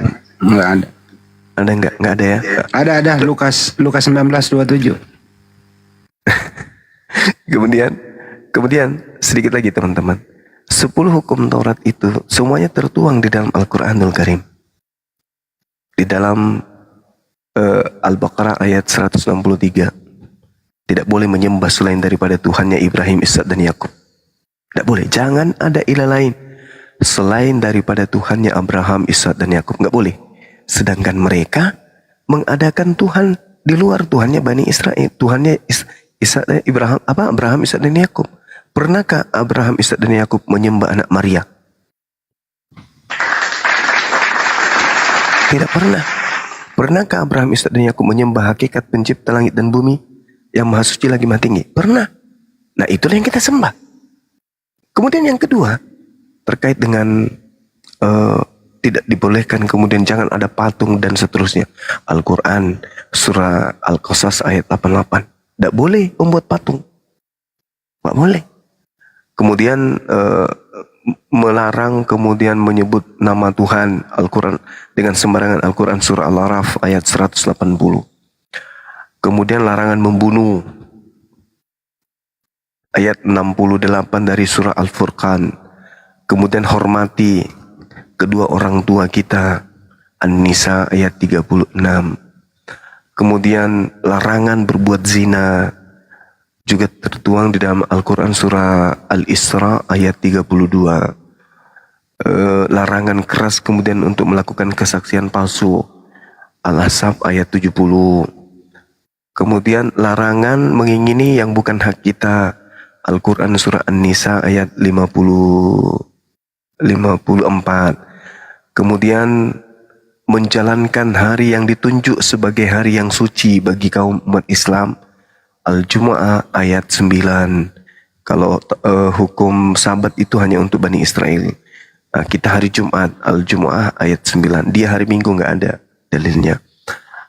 Kemudian dilarang mencuri, dilarang merampas hak orang lain. Al-Quran surah Al-Baqarah ayat 188. Jadi 10 hukum itu ada di Islam. Tetapi apakah hanya 10 hukum? Enggak. Semua di Islam itu ada hukumnya. Masuk rumah ada hukumnya, keluar rumah ada hukumnya, masuk toilet ada hukumnya, bangun tidur ada hukumnya, mau tidur ada hukumnya, mau makan ada hukumnya, selesai makan ada. Semua di Islam itu sempurna. Semua ada hukumnya, semua ada aturannya. Jadi kita nggak bangga dengan 10 hukum itu. Apa sih itu kecil itu? Di Islam itu syarat semua dengan hukum. Hukum Taurat itu hanya untuk Bani Israel. Itu yang ibu tadi tidak bisa selesaikan. Bahwa hukum Taurat itu hanya untuk Bani Israel. Tiba-tiba dia loncat ke Matius 28 nomor 19. Padahal Matius 28 nomor 19 itulah yang Yesus sebutkan di dalam Yohanes 12 nomor 31. Bahwa penghukuman dunia ini sekarang telah dimulai, sedang dimulai, sebab sang penguasa dunia telah dilemparkan keluar. Sejak itulah kemudian terjadi penyesatan secara sistematis terhadap anak keturunan Adam. Makanya di dalam Matius 12 nomor 43 sampai nomor 38 sampai nomor 40, disitulah mulai kemudian 38 sampai 40 itu ketika kemudian angkatan jahat ini minta satu tanda. Tanda apa? Bangkit dari kubur pada hari ketiga. Itulah mulai tanda kehancuran dunia ketika angkatan jahat ini melakukan aksi-aksinya ke seluruh dunia. Aksi daripada angkatan jahat adalah mengajarkan kejahatan mereka merebak ke seluruh penjuru bumi.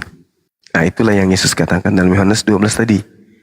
Dunia sudah dihukumkan sebab sang penguasa dunia telah dilemparkan keluar. Keluar dari mana? Silakan saudara-saudara Kristen jawab. Saya kira begitu, teman-teman. Terima kasih.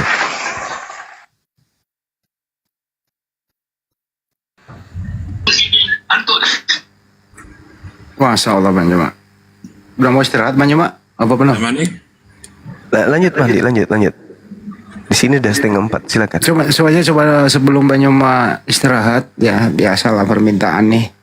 Ini saya putar ya. Mudah-mudahan Bang Jema masih bisa memenuhinya nih. Assalamualaikum abangku. Tolong dibacakan surah Al-Ahzab 34, 40 lah, 41 lah, sekitar itu.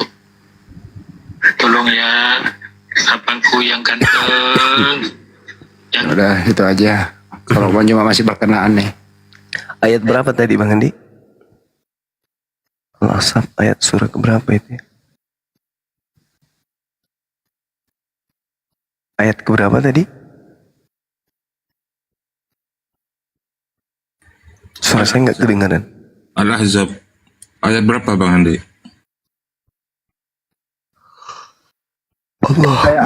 Ayat 34. Masya Allah. Cuman saya nggak bisa terlalu keras bicara ya teman-teman. Pengunjung banyak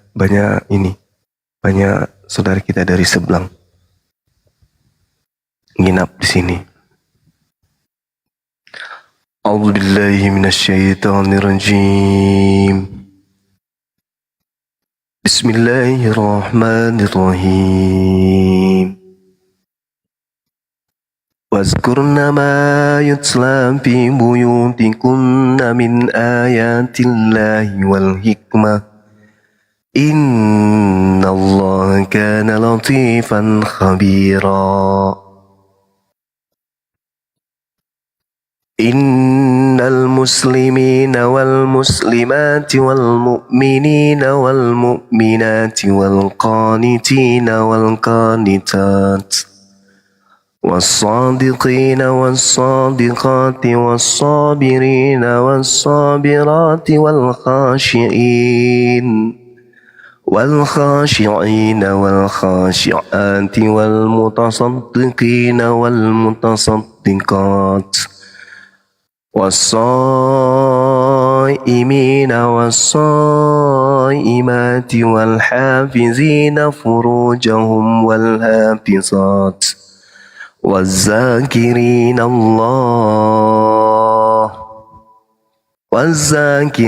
الله كثيرا والذاكرات أعد الله لهم مغفرة وأجرا عظيما.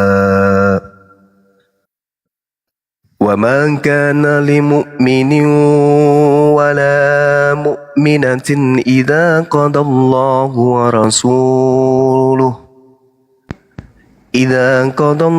ورسوله أمرا أن يكون لهم الخيرة من أمرهم ومن يعص الله ورسوله فقد ضل ضلالا مبينا. وإذ تقول للذي أنعم الله عليه وأنعمنا عليه أمسك عليك زوجك واتق الله وتخفي في نفسك ما الله مبديه وتخشى الناس والله أحق أن تخشاه فلما قضى زيد منها وطرا زوجناكها لكي لا يكون على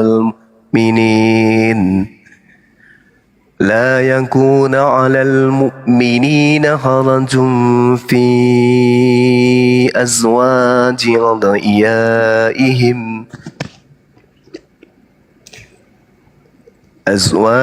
أدعيائهم إذا قضي منهن وطرا وكان أمر الله مفعولا ما كان على النبي من حرج فيما فرض الله سنة الله في الذين خلوا من قبل وكان أمر الله قدرا مقدورا صدق الله العظيم. Maha benar Allah dengan segala firman-Nya. Allahu Akbar, Masya Allah. Masya Allah. Adam tidur malam ini, Masya Allah. Ditambah hujan gerimis Bang Andi. Oh, yang gerimis ya. Oh iya, di gunung ya sekarang ya, Masya Allah. Iya, makanya aku bilang teman kita di sini banyak ya, banyak Kristen lagi nginap di sini. Makanya saya nggak bisa Ustaz. Karena ya mudah-mudahan dia dengar terus masuk kamar syahadat kan saya Bang Juma bagaimana? Alhamdulillah, Masya Allah. Alhamdulillah. Bang Juma mau nanya boleh? Boleh Bang, sabar Bang ya. Ya.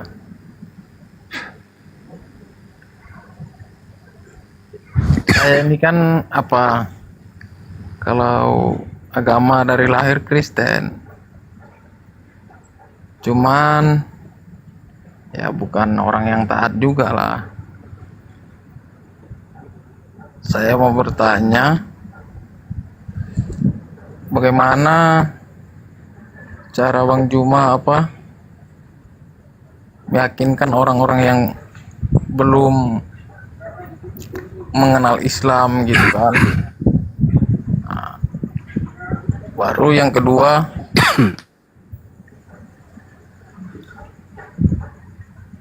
kita kan ditakdirkan tidak bisa memilih dari mana kita lahir, di mana kita lahir. Misalnya mau pilih di negara mana kita lahir, kan kita nggak bisa pilih orang tua kita siapa. Nah, kayak gitu. Jadi kan kita tak bisa pilih agama kita tuh. Waktu kita lahir tuh orang tua kita tuh kita pengen agama Islam contohnya, agama Kristen contohnya apa, agama yang lain gitu. Otomatis kan kita kalau mengikuti agama dari orang tua, yang diajarkan dari orang tua kan itulah yang seharusnya memang kita taati, itu yang kita pelajari dan itu yang kita lakukan. Jadi kan kalau penilaian saya kan kebanyakan kan apa yang kita yakini dari awal memang tidak bisa terpenuhi sampai akhir, sehingga kita kayak seperti saya inilah kan di di keyakinan saya yang saat ini pun tidak saya pelajari dengan baik gitu.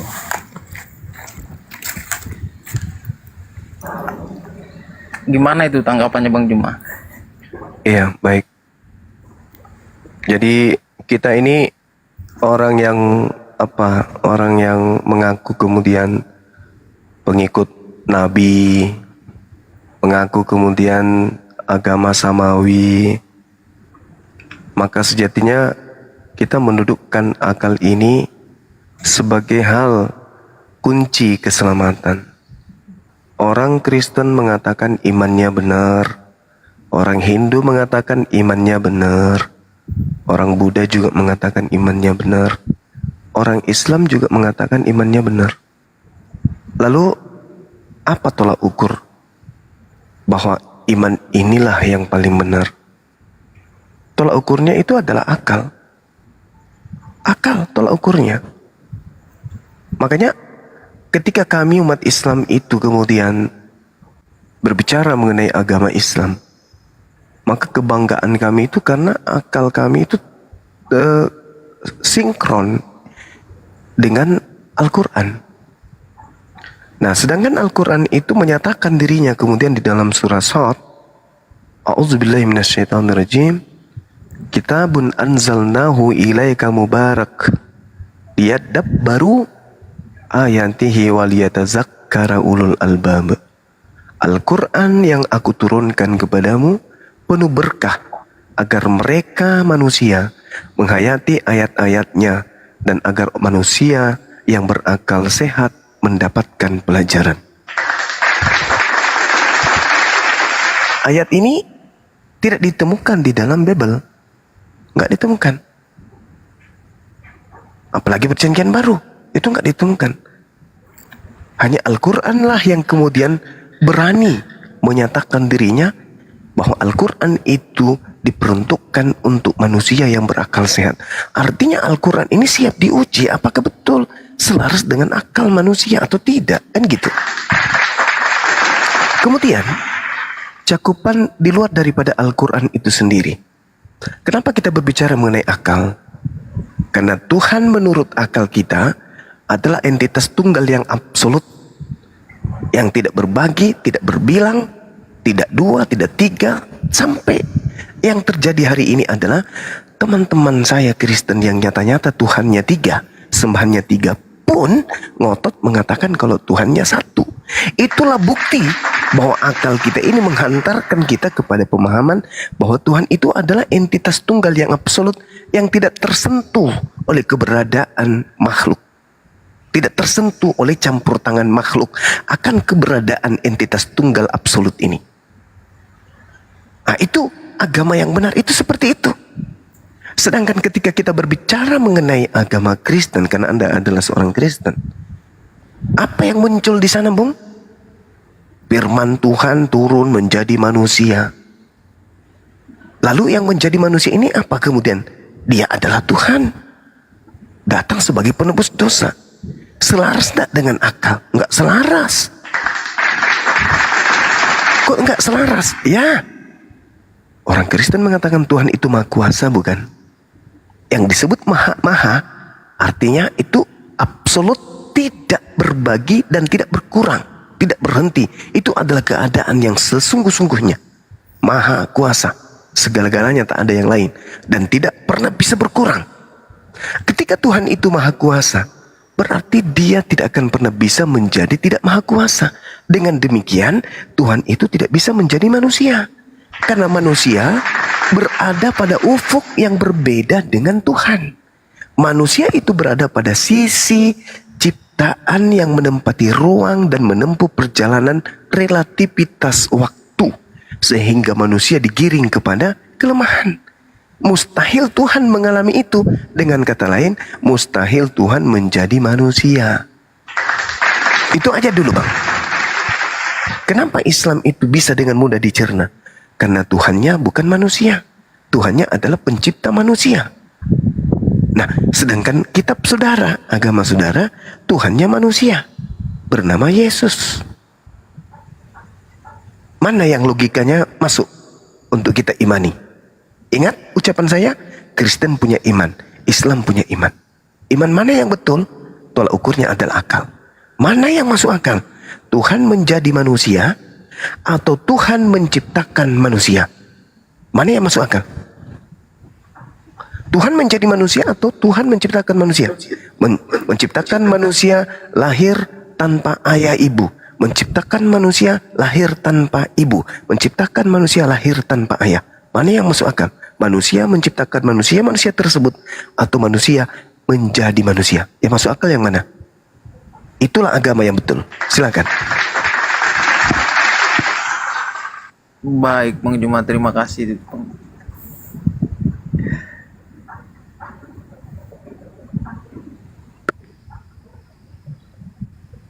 Bang Damanik ini sekarang masih Kristen ya bang? Iya. Ya terus belajar lah bang, pergunakan akal aja sih.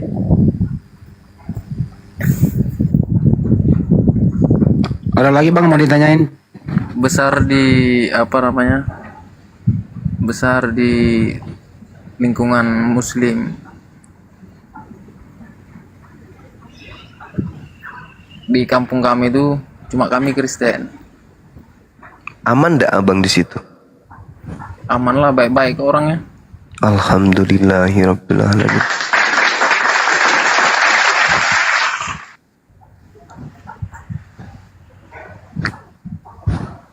Ketika kemudian Anda memilih makanan yang mana yang Anda ingin makan, tolak ukur untuk memilih makanan itu apa bang?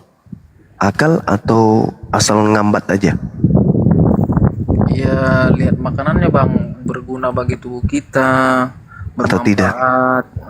Apa enak apa enggak, kan itu juga tolak ukurnya. Berarti akal bukan? Iya bang. Nah ketika Anda memilih pakaian, mana yang Anda mau pakai? Pakai akal.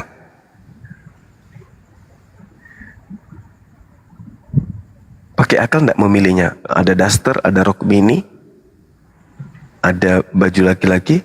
Yang mana Anda pilih? Pasti baju laki-laki. Berdasarkan apa? Akal. Tapi kenapa giliran Tuhan ada kesempatan Anda untuk memilih? Ada Tuhannya umat Islam, ada sembahannya orang Kristen. Kenapa Anda tidak memilih? Kenapa hanya Anda ikutin aja? Giliran makanan katanya untuk kebaikan Anda, pilih mana yang untuk berguna bagi diri Anda. Padahal itu sifatnya sementara. Giliran pakaian Anda menggunakan akal untuk memilih. Padahal itu sifatnya untuk sementara. Tapi hal yang untuk selamanya di kehidupan akhirat nanti Anda tidak memilih. Mana yang masuk akal? Tadi memilih karena akal. Tapi giliran agama Tuhan, Anda mematikan akal. Kenapa nggak pakai akal? Sementara akal itu dipakai untuk menemukan jati diri kita sebagai makhluk yang bisa menentukan baik dan buruk. Akal kita ini sebagai makhluk materi Tuhan yang ditancapkan dalam materi fisik tubuh kita sebagai manusia. Akal adalah jembatan manusia untuk mengenal Tuhannya. Akal merupakan serpihan cahaya dari Tuhan. Yang dengan akal itu kemudian kita manusia mampu membedakan segenap kualitas objek. Di mana akal kita sebagai hal yang mengikat manusia dalam realitas kita sebagai hamba Tuhan. Bagaimana kita kemudian mengadakan kebenaran-kebenaran untuk kehidupan kita. Kita memilih sekolah, kita memilih wanita, kita memilih rumah, kita memilih materi-materi, kita memilih sesuatu yang sudah kita berikan kuadrat kualitas terhadap objek itu. Kenapa giliran Tuhan kita nggak mau milih? Memilih juga bang kan. Pilihannya jatuh kemana? Belum ada jatuh karena apa namanya? Di setiap agama kan memang belum mendalami semua. Cuman yang saya nilai menurut pribadi saya itu, contohnya di Muslim bagus, di Kristen bagus, di yang agama yang lain-lain juga bagus. Ada plus minusnya gitu. Ada yang di sini menurut saya sebagian cocok, ada sebagian yang tidak cocok. Nah, begitu semua di semua yang saya tahu gitu. Nah, tadi kan saya sudah mengatakan imannya mengatakan dia benar, di Islam mengatakan dia benar. Tolak ukurnya apa? Akal. Lalu apa yang menjadi materi kendaraan untuk akal ini tunggangi untuk menemukan kebenaran absolut itu? Kitab suci. Jadi kalau Anda menemukan kemudian ada perilaku dari sebuah umat, kemudian dia melakukan kesalahan dan menurut pandangan saudara itu salah, lihat kitab sucinya. Itu melanggar atau tidak? Kalau ada sebuah kitab suci bertentangan dengan akalnya sang pemilik kitab, Itu bukan lagi kitab suci. Kenapa? Karena dia bertolak belakang dengan serpihan cahaya yang Tuhan titipkan pada manusia, yaitu akal. Jadi kalau kemudian ada kitab yang dianggap suci bertentangan dengan akal, orang ini yang tidak sempurna akalnya, atau kitab itu yang kemudian bukan berasal dari Sang Yang Maha Suci, sehingga akal yang dijadikan alat pendeteksi kebenaran itu bertolak belakang dengan kitab tersebut. Kalau kitab itu berasal dari Sang Yang Maha Tahu, maka kitab itu mustahil bertentangan dengan akal manusia. Mustahil. Ingat saudara, akal ini sekali lagi saya katakan, akal ini adalah serpihan cahaya Allah, cahaya Tuhan, yang dengan itu kemudian manusia mampu membedakan segenap kualitas-kualitas materi atau benda-benda yang ada. Kira-kira kambing bisa nggak membedakan itu jam tangan, ini HP, ini kemudian uang, ini sepatu, ini bisa nggak? Tidak bisa. Kenapa? Karena pencipta langit dan bumi itu maha mengetahui, dan serpihan di antara cahaya ilmu pengetahuan Tuhan itu, serpihannya diberikan kemudian kepada manusia, sehingga maha tahu yang ada pada diri Allah, pada diri Tuhan, satu serpihan diberikan kepada makhluk bernama manusia, sehingga manusia itu mampu mengetahui baik dan buruk, mampu mengetahui kualitas-kualitas objek. Ini putih, ini hitam, ini coklat, ini besar, ini tinggi, ini gemuk, ini kurus, ini jam tangan, ini sepatu, ini masker, ini tas, ini botol aqua, ini kucing. Kenapa demikian? Karena ada serpihan cahaya dari Tuhan. Cahayanya Tuhan turun ke manusia berupa akal. Apabila kita kemudian tidak menggunakan akal ini untuk menemukan Tuhan, berarti itu sama halnya kita sedang mematikan cahaya yang ada pada diri kita. Ingat itu, Bung. Seibarat Tuhan itu seperti cahaya. Setitik dari cahaya itu diambil, lalu disimpan di batok kepala kita. Sehingga ilmu Tuhan yang tadinya maha mengetahui itu sedikit berpindah ke kepala. Nah, artinya apa? Manusia ketika akal itu diserahkan kepada otaknya, maka dia bisa menentukan mana benar, mana salah. Sekarang kasih dia materi. Kasih dia misalnya kotoran sapi, kasih warna yang bagus, kasih kemudian parfum, simpan di mangkok yang bersih, kasih sendok, sisipkan kepada manusia itu. Suruh dia makan. Apa yang terjadi? Sehebat apapun kemudian orang mengolah tai kotoran sapi tadi, manusia tidak akan makan. Bila mana cahaya yang Allah titipkan di kepalanya itu berfungsi. Tapi apabila cahaya di kepalanya itu padam, Anda kasih tai sapi, tai sapinya Anda kasih kecap, Anda kasih saus, Anda kasih bawang goreng, Anda kasih kemudian sendok dan garpu, serahkan kepada orang gila, dia makan. Kenapa? Cahayanya mati. Begitu juga orang yang cahayanya di kepalanya tidak berfungsi, diberikan sebuah buku, isinya hancur berantakan di dalamnya, hanya karena modal percaya iman saja, dia akan mengatakan ini kitab suci. Padahal itu bukan. Kenapa? Karena cahaya yang ada di kepalanya itu mati, redup, sampai dia tidak bisa menembus bahwa ini firman Tuhan atau bukan firman Tuhan. Bayangkan saja tuh, tertulis Theophilus yang mulia, banyak orang yang menyusun berita-berita, peristiwa-peristiwa yang terjadi di antara kita. Oleh karena itu saya terpanggil untuk menyelidikinya dan menyusunnya kembali. Kalau akal mati, cahayanya redup, manusia yang melakukan penelitian ini akan dianggap catatannya sebagai firman Tuhan. Tapi kalau cahaya di kepala orang tersebut berfungsi, maka dia akan menembus kegelapan yang muncul kemudian, dan cahaya di kepalanya akan menerangkan bahwa catatan itu bukan firman Tuhan, hanya karya tulis dari orang yang melakukan penelitian saja. Makanya Al-Quran menarasikan dirinya kemudian bahwasanya kitabun anzalnahu ilaika mubarak liyadabbaru ayatihi waliyatazakkara ulul albab.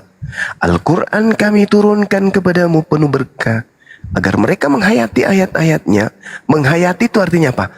Memikirkan, menelaah, itu mempelajari, mengkaji. Itu yang dimaksud Al-Quran. Agar ayat-ayat kami ini dia kaji, dia pelajari, dia pahami, agar orang-orang yang berakal sehat mendapat pelajaran. Tuh, artinya akal ini cahaya. Al-Quran datang, disinkronkan kemudian apa yang diurai dengan adanya cahaya. Tak ada yang tersembunyi di dalamnya, semuanya terang karena cahaya. Artinya apa? Apa yang diterangkan Al-Quran berkesesuaian dengan akal. Kalau yang diterangkan kemudian kitab itu tidak sesuai dengan akal, itu bukan berasal dari Tuhan. Kenapa? Karena pada akal manusia inilah penentu. Karena akal manusia ini adalah serpihan cahaya yang diutus oleh Allah, oleh manusia, oleh Tuhan kepada seluruh manusia.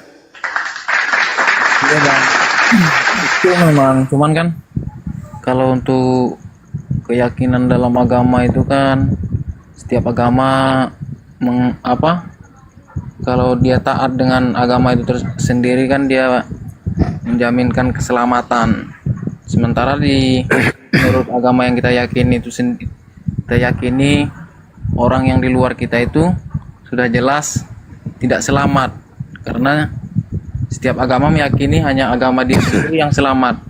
Baru penilaian saya untuk di umumnya kan ada juga seperti yang agnostik, ateis, itu malah perilakunya lebih yang tidak mengenal Tuhan, yang tidak perilakunya lebih ada perintah-perintah Tuhan yang dilakukan, dia malahan yang tidak mengenal Tuhan gitu bang.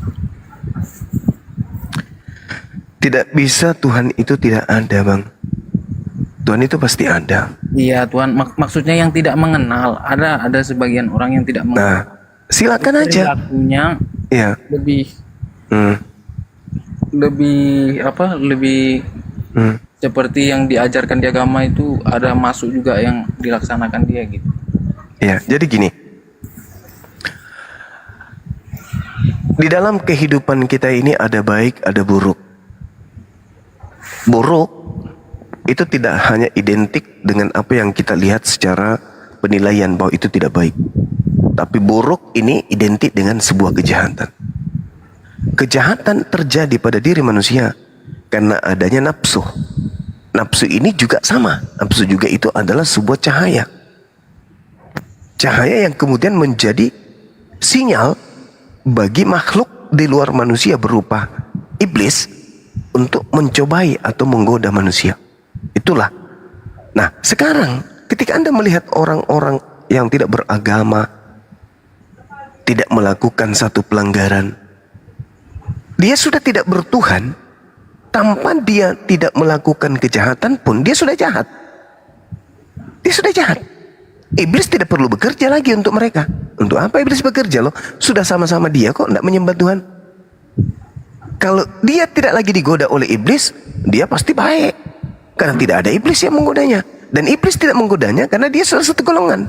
Kenapa? Sudah tidak bertuhan. Itu yang pertama. Ketika ada orang yang tidak bertuhan kemudian melakukan kebaikan, itu sama halnya seperti anak yang tidak sekolah tetapi melakukan pekerjaan sekolah. Misalnya tidak terdaftar di sebuah sekolah, tapi dia punya buku kelas 1. Buku kelas 1 itu dipelajarinya di rumah. Sampai dia tahu 1 tambah 1 2, 2 tambah 2 4, 4 tambah 4 8. Dia tahu tuh. Dia catat semua materi-materi pelajaran itu dan dia betul jawabannya. Tetapi dia tidak terdaftar di sebuah sekolah. apakah anak ini bisa mendapatkan rapor? Apakah anak ini bisa mendapatkan reward, penghargaan, ijazah? Apakah anak ini bisa dikatakan naik kelas? Tidak. Kenapa? Sepintar-pintarnya dia tidak terdaftar sebagai mahasiswa di dalam sebuah lembaga yang memiliki aturan main. Nah, Tuhan itu sudah pasti punya aturan. Contoh, orang tua kita pasti punya aturan. Untuk apa orang tua itu memberikan aturan kepada kita? Supaya kita ini anak-anaknya selamat. Begitu juga Tuhan memberikan aturan di atas muka bumi ini supaya kita hambanya selamat. Nah, aturan itulah kemudian yang kita cari. Aturan itu tertuang di mana? Di kitab suci. Nah, kitab suci mana yang betul? Kitab suci yang selaras dengan akal. Ketika Anda mengatakan tadi, ada juga kok dari mereka baik. Memang betul. Karena sejatinya manusia tanpa kitab suci pun manusia bisa melakukan kebaikan. Kenapa? Karena potensi itu ada pada diri manusia. Jangankan manusia, hewan aja ada potensi kebaikan. Apalagi manusia. Akal ini hanya dipakai untuk menemukan Tuhan dan kemudian untuk mencari kebenaran melalui wahyu, firman Tuhan yang datang melalui para nabi. Makanya kembali kepada pola awal. Semua agama memiliki iman. Tapi iman mana yang kemudian yang betul? Iman yang betul adalah iman yang selaras dengan serpihan ilmu pengetahuan yang Tuhan titipkan pada diri manusia, yaitu akal. Di situ aja, Bung. Saya nggak bisa keluar dari sana. Jadi kalau ada sebuah agama melakukan sebuah kebaikan, ya itu betul. Karena agama mengajarkan untuk melakukan kebaikan. Iblis pun di dalam menyesatkan, awalnya menyuruh manusia melakukan kebaikan. Itu iblis. Jadi apa yang kita lakukan, apa yang orang-orang lakukan sebagai pelaku dosa itu dipandang baik. Apa yang mereka lakukan itu dipandang baik. Karena itu adalah tipu daya iblis. Nah, ini yang perlu saya tanamkan, saya sampaikan kepada saudara. Jadi iman yang benar adalah iman yang selaras dengan akal. Kalau ada sebuah kepercayaan tidak selaras dengan akal, tinggalkan iman itu.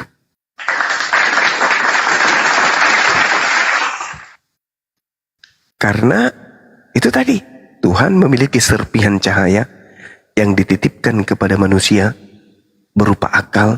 Dengan akal inilah kemudian manusia menjadikan cahaya yang mencerahkan dan manusia menjadi tahu penggarisan antara pembeda mana yang baik, mana yang buruk karena akal. Itu, Bang. Silakan.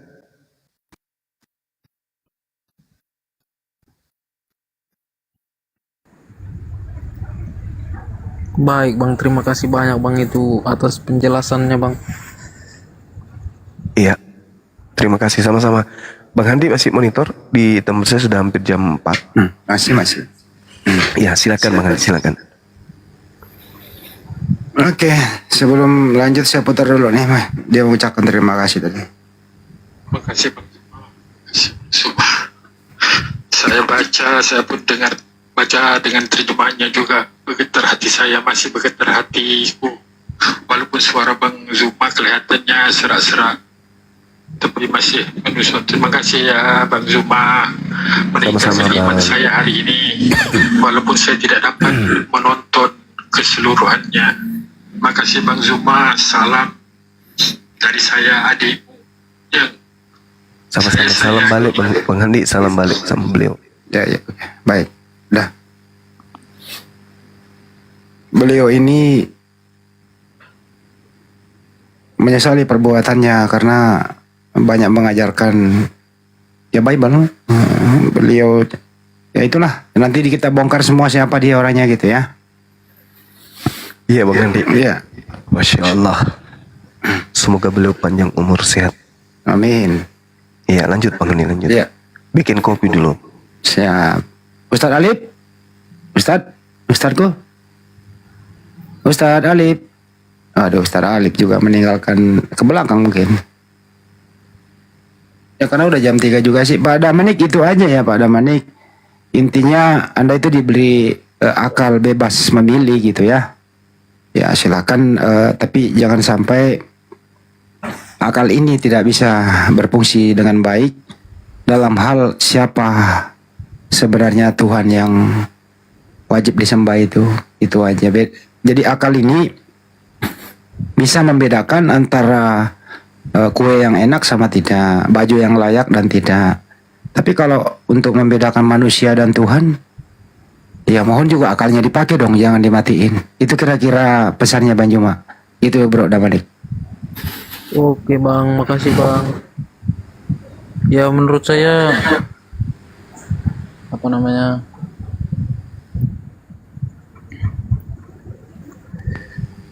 Bisa toh Bang Damanik membedakan mana manusia mana Tuhan? Belum bisa Bang. Bah. Maksudnya gimana ya? Ya ibaratnya di kemanusiaan aja kadang masih sering lupa, sering emosi, kadang kan sama sesama sering marah-marah gitu kan. Itu manusiawi, lupa manusiawi, marah manusiawi, berbuat baik manusiawi itu Bang. Kodrat manusia itu. Iyalah. Itu hal biasa. Tapi yang tidak biasa itu kalau kita punya akal nggak dipakai. Yaitu apa? Membedakan mana manusia, mana Tuhan. Itu dulu basicnya Bro. Oke Bang, siap. Terima kasih banyak. Anda memang dilahirkan dari Kristen. Tapi waktu Anda bayi itu, sebelum kena taklik hukum, taruh saya minum kok jadi batuk juga sih. Taruh. Boleh Bang. Anda juga dulu itu waktu bayi Anda juga Muslim Bro. Iya. Berserah diri gitu loh. Nanti setelah akil balik sudah bisa kena hukum, maksudnya harus menjalani hukum itu, ya disitulah Anda sudah tidak menjadi Muslim karena kembali sebagaimana agama orang tua atau gitu ya. Iya. Ya udah kembalilah jadi bayi lagi. Berserah diri kepada Tuhan yang sebenarnya.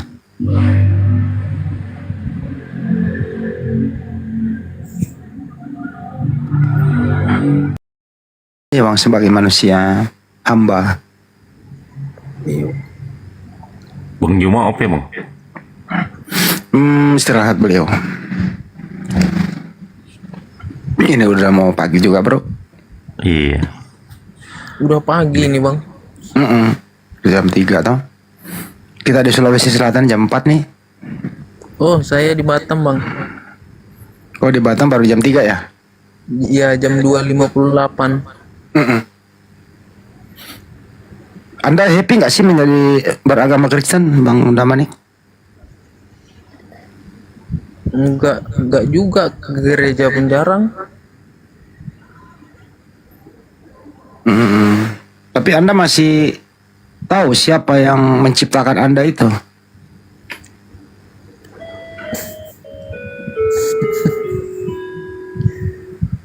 Yang